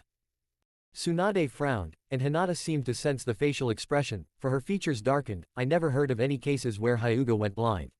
Truthfully, I'm not sure, but I don't think there have been any recorded cases." I see. Hinata gripped her blanket a little tighter. "Thank you for everything, Hokage-sama." The slug summoner wanted to try and console the Hyuga girl, but what could she do that hadn't already been done? Hinata knew she was lucky to be alive, and she was dealing with the situation better than she had expected. Then again, Hinata had been trained to be a shinobi. She could just be hiding her feelings underneath that calm exterior. "I'll be by later with your dinner. Get some rest, and if Kiba gets to be too annoying, let me know. Normally I wouldn't allow anyone in here past visiting hours, but I think he needs this more than you do right now." The corners of Hinata's lips turned upward. "He stayed by my side until the Anbu arrived. When Kakashi-sensei found us after the fight with those Odo Nin, I was worried that I was going to be in the way, since the others needed their help." That would never be true. True Konoha ninja never abandon each other. "Right." Hinata's ears picked up the faint breathing of Kiba. "Hokage-sama, could you bring food for these two as well?" "Absolutely." Tsunade grinned. "If you need anything else, let one of the nurses or myself know." "Thank you." Hinata gave a curt nod before returning her attention though she couldn't see Hima to Akamaru, petting him gently as he continued to nap in her lap. Shutting the door behind her, Tsunade made her way to her medical office. She opened the door, and shut it behind her before slumping into her chair. It had been a long evening for her, and she knew it was bound to become more difficult before it got better. She knew for a fact that Sakura was currently avoiding everyone. Tayuya and Kakashi had asked almost every single nurse on staff if she had been seen anywhere in the building, and all had said no. The drawer to her desk opened to reveal a bottle of sake she kept for times of stress like this. She wasn't scheduled to be doing any more work for the next 2 hours, so she felt she deserved a short break. She took a swig and felt the smooth rice alcohol go down her throat. Long day. Tsunade didn't even jump at the sound of Jiraiya's voice. "I thought I might see you soon." She turned around to face her longtime teammate and friend. "Did you get a chance to see Naruto?" Jiraiya gave a nod before closing his eyes and letting out an exasperated sigh. "How the hell he does it I'll probably never know, but Kyuubi aside, that kid's made of tougher stuff than you or me." He took an offered swig from Tsunade's bottle and continued, "I wish I had been here. I was just a few villages away, and..." He shook his head. "These kids, they're going to end up being terrific ninja if they can make it through this. The Konoha 11, well, there's only 10 now, not including Tayuya." Jiraiya understood. "Shuza and the entire Akamichi clan are feeling the loss, I know that much. It's hard to see people who are typically such a joyful bunch mourning like this. His teammates aren't doing that well either." Tsunade added, "Though I think the person who really needs to be talked to right now is Sakura." "Sakura, the little pinky in Kakashi's team. Yeah, I'm pretty sure she's beating herself up over this, and is too afraid to face either Shikamaru or Ino right now, let alone the others who had been on this mission. If you want, I can try to find her and..." Tsunade shook her head. "No. The girl's got to come to terms with this herself. If she's unable to handle this, well, she probably shouldn't be a ninja." The Toad Sage had no argument for that. Someone who wasn't able to deal with the death of comrades wouldn't last long in the world of shinobi. He knew this, and Tsunade definitely knew it as well. I'm thinking about taking Naruto and Gaara with me for training again. Fine, Tsunade replied with a wave while smiling a little. We all know those two aren't fans of sitting on their asses unless it's to read a new scroll. Well, I was thinking a long-term training mission. Tsunade paused with her lips to the sake bottle. Long-term. Somewhere between 2 to 3 years. The buxom blonde arched an eyebrow while setting her bottle down. Is this because of Akatsuki? Partially, yes, and to keep Naruto out of sight from Iwa. Have you taken a recent look at the bounty he has? Of course she had. The bounty for him dead was enough for a small family to live off of for a few years. If he was captured and brought to Iwa alive, that more than tripled the pay, yeah. Looks like Orochimaru decided to let Iwa know of Naruto's heritage after that attempted invasion on Konoha a while back. Naruto and Gaara are likely to be placed within the high-ranking bingo books of Iwa by the time the war starts. Both have Biju, and both are extremely talented individuals for their age. One is an Uzumaki, which by itself is enough to send up red flags to other shinobi nations. Tsunade rubbed her temples for a moment before she groaned. I suppose this would be for the best. Where do you plan on taking the boys? All over. We won't be staying in one spot for too long. If you need to get in contact with us, use the slugs to get in touch with the toads. Suna has Kamatari, and since Temari and Naruto are the only two existent summoners of his, they'll have a secure way of keeping in contact with each other. Good point. Tsunade stood up after placing her bottle back in its drawer. Well, now I've got to try and convince Naruto that he needs to visibly vanish off the face of the world for a few years with you to everyone who knows him. It won't be that long. Jiraiya stated, I was going to say 4 years, but with Sasuke going to Orochimaru, something tells me that we won't have the luxury of that much time to work with. I've placed Sasuke Uchiha as a missing nin, officially. We want him back alive, however, unless it can't be helped. Tsunade added while opening the door to her office, once word gets out about the last of the Uchiha clan defecting Konoha, the other nations will begin a manhunt for him, I'm sure of it. The Sharingan isn't infamous to the elemental nations for nothing, you know. Not Iwagakure. They're allied with Oto, Jiraiya pointed out, and Tsunade seemed to visibly relax upon hearing that. Speaking of the Sharingan and Uchiha, Tsunade added slowly, is it true about the massacre? Tsunade nodded. Sensei told you, huh? Yes, and at the worst possible time, I might add. The blonde grumbled as they walked down the quiet hallway. I had no idea that the Uchiha were planning that. Not many did until it was almost too late. The Toad Sage sighed, it's a shame, though. He's a really great kid when you actually get to know him.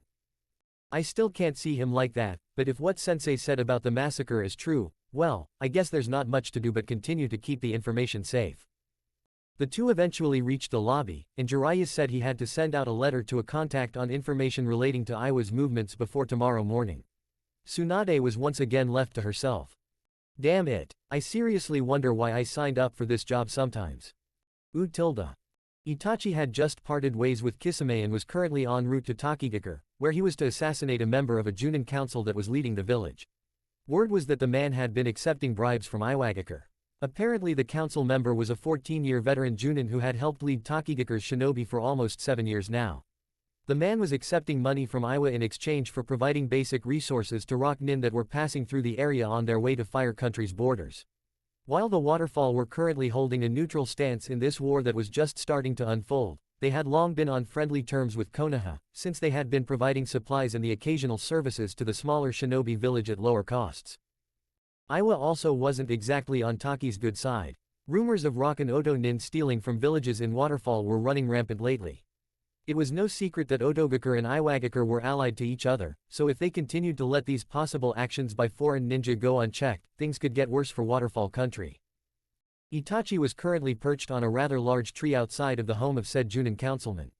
The man was single, which was fine with Itachi. Made less work for the Uchiha if there was no family to worry about. The last thing he wanted was to destroy another young child's life. One time was enough for Itachi. Itachi quickly made the dog seal, followed by the rat and monkey before placing a single hand on a tree. A puff of smoke was released before a small crow stood before him. It cocked its head to either side before letting out a soft caw. Give me a quick layout of the building. I'll wait here for you. The crow gave cawed once in reply before taking flight, heading off to look over the building. While Itachi was known for possessing many skills and abilities, few knew that he was one of the privileged few that had a contract with the Crow clan. They weren't necessarily powerful, but they were excellent at spying and reconnaissance work. The clan seemed to have a lot of respect for the Uchiha. That and they liked his crow clone technique. Poof.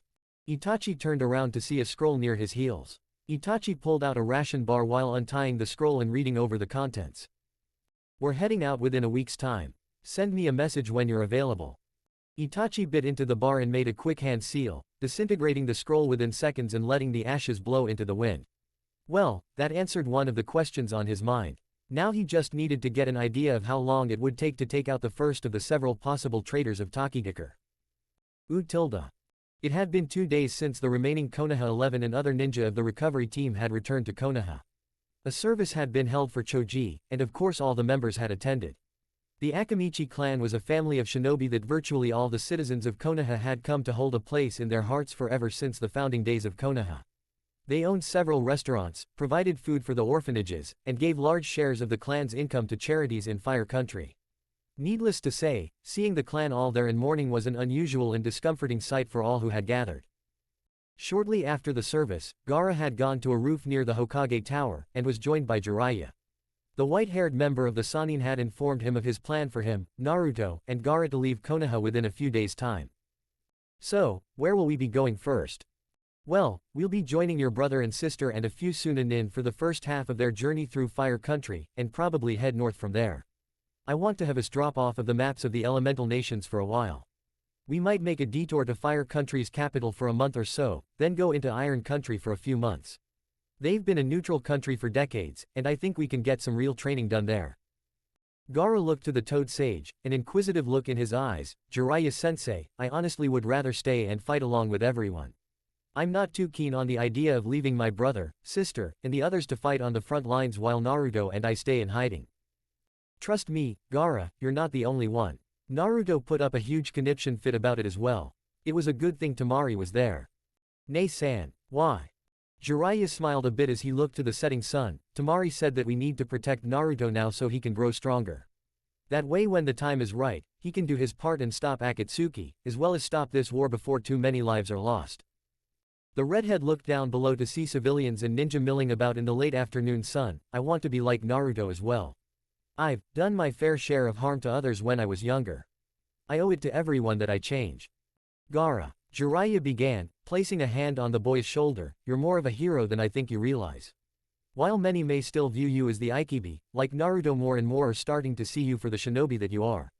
You've protected countless lives already with the other kids your age, as well as helped stave off Orochimaru's attempts to heal his arms. I guess that's true. Gaara agreed. Still, how much good will I have to do before I've made up for all the bad I've done? I think instead of focusing on the past, Gaara, what you should do instead is look to the future. The Jinchuriki boy looked up to his sensei, then ahead once more. You sounded like Naruto for a moment there. Hey, the idiot rubs off on people. What can I say? The sand user gave a nod before standing up. I'm going to go meditate. I'll be in my hotel room if you need me. With that, he vanished in a whirl of sand. It's good to see the boy's outlook on life is improving. Jiraiya looked over his shoulder, and gave a nod to Baki. Yeah. The kids had it probably worse than Naruto in some cases. I'm just glad that he's not trying to be reclusive anymore. I was worried about that being an issue when we left for training. About that, Baki began, well, Suna is in need of a new cage. We have several candidates, but Gaara was one of our first choices. Jiraiya frowned. HMPH. Let me guess, the council believes that having a Jinchuriki as their leader will help stave off invasion. Baki looked down and shook his head. I know, but there is an advantage. Gaara's a level-headed kid, and once he's old enough he'd be a perfect leader. The council has very little objection to the training, however. They agree that keeping him safe is a top priority during the war. TCH, politics. People always wonder why I declined being Hokage, and yet they can't figure out the number one reason why so many of the Kage throughout the ages have hidden liquor cabinets in their offices. Baki chuckled a bit, agreed. The stood up, so, did you want to know more about this training mission I'm taking the boys on? The veiled Junin shook his head. I got enough of the basic information from Tsunade-sama earlier. I just want to let you know that I appreciate what you've done for Gaara. He's found something to apply himself to, and it's shown with the way he carries himself. He's become interested in Fuinjutsu, and he's been having less problems with the Aikibi from what I've been told by Naruto, Temari, and Kankuro. Well, I do what I can. Jiraiya grinned. So, what is Suna's plan for leadership? We've got a council of elders, as well as a Junin council to help keep them in check. While the elders have always held the village's interest highest, they can be a bit stubborn about issues. The Junin council will consist of our highest-ranking shinobi, and hold the voice of the shinobi populace. Of course, if we find an eligible candidate case cage during the time you're gone with the two, the village will be led ultimately by that person. Sounds like it'll have to do for now, I guess. Jiraiya cracked his neck a bit. Care to join me for a drink? There's a bar down the road that has sake for dirt cheap. The Junin gave a shrug. May as well. I owe myself a drink after dealing with all the message relaying between Suna and Konoha for the past couple weeks. Ooh. Sakura stood by the memorial stone, a small white lily in her hands. She had been doing this for about 2 days now, and would continue to do so for the remainder of the week. She figured that the least she could do was honor Choji's memory for 7 days, maybe make an annual tradition. While she had always been told in the academy that she should be prepared to face life and death situations, the truth was that nothing could prepare you for it aside from seeing it yourself. She had come to terms with it just being another harsh reality of the shinobi world. Hey, Choji, it's me again. Figured I'd stop by and give you this. She spun the stem of the lily between her fingers while admiring its petals. You know, I never thought much about it, but I'm not the biggest fan of white lilies. They're kind boring, pretty, but not much color to them. Then again, I like daffodils, and they're white as well. She shook her head while gently placing the lily by the stone's base. Listen to me babbling like this. She let out a long and drawn-out breath before continuing. I've decided to continue being a kunoichi. It's not fair to myself or my friends, and I think that I've learned a lot from what we all experienced. I don't know what lies ahead for me, but, well. She smiled a little before looking over the name of her fallen friend. Rest in peace, Choji. Wherever you are now, I'm sure it's a good place. Turning around, she made her way back home. However, she never noticed the 3 figures making their way in her direction. Sakura. The pink-haired teen stopped in her tracks and forced her eyes to remain glued to the ground. Oh no. Please, not them, not this soon. You were here to visit Choji too, huh? Sakura nodded stiffly. It's not much, but I figured I can at least do that much for him. He saved me, so I can try to honor his memory the way I know best. Flowers. Looking up, Sakura came face to face with Ino, Shikamaru, and Asuma. Her face dropped back to the ground, and she mumbled a quick, "Excuse me," before walking around the 3. Sakura, hold on, please. Ino's voice sounded pained, and Sakura couldn't stop herself from halting her movements and turning slowly to face the blonde kunoichi. Yeah, Ino. Ino had tears forming in her eyes now. Why have you been trying to avoid everyone? Tuyuya's been worried sick, and we all were concerned when your mother said she had no idea where you've been for the last couple of days. She had been considering having Anbu search for you had it not been for the fact that they reassured her that they've seen you wandering through the village. Oh boy, this wasn't good. Truth be told, Sakura had only stopped by her house to change into black at Choji's funeral, then changed and left. That had been several days ago, and she hadn't returned home since. The young kunoichi typically found herself wandering through the parks of Konoha, buying food when she was hungry, and sleeping on benches. She was afraid to return home, lest she run into people she knew and have to face them and be reminded of who she had let down. Sorry, I've been trying to keep my mind occupied. Ino took a few steps forward. Sakura, if this is about, well. Choji. Sakura spoke, her eyes meeting Ino's baby blue irises. Yes, Choji, look, Sakura, we're all hurting because of Choji's death, but it wasn't your fault. We know what happened from the Anbu that talked to you, and none of us hold anything against you. I couldn't do anything for him. Sakura whispered, how the hell did I get promoted to Chunin when I can't even protect a single teammate and we've got the enemy outnumbered?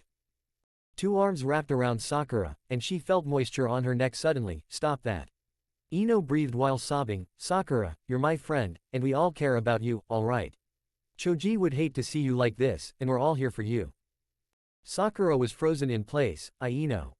She's right, Sakura. I can't claim that I'm hurting more than anyone else, but Choji was my best friend. I know that he fought with everything he had, and the fact that you continued to do the same means a lot. Spoke Shikamaru, who had been rather silent until now. Sakura, well. The Nara looked up and sighed. Damn it, this is a real pain figuring out how to say this. Ino was facing Sakura again. and laughed, you know, for a genius he can sure be a dunce, huh? She turned to Shikamaru with a small grin, go ahead and tell her what you said you wanted to tell her earlier, Shika. Shikamaru sighed, and looked up to Asuma, who gave him a nod. The Nara scratched his head and walked over to Sakura before wrapping his arms around her like Ino had done moments ago, thanks, Sakura, for staying by Choji's side when no one else could.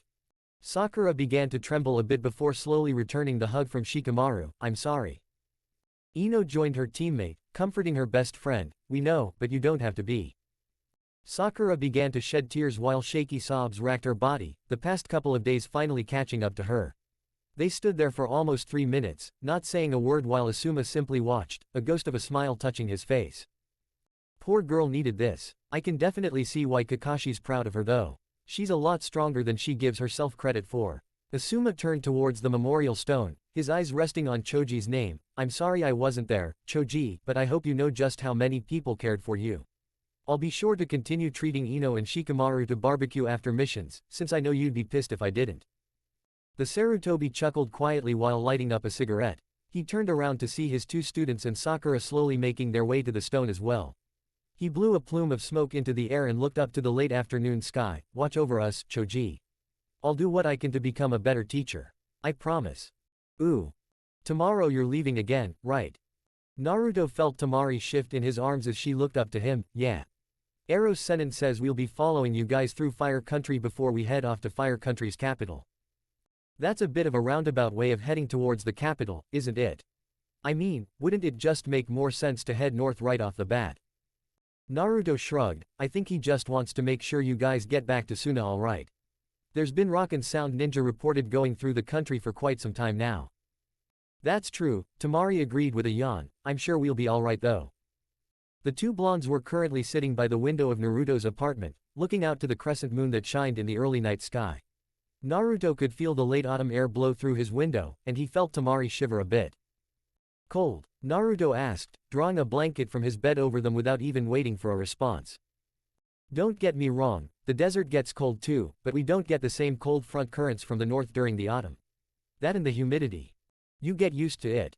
Naruto chuckled as Temari nuzzled closer to him. She hadn't left his side since he was released earlier in the afternoon, so he assumed she was still worried about him. He found it somewhat humorous that she was so protective of him at times, but still as tough as nails when it came down to business.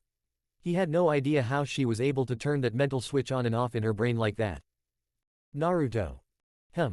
Temari was quiet for several moments, and the Jinchuriki knew enough to not speak until she gathered her words. Well, I know we're dating and all, but...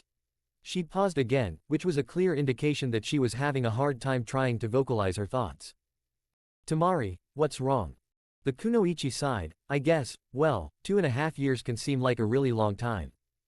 It might end up being 3 years, Temari. Naruto stated quietly, it's up to Eros Sennin. Right, well, I guess. Naruto, if you hang out with other girls while on the road, I don't mind. Temari, what do you mean? You think I'd do that? Naruto asked, sounding somewhat surprised, I would never. Naruto, first off, you're with Jiraiya. The blonde blinked and grunted, understandable, but still. Second of all, if I'm guessing right, you'll have to go under the guise of an alias a lot of the time while traveling, possibly to gain information. It's not exactly unheard of for a shinobi to seduce someone of the opposite sex in order to gain information, and I'm sure Jiraiya will be coaching both you and Gaara in that area. Naruto shook his head a bit, Temari, I don't think I could do that to you. You may have to. Temari pointed out, in all due fairness, I may have to do the same. Ah, well, I guess when you put it that way. Temari nudged Naruto after he went silent, hey, I said I won't hold it against you, alright. Well, I won't do anything beyond, well, you know. Sex. Temari inquired, filling in the blank while chuckling a little, it's okay to say it, you know. Why yeah, sex. I won't do any of that while I'm away with Eros Sennin and Gaara. Temari studied her boyfriend for a few moments before smiling, fair enough. I promise the same then. She laughed, although, I don't think either of us need to promise that. We'll be, what, only 18 in 3 years' time. Well, I'll probably be closer to 16. Naruto answered. Temari nodded, ah, that's right. She gave her boyfriend a teasing grin, I bet the women will be all over you when you're traveling. Naruto laughed while adorning a healthy blush, haha, well, I'll just tell them I'm already taken. Temari gave Naruto a genuine smile as she kissed him softly, which he happily returned. I seriously wonder how I lucked out in meeting you sometimes. That's my line, Naruto replied. They both looked at each other for a moment before they both chuckled. Man, that was awkward. Tell me about it. Still, just don't feel like there's a guillotine being hung over your neck at all times. I would expect you to do what you have to as a ninja of not just one, but 2 villages. Temari finished. I don't think you realize how many women have a thing for charming young guys who wear a Hitai-8. Probably not. I'll keep that in mind. They stayed in each other's arms until it was close to 1 in the morning. Temari was actually the one to stay awake longer, Naruto having fallen asleep with his head resting on top of hers. She laughed while pulling the blankets over themselves before falling asleep as well. While he never voiced anything about the mission to her since he left the hospital, Temari could tell Naruto was still beating himself up over losing Sasuke to Oto. He was mad, sure, but she could tell that Naruto was also feeling very hurt and betrayed, and even a little sympathetic towards the Uchiha. Tomorrow would be the day that they left Konoha. She was pretty sure it wouldn't be too long before she saw some of her friends the Leaf Village. They were at war, and Konoha and Suna were allies. She'd probably be moving back and forth between the 2 villages quite often, seeing as she was one of the ninja who was more familiar with the shinobi populace in Konoha. Her thoughts began to drift towards Naruto, and how he'd be leaving as well. A part of her wanted to object to him going off to who knows where without being able to inform her or anyone else for that matter, but the logical side of her mind said it was for his and her brother's own safety. At least I'll be able to see him off, Temari thought to herself. Her eyes began to feel heavy as she fell into blissful sleep. Despite the pain and hardships they had been through, they had come out of the mission to retrieve Sasuke with their lives.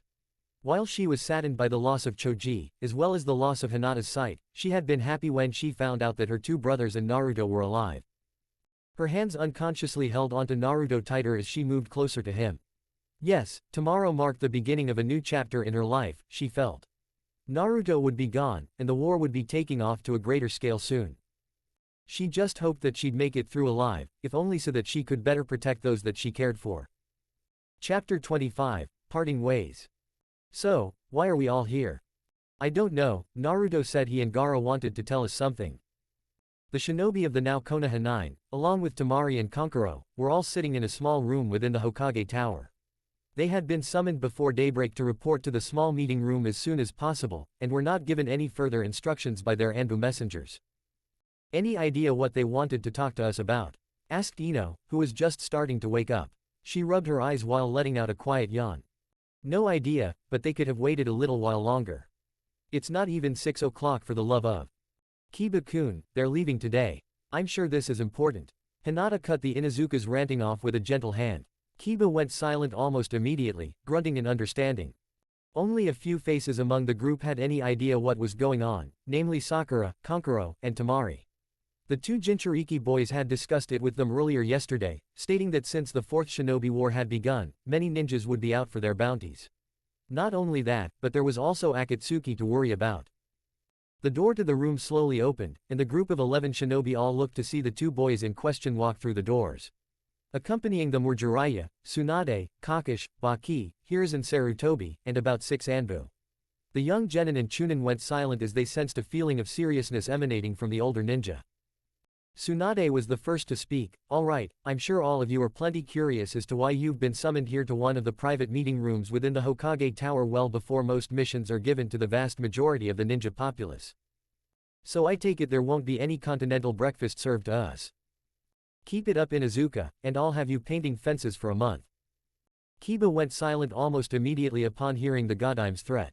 She waited to see if anyone else was going to complain, and nodded to herself when the younger shinobi clearly weren't going to voice any opinions again, right? Anyway, you're all here today because Naruto and Gaara wish to share with all of you information that is top secret. Only those of the highest rank in shinobi society, and those that were alive during the Kyuubi attack or the most recent sealing of the Aikibi know anything of this secret. Already the faces of the small audience were beginning to show signs of understanding. Shikamaru looked like he had been slapped in the face, Neji's eyes widened a fraction, and Shino pushed his sunglasses up while shifting in his chair slightly. While I am able to share this information with you, as well as the Sandame, it would be best if these 2 share their story with you. Tsunade continued, all I ask of you is that you keep quiet until they are both done. Should any of you decide to do anything drastic, I'll have these Anbu here to bring you to the proper confinement facility. Geez, Ba-chan, you don't need to threaten them like that. Naruto mumbled while his cheeks flushed a bit, I don't want them to get scared before I even start talking. Tsunade gave Naruto a hard look, it's best that they know the gravity of the situation before they get their toes wet. She looked to all the shinobi seated, if any of you feel that you cannot be trusted with such a secret, then I ask that you leave now. No one rose from their seats. Good. She looked to Gaara and Naruto, alright, boys. The floor is yours. Naruto looked to Gaara, who simply nodded. He apparently wanted Naruto to go first. The blonde expected as much, and let out a deep sigh. Well, better now than never, I guess. Naruto looked to each of the 13 sitting before him. I don't know how many of you are familiar with the details on the Kyuubi's attack on Konoha about 13 years ago, but, well, it's true what they told us in school. To a certain point, at least. He noticed the others were all focused on him. He looked to Temari, who gave him a simple nod, a small, reassuring smile on her face.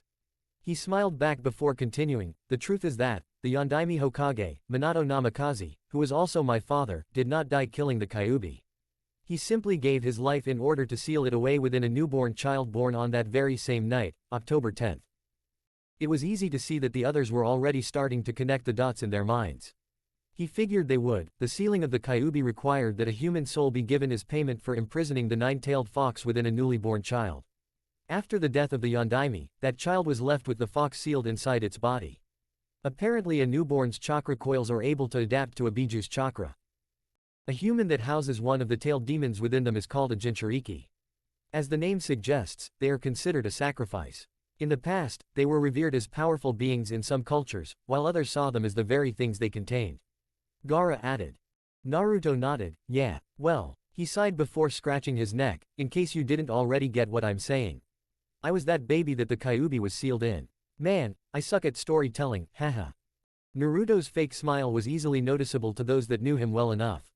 He clearly felt nervous, but this was important to him. I'm not possessed by the fox, and while it has some effects on me, the seal is safely holding it in place. The Yondaime was amazing at Fuinjutsu, so you can all rest assured that it's alright. He looked around at the group, trying to get a grasp of what they may be thinking. I can use the Kyuubi's power, and I have on more than one occasion done just that. Neji, when I fought you, that power that helped me recover from having my chakra blocked off was the Kyuubi's.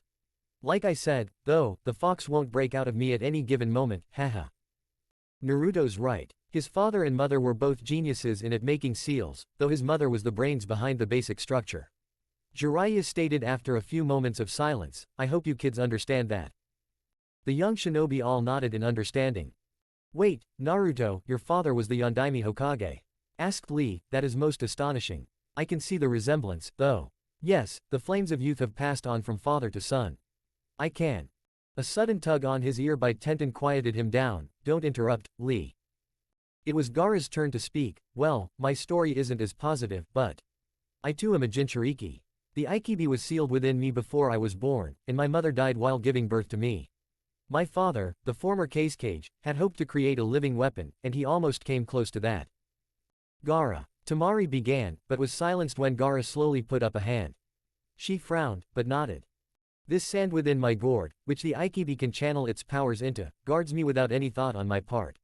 You could throw a shuriken at me from any angle, and the sand would intercept it. Gaara closed his eyes for a moment before continuing, I have managed to reign in the Biju, however, and I am able to go about my life without worry of it being a danger to others.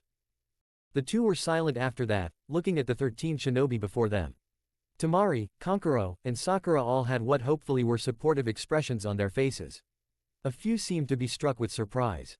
Hinata, who wasn't focusing directly on Naruto or Gaara, was frowning while her eyes were moistening at the corners. Shikamaru had his head down, deep in thought. Ino, who seemed hesitant to speak, raised a hand. Naruto nodded, a smile on his face, Ino. So, you mean, you've both had those Biju in you since birth? More or less, probably a few minutes afterwards in my case. Gaara had his before he was born, as he said. Ino nodded, I guess, that explains why so many of the teachers ignored you in the academy. Much to the surprise of everyone, the Sandaime spoke up at that point, I'm aware of that fact, Ino. It's unfortunate that I had so many shinobi under my command who couldn't see Naruto for who he truly is. A human being. Well, the Yamanaka continued, how come none of us were ever told that Naruto was the Yondaime's son? Hiruzen decided to answer the blonde's other question as well, Unfortunately for Naruto, his father was a very talented ninja who made more enemies than most would like to admit to having. On top of that, he had done some major damage to Iwagakure's ranks during the Third Shinobi War. Naruto's heritage was kept secret to avoid any possible threats from coming up while he was young. Believe me, though, if it wasn't for that, Naruto would have known about his family much sooner than just recently. Oh, Ino seemed to settle for that answer, and looked down. Silence hung in the air again. Naruto felt his hands opening and closing while he felt his throat tightening a bit. Thanks, Naruto. Gaara.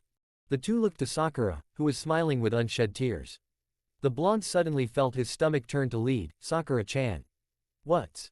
Sakura waved a hand. Sorry, it's just, well, I think we're all a little guilty of being hard on you. I'm just thanking you guys for keeping everyone safe, and protecting Konoha, and, well, everything. That may be true, but Naruto was a bit of a class clown. Shikamaru remarked with a smirk while turning to Naruto, you definitely gave Iruka-sensei trouble. You all did. Ino spoke tersely, especially Kiba and Naruto. Oi, we were kids. Kiba bristled. The group burst into chuckles as Kiba and Naruto both grinned in embarrassment while Shikamaru rolled his eyes, a small smile tugging on his lips. Eventually Tsunade spoke up, now that you have all been informed of this, I'm trusting the lot of you with these two secrets. You're the future of both Suna and Konoha, and as such, it's your duty to do what you can to see that our villages remain strong. Information is a powerful tool in the shinobi world, and there will be those who will seek out Naruto and Gaara. If you encounter such people, you must do what you can to keep these two safe. We're not helpless, Ba-chan. Naruto grumbled.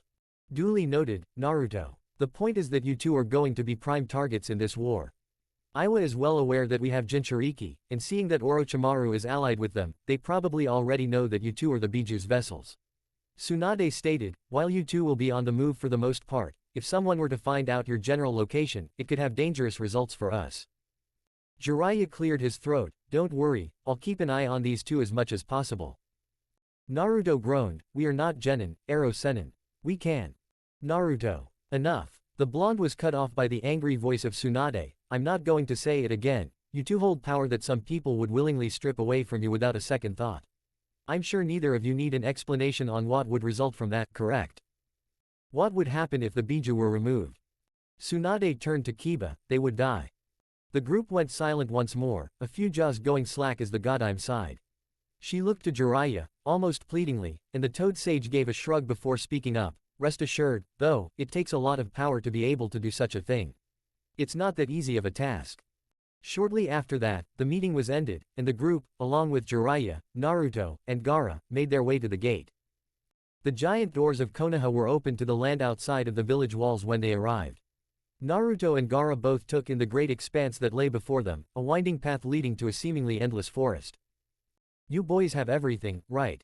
Jiraiya asked, we're not going to make any stops back here once we're on the road, you know.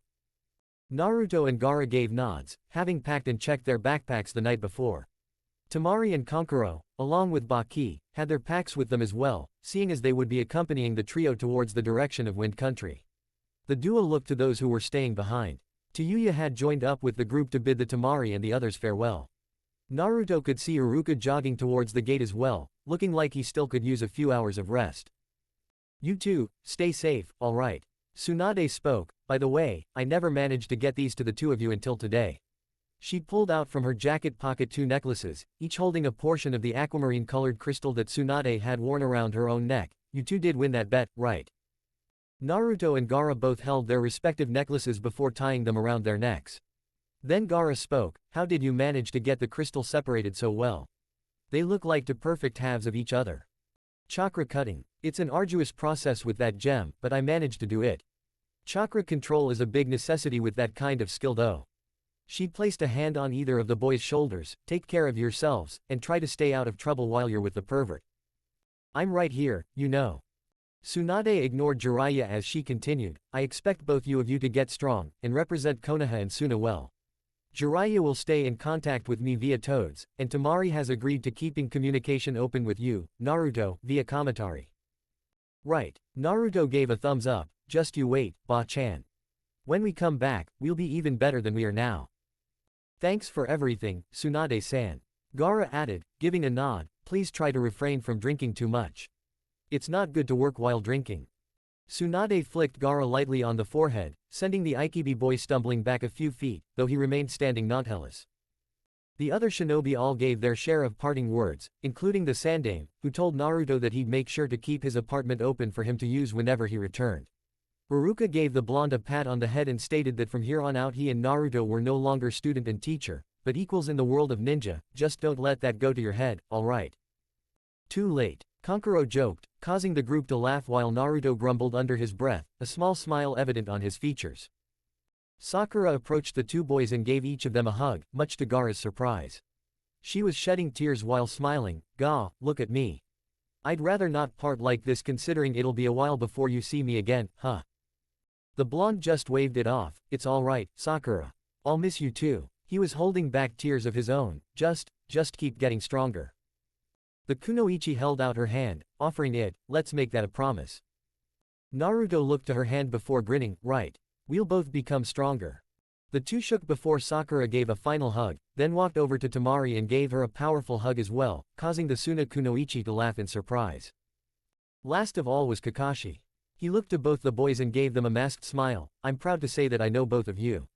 "Naruto." He scratched his head while looking down. "I know I can't really claim to have taught you a whole lot." "It's alright, Kakashi-sensei. I was a pain in the ass at times, I can admit to it, haha." The Junin sighed. "It's still not excusable on my part. Anyway, when you two return, I'll be happy to get back to training you. Gaara, Earth isn't my element per se, but I'm sure there's a thing or two we can learn from each other." "I'd be honored." Gaara gave Kakashi a respectful nod. Kakashi gave the two a final glance before stepping back. "Right. We better not keep you any longer or you've got a long road ahead of you." Jiraiya, Temari, Kankuro, Baki, Gaara, and Naruto all turned towards the gate. Jiraiya let out a deep breath before walking out to the road ahead. Later, Tsunade. "I'll send word when the boys and I have found a place to settle down for a little while." "You better, and don't go spending all your time at the brothels." Jiraiya tensed a bit while laughter could be heard from Naruto. He cast a weak glare towards his pupil, silencing the boy immediately.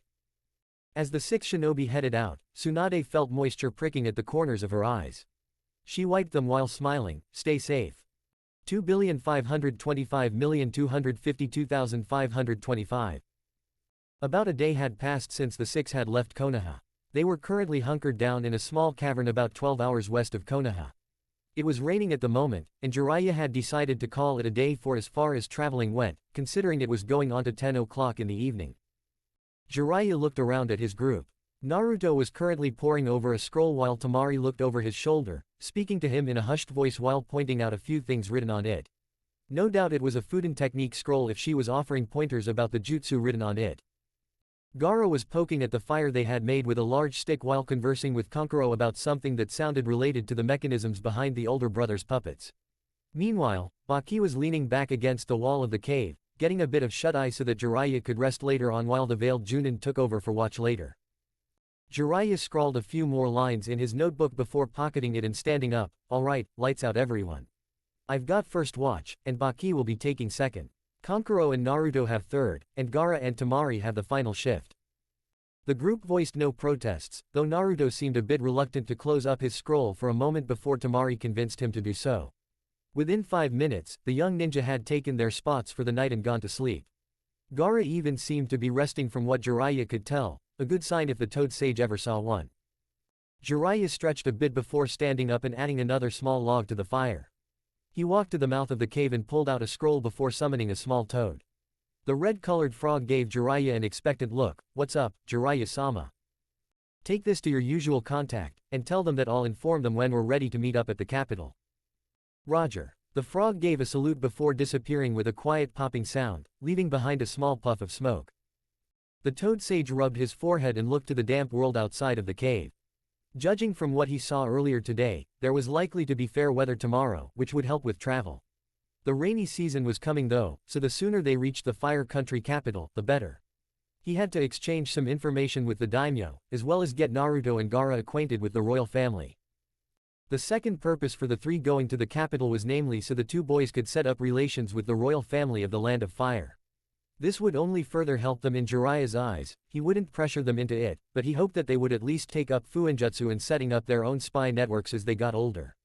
The truth was that the ninja world was always short on spies, and Jiraiya was pretty sure within another decade there would be only a handful of true spies left. While he never enjoyed the line of work, he hoped that by teaching the two boys the tricks of the trade that they'd be the ones to end the majority of the violence in the ninja world. It was wishful thinking, sure, but Jiraiya sincerely believed in the two. They both knew what it meant to trust people, and they were talented when it came to the ninja arts. If anyone could be a spy master, it was those two.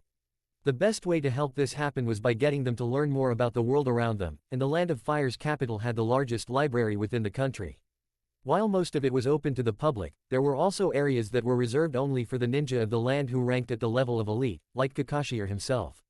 Numerous archives of information that had been acquired over the decades were stored within the vaults of the Fire Country Palace Library, and only the best of the best would ever hope of sneaking into it without getting caught. Looking towards his two sleeping students, Jiraiya smiled. He could already picture the looks on their faces as soon as they laid eyes upon the vast amount of knowledge available to them. The boys absorbed information like sponges with water. It was only natural they'd want to study the scrolls the palace had. With those thoughts fresh in his mind, Jiraiya sat down and opened a small booklet that had all his contacts in it. None of them had real names, which was intentional. The last thing Jiraiya ever wanted was to put his own allies in danger. He made a mental checklist of which ones he had received word from recently, and made sure to contact those that he hadn't heard from in quite a while. He'd also have to start introducing Naruto and Gaara, if they agreed to it, to these spies. Of course, they'd ultimately be in charge of setting up their own spy networks. Jiraiya eventually found it to be time to switch shifts with Baki. He walked over to the veiled Junin from Suna and spoke his name in a calm voice. The Junin stirred, and blinked before nodding. Already my turn. Yep, Kankuro and Naruto will take over for you when your shift's over. Sounds good, the Junin replied as he poked lightly at the fire. With that taken care of, Jiraiya slumped down against the cool stone walls, the warmth of the fire comforting him as he dozed off. 2,525,252,525. The group soon found themselves at the point where they would be parting. 2 more hours west from them was river country, and about a half-day's worth of travel northeast was the capital. Time was of the essence right now, so Jiraiya unfortunately had to rush the boys during their goodbyes. Well, Naruto began as he and Temari faced each other. I guess this will be the last time we see each other for a while. Temari smiled. Hey, don't get all depressed on me now. We'll still keep in touch through Kamatari. Besides, I think Jiraiya said he'd be stopping through wind at some point. Naruto nodded, a small smile of his own forming. Yeah, that's true. He and Temari embraced for a few moments. I'm going to miss you, Temari. Take care of yourself. Hey, that's my line. Temari joked, holding back the moisture building up in the corners of her eyes. Look after Gaara for me. I'm sure he'll be doing the same for me, Temari. He looked up to the taller Kunoichi. We'll be alright, okay. Right. Temari planted a chaste kiss on his lips before letting go. Let me know when you guys reach the capital. I will. The two walked back to the small clearing where the others were waiting. Jiraiya had a small smirk on his face, directing it towards Naruto, who merely rolled his eyes in response. Baki looked to Kankuro, who gave a nod, then to Temari, who did likewise. Well, I guess this is where we part ways. Naruto grinned to the Suna Junin. Thanks for everything, Baki-sensei. I'll keep working on the falling falcon style while I'm traveling. Baki smirked while approaching both Gaara and Naruto, placing a firm hand on either of their shoulders. Good luck to you too. I look forward to seeing you both when you stop by in Sunagakure during your travels, alright?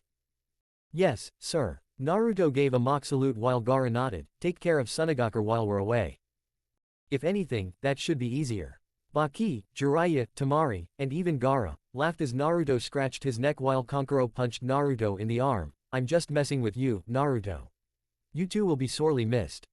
Thanks, Kankuro. Let me know if you find out anything else about those Fuinjutsu scrolls for me. Jiraiya and Baki shared a look of interest before the sage spoke. Fuinjutsu scrolls.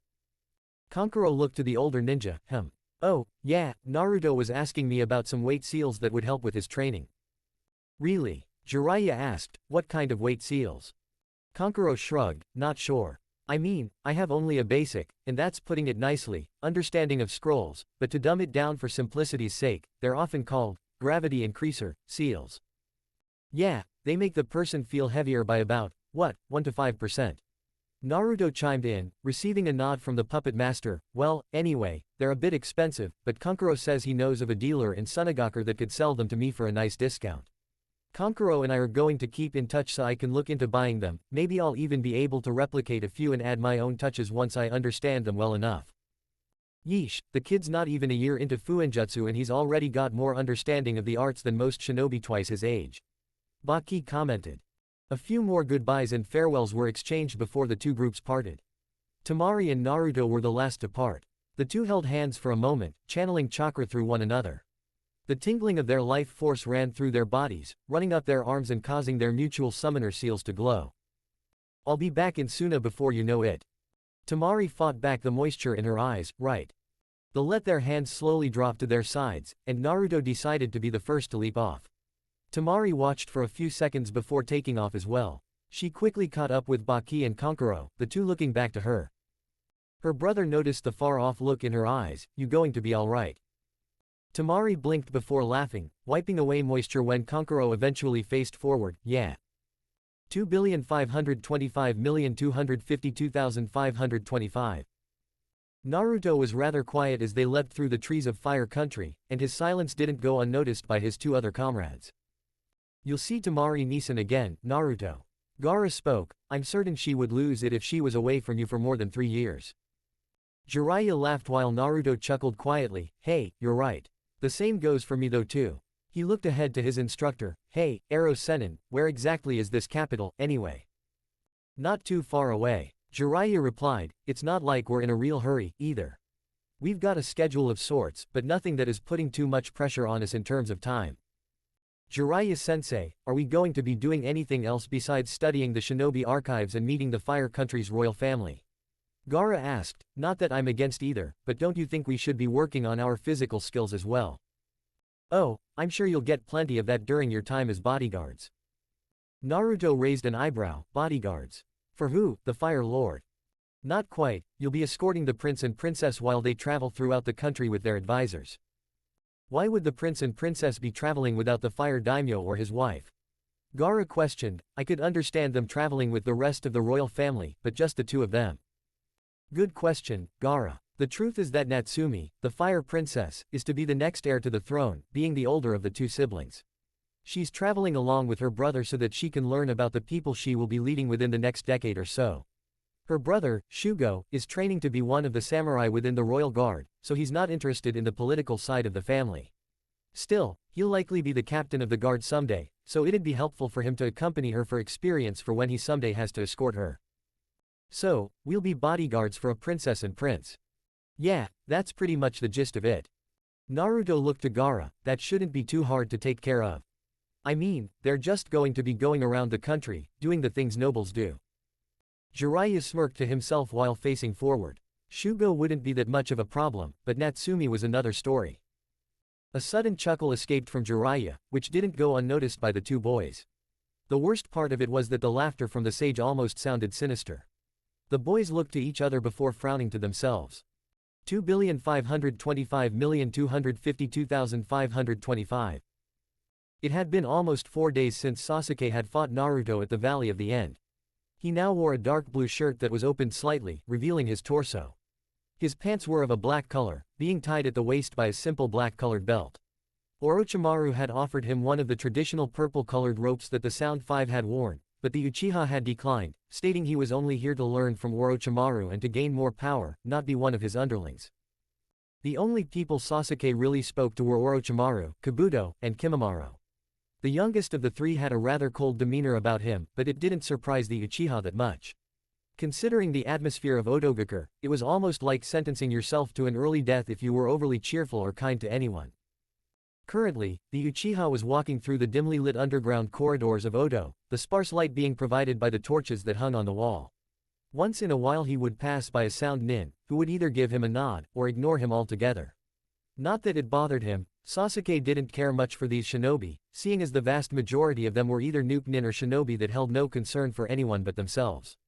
Sure, there was the rare young genin or chunin who had taken up the way of shinobi to provide for his or her family, or because they wanted to make themselves useful in the eyes of their bloodthirsty leader. No doubt Orochimaru had a considerable amount of people indebted to him. Excuse, Sasuke-sama. Sasuke closed his eyes while letting out an annoyed sigh. That was another thing. Everyone was treating him like a noble. No doubt it was Orochimaru's influence that was the cause of this, but it didn't sit well with Sasuke. Turning around, Sasuke found himself face to face with a kunoichi that had hair and eyes of a strikingly bright red color. She wore spectacles and wore a loose-fitted shirt of a similar dark blue with a mesh shirt underneath, and tan pants that reached to her knees. He recognized her face as one of the shinobi that had been working in Orochimaru's research facility. Sasuke grunted, studying the young woman. The kunoichi blushed a bit as she looked away. Well, I'm Karen, and Orochimaru assigned me as your guide. I was told you haven't been given a proper tour of. Not interested. Sasuke interrupted, turning around and continuing down the corridor. The last thing he needed was someone hovering around him while pointing out the bleak surroundings of the poor excuse of a ninja village. In truth, he was more interested in seeing the nearby village where the normal citizens lived. He was thinking of maybe buying a few groceries with the little money he had carried along with him. Oh, I see. Well, if you do wish to get a tour of our village, I'll be in the research lab. You know where that is, right? Yeah. Karen frowned. So far she had made herself look like a complete idiot. She had been recruited by Orochimaru no more than 2 months ago, but she had already memorized the entire shinobi village layout. When Orochimaru had told her this morning that she was to personally give the Sasuke Uchiha a tour of Odo, she had almost lost it. She had seen the Konoha prodigy during the second part of the Chunin exam, and his face had been imprinted in her mind ever since. He had saved her from a large bear when she had gotten separated from her team before getting lost in the forest of death. He had been looking for one of the other scrolls needed to complete the test, but she didn't have one. His smile had been. She shivered quietly. He was like an Adonis among shinobi, with his smooth, jet-black hair, his piercing gaze, his flawless. Hey, Karen. Karen snapped out of her daydreaming. Oh, sorry, Sasuke-sa. Drop the sama, it's annoying. Sorry, I didn't know. Karen adjusted her glasses while looking away. Whatever, anyway, do you think you could give me a tour of the nearby village? That place looks at least halfway inviting. Karen gave Sasuke a look of disbelief. You mean that village full of civilians? I guess. Orochimaru never said anything about me not giving you a tour outside of Odogakure, so. She smiled. I'd be happy to, Sasuke. Thanks. Karen beamed as Sasuke gave her a small smile of his own. Oh, it's no problem. I could stand to get some fresh air myself. Sasuke and Karen soon found themselves walking up a flight of stairs leading to a door that was presumably one of the numerous hidden entrances to the Hidden Sound Village. They exited the doorway, and found themselves underneath a tree that had its roots sticking above the ground. Walking out from the cover of the gigantic tree, Sasuke followed Karen as she guided him through the forested area that expanded over Odogakure. Eventually the two reached the edge of the forest, and the two could see a small dirt road leading down to the village that Sasuke had been interested in. Ishidani no Sato was a rather small village, its population just above 100 citizens in size. Its main income came through the growth of rice and breeding of livestock. Due to the protection that Orochimaru provided, the townspeople had no need to worry about raiding parties that other villages in more remote parts of the rice country dealt with. Within 15 minutes the two were walking through the stone arch entrance, and walked into what was clearly the market area of the village. The Uchiha walked past a few of the vendors, Karen following behind, curious as to why he wished to come to some small civilian village. Sasuke eventually stopped at a booth run by a middle-aged woman who was selling various produce that appeared to have been grown from her own garden. How much for a bag of tomatoes? The Uchiha inquired as he inspected the red fruit with a scrutinizing eye. He held the fruit in his hand while digging in his pocket for what little money he had on him. You're the first customer I'd have today, so I'd be willing to give you a discount. How does 375 ryo sound to you? Sasuke looked over his money and gave a nod. Sounds fair to me. He handed her 400 ryos worth of bills, and told her to keep the change. He picked out one of the bigger tomatoes from the bag, and looked to Karen, hungry. Karen smiled while giving a nod. I was going to get something to eat later, but if you're offering.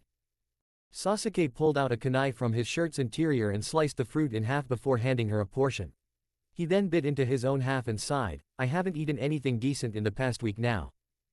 Really? I half expected Orochimaru-sama to be feeding you, seeing as you're his pupil and… I'm not his pupil. I'm merely here to get stronger, that's all. He can offer me that. Karen noticed the icy tone he took at the mention of the snake summoner. She raised a hand, waving it apologetically. Sorry. I didn't know that you… Don't worry about it, now you know. Sasuke looked around the village before he continued, how does Orochimaru treat these people? I know he offers them protection, but I'm sure there's a price, right? Well, Karen shrugged while taking another bite out of the tomato, as far as I can tell, he leaves them to their own business. I mean, this place does give us a good portion of the food our shinobi eat, and all they ask from us is that we patrol their village area and keep them under our protection in return. So he doesn't hold that over their heads, does he? Karen chuckled, surprisingly, no. Though, that's just me talking. I'm sure someone has more to say about the matter, but I don't. Aren't you also one of the jailers for his prison? The redhead nodded, yes, but I try to avoid that area as much as possible. She took off her glasses for a moment and wiped them off with her shirt sleeve before placing them back on. That place is full of things I'd rather not see if I could help it. You don't say, Sasuke commented. Let's just say that it's better to not get caught by Oto forces if you can help it. Hell, death would probably be a better alternative in most cases. She shuddered a little, it's not necessarily Orochimaru that I'd fear though. Really? No, Orochimaru at least kills his victims. Kabuto on the other hand. She let the sentence hang in the air, Sasuke catching her drift and silently nodding. The two continued their impromptu tour, Karen pointing out what few things she believed were worth noting about the place. The mayor's house, the local law enforcement station, the festival grounds, and even the small shrine that apparently had been around since the founding days of the little village. It was close to evening by the time the two decided to return to Otogakure, both of them feeling that it was better to be there before Orochimaru grew curious as to why they were spending so much time at a small little village like Ishidani. Karen, Sasuke began as the two parted down separate hallways, thanks for the tour. Karen laughed quietly, I didn't really give you much of a tour, to be honest. It was more like we just walked around aimlessly. Well, thanks anyway. He paused for a moment, I'd be interested in learning about what the research facility has next time. He turned and continued down the dark hall. Karen felt her heartbeat quicken ever so slightly, Sasuke thanked her. He seemed like he had a genuinely good time. He was hard to read most of the time, but he at least didn't act as hostile as he appeared be. Part of her wondered why he had taken such an interest in the village down the road, but when she questioned him about it, he merely shrugged his shoulders while not giving an audible reply. She didn't pry any further. Perhaps he was just like her, he wanted to get some fresh air as well. She brushed back a strand of hair while heading down the hall to her own quarters.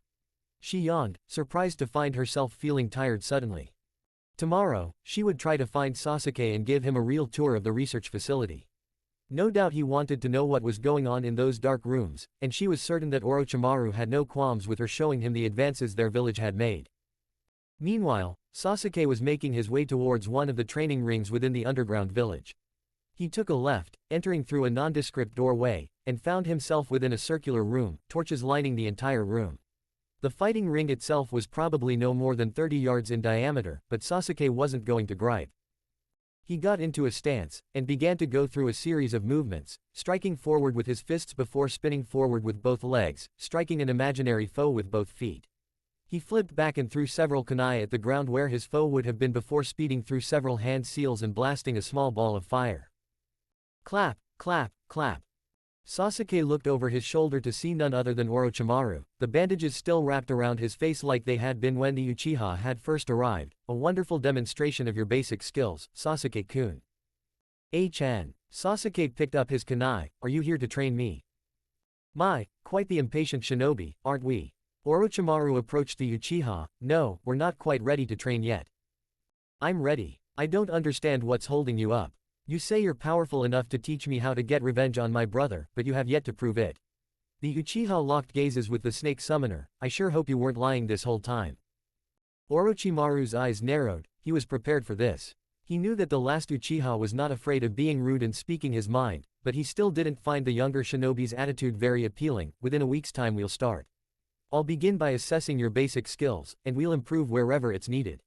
We'll also work on the Sharingans. No. Orochimaru frowned, though his bandages kept his face hidden, no. I don't need you helping me with my clan's bloodline. I know enough about it already. I'll train myself on my own time in how to use the Sharingan. The Uchiha didn't sound like he was leaving the topic up for argument. Very well, then, I can respect a person's need to keep a few secrets to themselves. I suppose after we get the basics down, we can begin your training in Kenjutsu. Sasuke's eyebrows rose slightly, Kenjutsu. Yes. The use of the sword is actually one of my specialties, and I can already tell you have a vast potential in that field of combat as well. Hissed Orochimaru, first we'll see where you stand. I'm certain it won't be that hard to get you up to speed with my training, however. I think it's pointless, but if it helps me get you to train me, fine.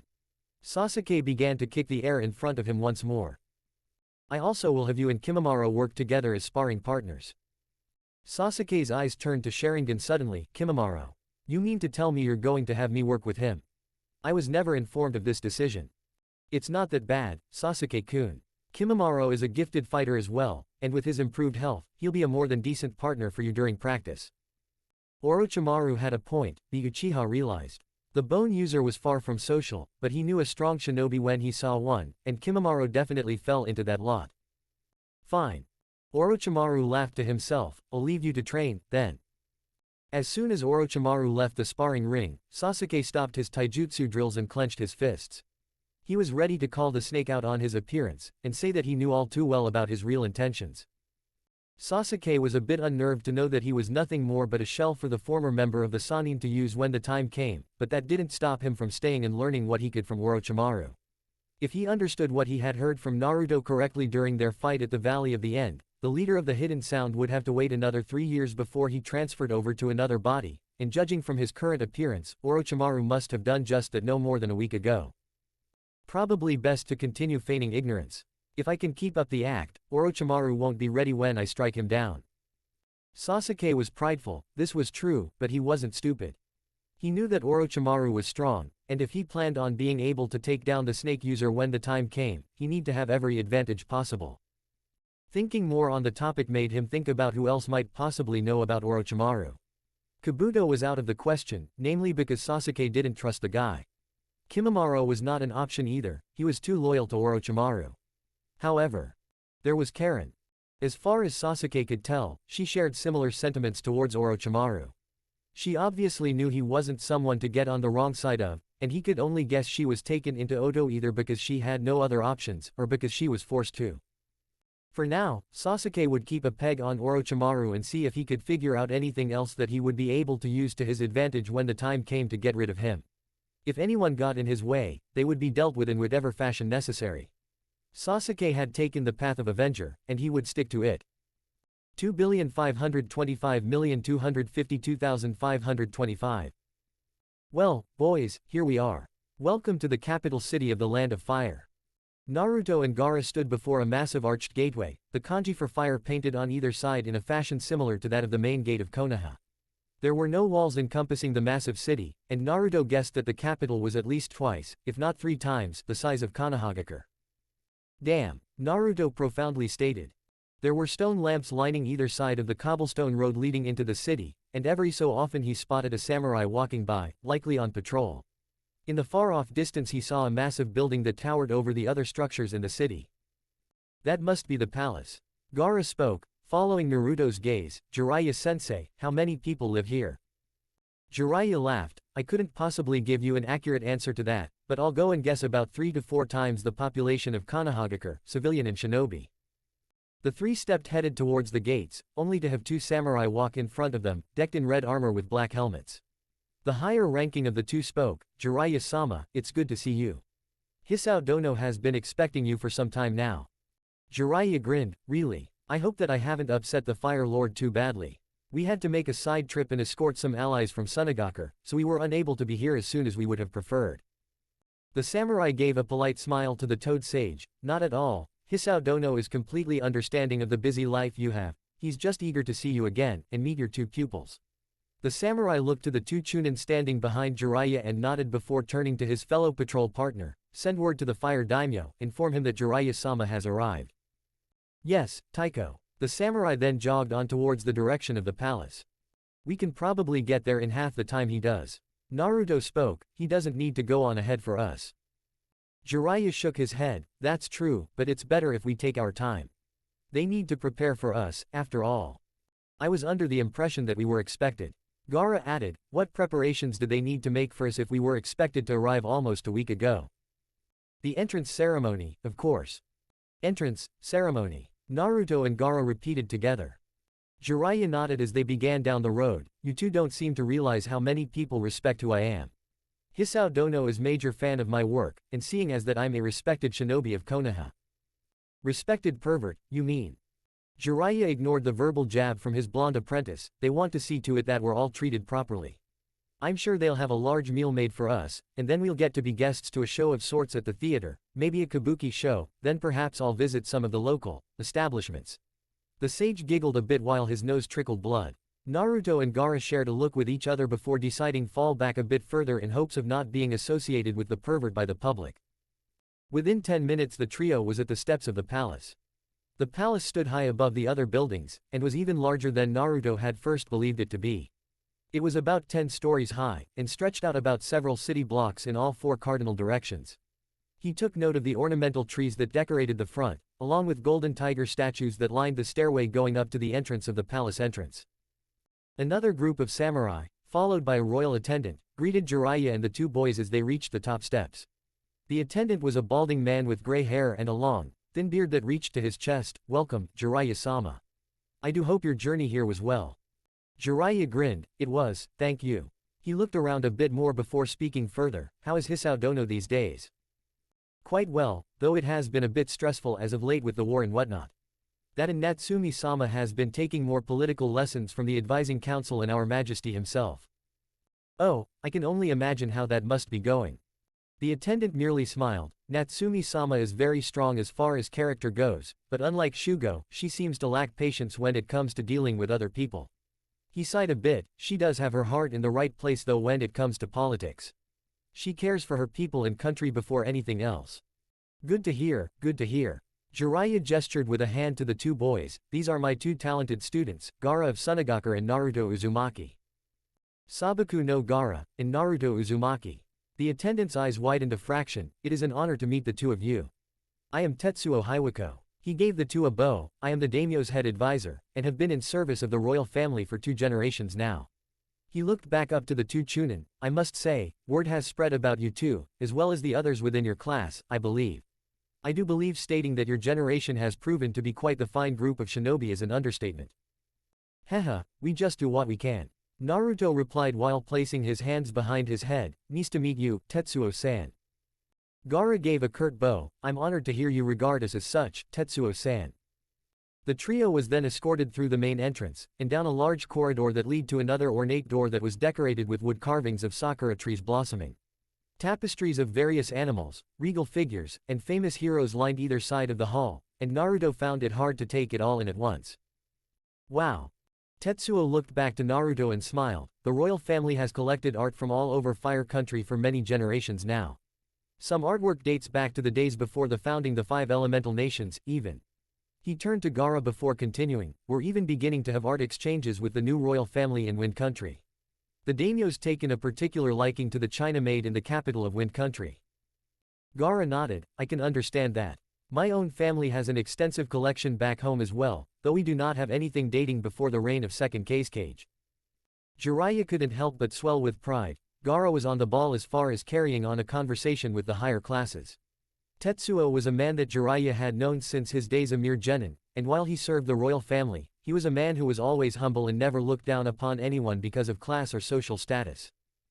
Really? What about paintings? Gaara shook his head. Not too many, to be honest. Temari Nisan has a few paintings depicting the Wind Maidens according to various stories, but nothing else as far as I know. My brother isn't much of an art collector either, but he does know a lot about woodwork. Tetsuo gave a laugh. Well, should I ever find myself in Sunagakure, I'll be sure to take a look at the paintings. The Wind Maiden folklore is something I've always enjoyed reading about. They were soon at the giant wooden doors, and Tetsuo turned to face the 3 ninja. Give me a moment. He opened the doors enough so that he could walk through. Several servants held the doors open a crack, likely so Jiraiya and the 3 would be able to walk through side by side when opened fully. Tetsuo's voice could be heard. Hisao Dono, Shijimi-sama, they're here. Ah, do let them in, spoke a man's voice. Yes, my lord. Tetsuo cleared his throat. I present to you Jiraiya-sama of the Sannin, Naruto Uzumaki, and Sabaku no Gaara. Alright, that's our cue you two. Jiraiya stated. The doors opened fully, and the 3 were welcomed by almost 50 samurai dressed in ornate armor, several dozen royal servants, and the royal family. Seated in the center was the fire daimyo and his wife, Madame Shijimi. To the fire daimyo's right was Natsumi, the fire princess, and on Madame Shijimi's left was Shugo, the fire prince. "Oh, I told you that I was right, Hisao. That boy had helped me find my dear sweet little Tora," spoke Madame Shijimi. "Tora?" Gaara questioned in a whisper, Naruto being the only one who heard. "Stupid cat," Naruto grumbled quietly. Gaara decided not to question further on the matter. The three ninjas stopped a few meters away from the royal family, Jiraiya giving the most polite gesture he could muster, which was the equivalent to a very slow and deliberate nod in everyone else's eyes. Gaara and Naruto each gave curt bows, taking Jiraiya's gesture as their cue to do something similar. It was the royal family, after all. "Jiraiya, it's been too long since you've visited the capital." The daimyo stood up. "Am I correct to assume you'll be staying for an extended period of time?" The Toad Sage smiled, going back to his relaxed demeanor. "Yeah, these two are going to be hitting the books in Palace Library if you don't mind. I sent you a scroll not too long ago, and it sounded like you had no objections to that. I figured they could learn a few things while we're in the area. That and the two need more experience in the politics of the 5 elemental countries, so what better way to learn than through travel while escorting royalty?" "Wait, you mean to tell me that those two are my so-called elite bodyguards that I'm to have escorting me throughout Fire Country?" Naruto and Gaara looked towards the Fire Princess, who appeared to be unamused by this information. She had a rather bored expression on her face, and looked like she would rather be somewhere else at the moment. Jiraiya seemed unaffected by her rather upset tone. "Natsumi Haim. My, you've grown up since I've last seen you." Natsumi gave the older shinobi a rather annoyed look. "I see you've grown more lecherous since I've last spoken to you. Your book series is truly a mar to Konohagakure's reputation. I don't know why you're allowed." "Natsumi-chan, that's enough," spoke Hisao. "Jiraiya-sama is to be treated as a guest, and you will do as such, understood?" Natsumi scowled, but kept her dignified air about her, sitting up straighter and sighing, "Yes, father." Hisao shook his head before looking to the sage. "I apologize. Natsumi's been a bit short in temper lately, though it's understandable with the increased amount of time she's dedicating to learning the ways of politics." "I'm not short in temper, father. I just don't agree with the idea of having two inexperienced shinobi escorting me while I..." "Actually, Natsumi Haim, these two are part of the group of shinobi that helped stave off Orochimaru's attack on Konoha not too long ago. In fact, Naruto even went toe-to-toe with the snake himself." Natsumi didn't bat an eyelash. "From what I've heard, the Sandaime was there as well. I'm certain that he did most of the work in that fight." Naruto, meanwhile, was grinding his teeth. He had learned gloating over your own achievements was far from admirable, but that didn't change the fact that he hated being looked down upon.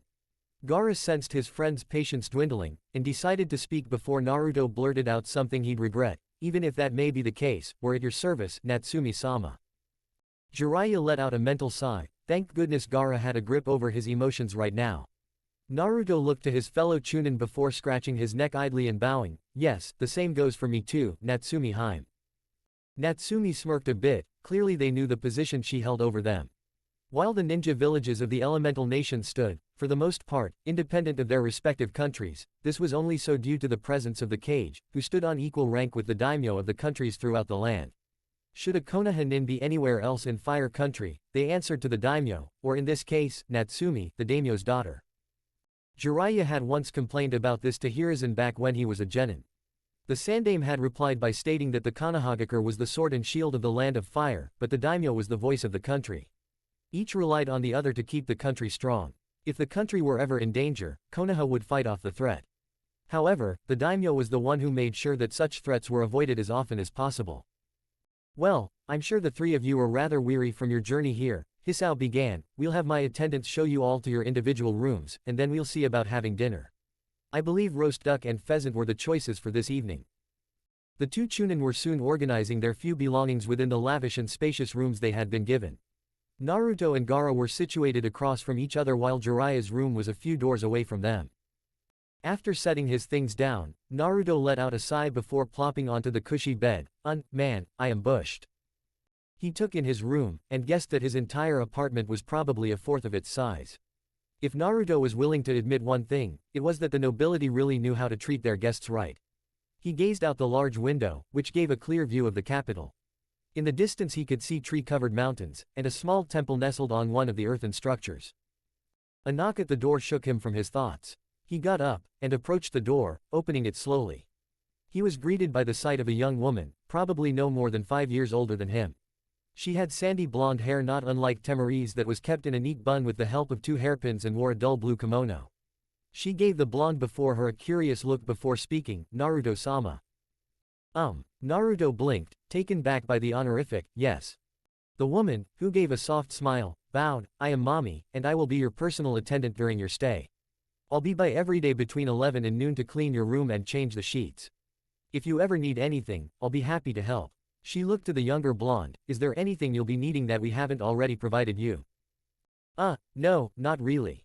This place is awesome. He grinned while looking around the room a bit more, you can extend my thanks to the daimyo for the great place, if you want. Of course, she bowed, I was told by Hisao Dono to inform you that dinner will be ready in 1 hour. Any dress code I should worry about? Naruto asked, hoping that such a thing wasn't the case. No, but if you feel the need to, there should be some clothes in the wardrobe closet that you are free to wear. She leaned a bit closer before speaking, off the record, dressing for dinner is always appreciated by the Fire Lord. Hey, thanks mommy-chan. You're quite welcome, Naruto-sama. Oh, and Naruto's just fine. I'm not a big fan of formalities. The attendant blinked before nodding, if that is what you wish, I have no qualms with that request. She gave another smile before taking a step back, I'm sure I'll see you later then, Naruto. Naruto gave a nod to the girl before she left, and went to his closet that mommy had mentioned to him just moments ago. He slid open the door, and looked through the various formal wear before his eyes locked in on an orange and black men's kimono, sweet. 2,525,252,525. Itachi stood in the unlit room of a small apartment within Takigakure. He flicked his ninjutsu once, crimson flying off its edge and onto the wooden floor. He had just decapitated another hidden waterfall Junin, and as far as he was aware, the last of the suspected traitors. He sealed away the severed head of the Junin, and calmly exited the house via bedroom window. The Junin hadn't expected him, so he had been unable to put up a fight against the Uchiha. He leapt off the ledge of the window, and jumped through the trees of the small ninja village, avoiding the patrolled teams as he did so. He landed on the ground outside of the village boundaries and took off his Akatsuki cloak and ring before removing his headband. He then pulled out another sealing scroll and placed said articles inside it before summoning another set of clothes. He now wore over his black shirt a jet black cape, shin guards, and fingerless gloves. He looked around before pulling out a roll of parchment. He tore off a segment and scribbled a few words before summoning a small crow. The black-colored bird gave a soft caw before letting Itachi tie the message to its leg. It bobbed its head once before looking to the Uchiha, as though waiting for the nuke nin to say something. The mission was a success, in case you were wondering. He pulled a rice cracker out from his pouch and held it out. The bird's onyx eyes looked up to Itachi before plucking the cracker out of his hands and eating it. Itachi smirked a bit, good luck, and please deliver that as soon as possible. The crow cocked its head to the side once more before giving a caw and disappearing in a puff of smoke. Itachi then turned south, and leapt off into the night. By the time his contact got the message, he'd be within the borders of Fire Country. Honestly, he was looking forward to the upcoming task at hand. Namely because it would give him a break from the typical assassination work that he was always given. If all went as he hoped, he'd finally get a chance to befriend the boy that he had known since he started his career in Anbu. 2,525,252,525. From what it sounds like, Hokage-sama, you simply wish for me to watch over Naruto Uzumaki, correct? Hiruzen Sarutobi smiled while tapping the burnt tobacco out of his pipe, correct, Itachi. I feel that you are more than qualified to keep the boy company. You are an older brother, after all. Itachi was quiet for several seconds before he spoke, that doesn't necessarily mean I'm a good brother, Hokage-sama. The Sandaime raised an eyebrow before frowning inwardly. Itachi was a wonderful boy, but due to his position in the Uchiha clan, he had little time to live a life that a boy his age should lead. He was a shinobi, yes, but even the young male shinobi of Konoha were given time to relax and enjoy the simpler things in life once in a while. I know for a fact that Sasuke looks up to you, Itachi, even if you may think otherwise. Again Itachi was quiet. He continued to remain on one knee as he looked up to the elderly shinobi before him. So, is it true that Uzumaki lives in an apartment by himself? Yes, the village provides him with a weekly amount from stipends provided to village orphans, but he still is too young to be living on his own. It's only because of the Anbu, myself, and those that see past the Kyuubi that he is managing to live such a life. Itachi was informed of the Kyuubi and Naruto's status as the Demon Fox's container the day he was inducted into Anbu. Hiruzen suspected that he'd soon be a captain, but for once he felt that letting Itachi take things slow was the best choice. When do I start? Today would be fine, actually. The Sandaime answered, it's currently 7 in the morning, Naruto will be awake soon. Perhaps you could visit him. It's summer, so I believe he's got plenty of free time on his hands. Itachi stood up and gave a quick bow. Very well, Hokage-sama. He pulled down his Anbu mask and disappeared in a puff of smoke. No more than 5 minutes later Itachi was landing on the roof that was Naruto's apartment. He landed on the ground in front of the steps leading up to the apartment flat belonging to blonde-haired boy. He had been given the boy's flat number the day he had been made an Anbu just in case there was problems relating to the orphan. He had come to learn that the vast majority of Anbu actually liked the kid, especially the Anbu that had known him since he was first given his own apartment.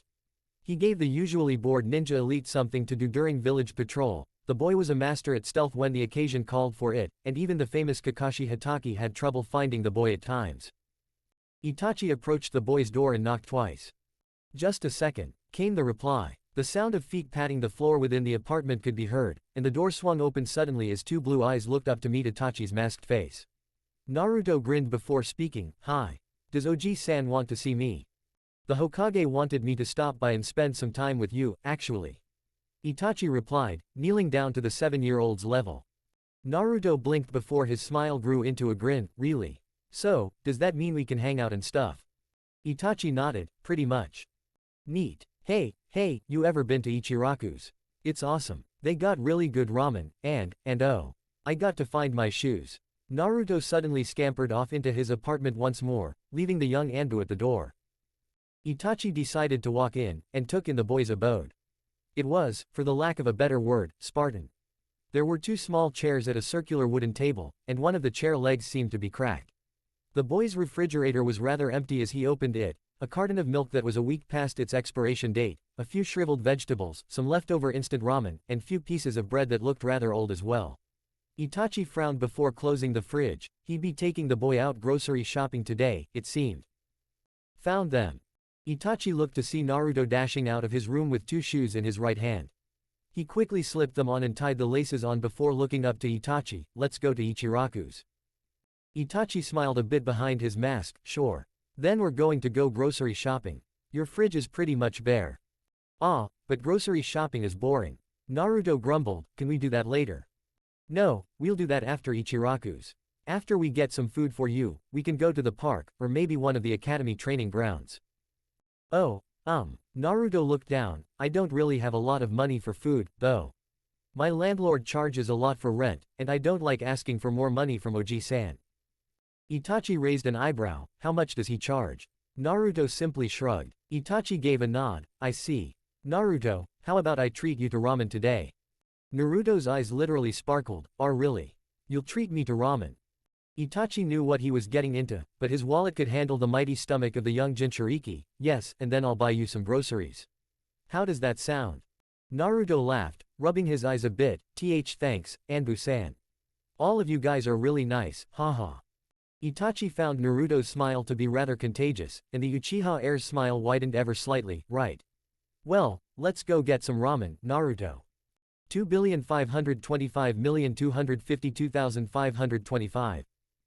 Itachi had been Naruto's personal bodyguard since then, along with a few other Anbu that the Hokage trusted well enough to care for the boy. Itachi managed to persuade the landlord into lowering the boy's rent down to the normal rate for young shinobi, and also instructed Naruto on what one should have in their fridge aside from ramen and old milk. After that summer, he was assigned Anbu captain rank, and a few months later the Uchiha massacre occurred. Looking ahead, Itachi noticed the forest was starting to thin. He pulled out a bandana from his pocket and tied it around his face before continuing through the forest. Eventually he was forced to land on the ground and continue through an expansive grassland. By tomorrow, he'd be in the land of fire, and he'd likely get a message from Jiraiya by then. For now, he'd lay low, keep to himself, and play the role of the wandering vagabond. Within a month's time, he'd hopefully begin tutoring both Gaara and Naruto on what they would need to know if they planned on defending themselves against Akatsuki. This was Itachi's true goal. He wished to not become powerful and test his limits like he had said to Sasuke, but to take down Akatsuki once and for all. No, in reality, he was a spy for Konoha, working as the eyes and ears for Jiraiya within Akatsuki. He had seen and heard of the two boys' feats through whispers and rumors, and he truly believed that the two Jinchuriki were capable of stopping the organization once and for all. Then, after it was all said and done, maybe, just maybe, he'd be able to face his brother once more. 2,525,252,525. Ooh. The Karasu clan. Itachi Uchiha is the sole summoner of the relatively young Karasu clan, which had been discovered by him shortly after he became a missing nin. The Karasu clan specializes in stealth and reconnaissance, and a few of the birds are even capable of jutsu. Their leader is actually a raven named Kurotaisei, and who is talented in genjutsu, much like Itachi, as well as kenjutsu. The Karasu clan chose Itachi as their summoner after monitoring him for some time during his time in Konohagakure and realizing just how dedicated he is to the village. Kurotaisei also feels strongly in defeating Akatsuki, feeling that the organization would bring great imbalance to the world if they should succeed in their plans. The following is a brief story of his first encounter with the Karasu clan. Ooh. Itachi had been a nuke nin for a little more than 3 weeks, joining Akatsuki upon the request of Madara. Currently, he was in grass country, having just finished a job for his new organization. He was taking a brief rest on a fallen log when he noticed a small crow landing beside him. The Uchiha studied the black-colored bird and offered it a rice cracker from a bag he had been carrying in his rations pouch.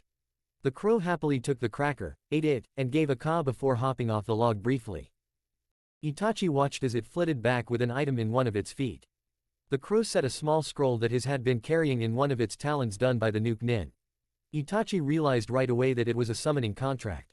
Unsure of what to make of the mysterious crow, he unfurled the scroll only to see that none had signed it before him.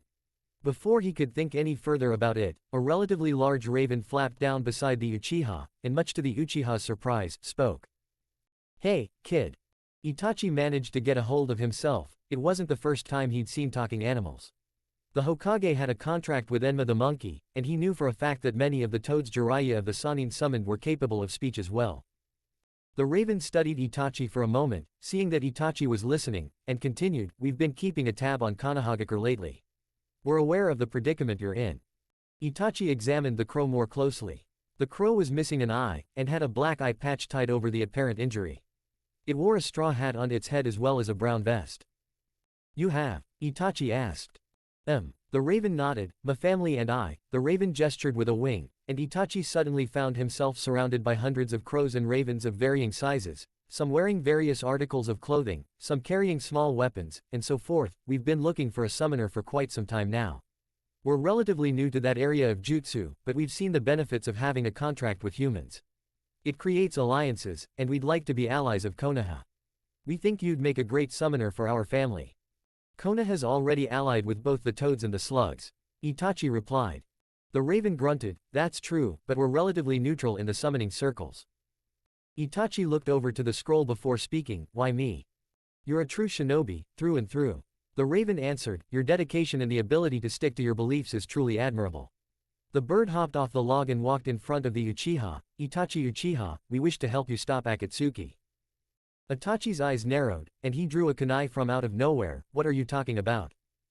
A few of the crows and ravens began cawing while some of the birds carrying weapons prepared to attack. The apparent leader simply raised a wing. "Stand down. He hasn't attacked me."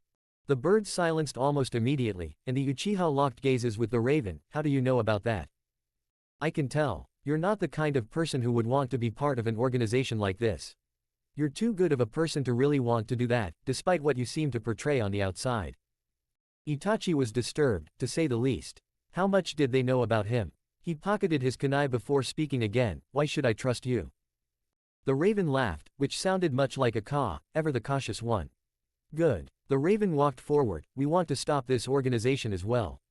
We've seen what that Madara has done. I've got family throughout the world, and they've told me about what he's done. His history is a dark one, to say the least." Itachi frowned, looking at the blank scroll. "If I sign this, is it really possible for your clan to help me? What do you specialize in?" "We specialize in spying, namely. Everyone you see here has been trained in the art of reconnaissance, and we're capable of blending in with the shadows, or just becoming a part of the background. Besides, who honestly believes that a crow would be capable of jutsu?" The raven chuckled as Itachi gave a nod of understanding. "So, what do you say, Itachi Uchiha?" Itachi thought about it. He was, in essence, alone. Madara seemed to be aware of the hatred Itachi had towards him, but neither of the two were willing to make a move against each other.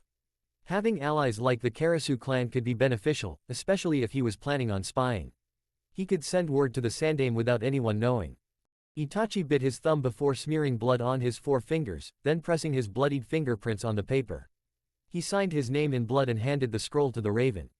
The one-eyed raven gave what appeared to be a smile. "You have our loyalty, Itachi Uchiha." He gave a bow before looking back up. "Oh, almost forgot." He extended a wing towards the Uchiha, the name's Kurotaisei. Itachi took the crow's wing and shook it lightly. And so ends the tale of how Itachi became the sole summoner of the Karasu clan.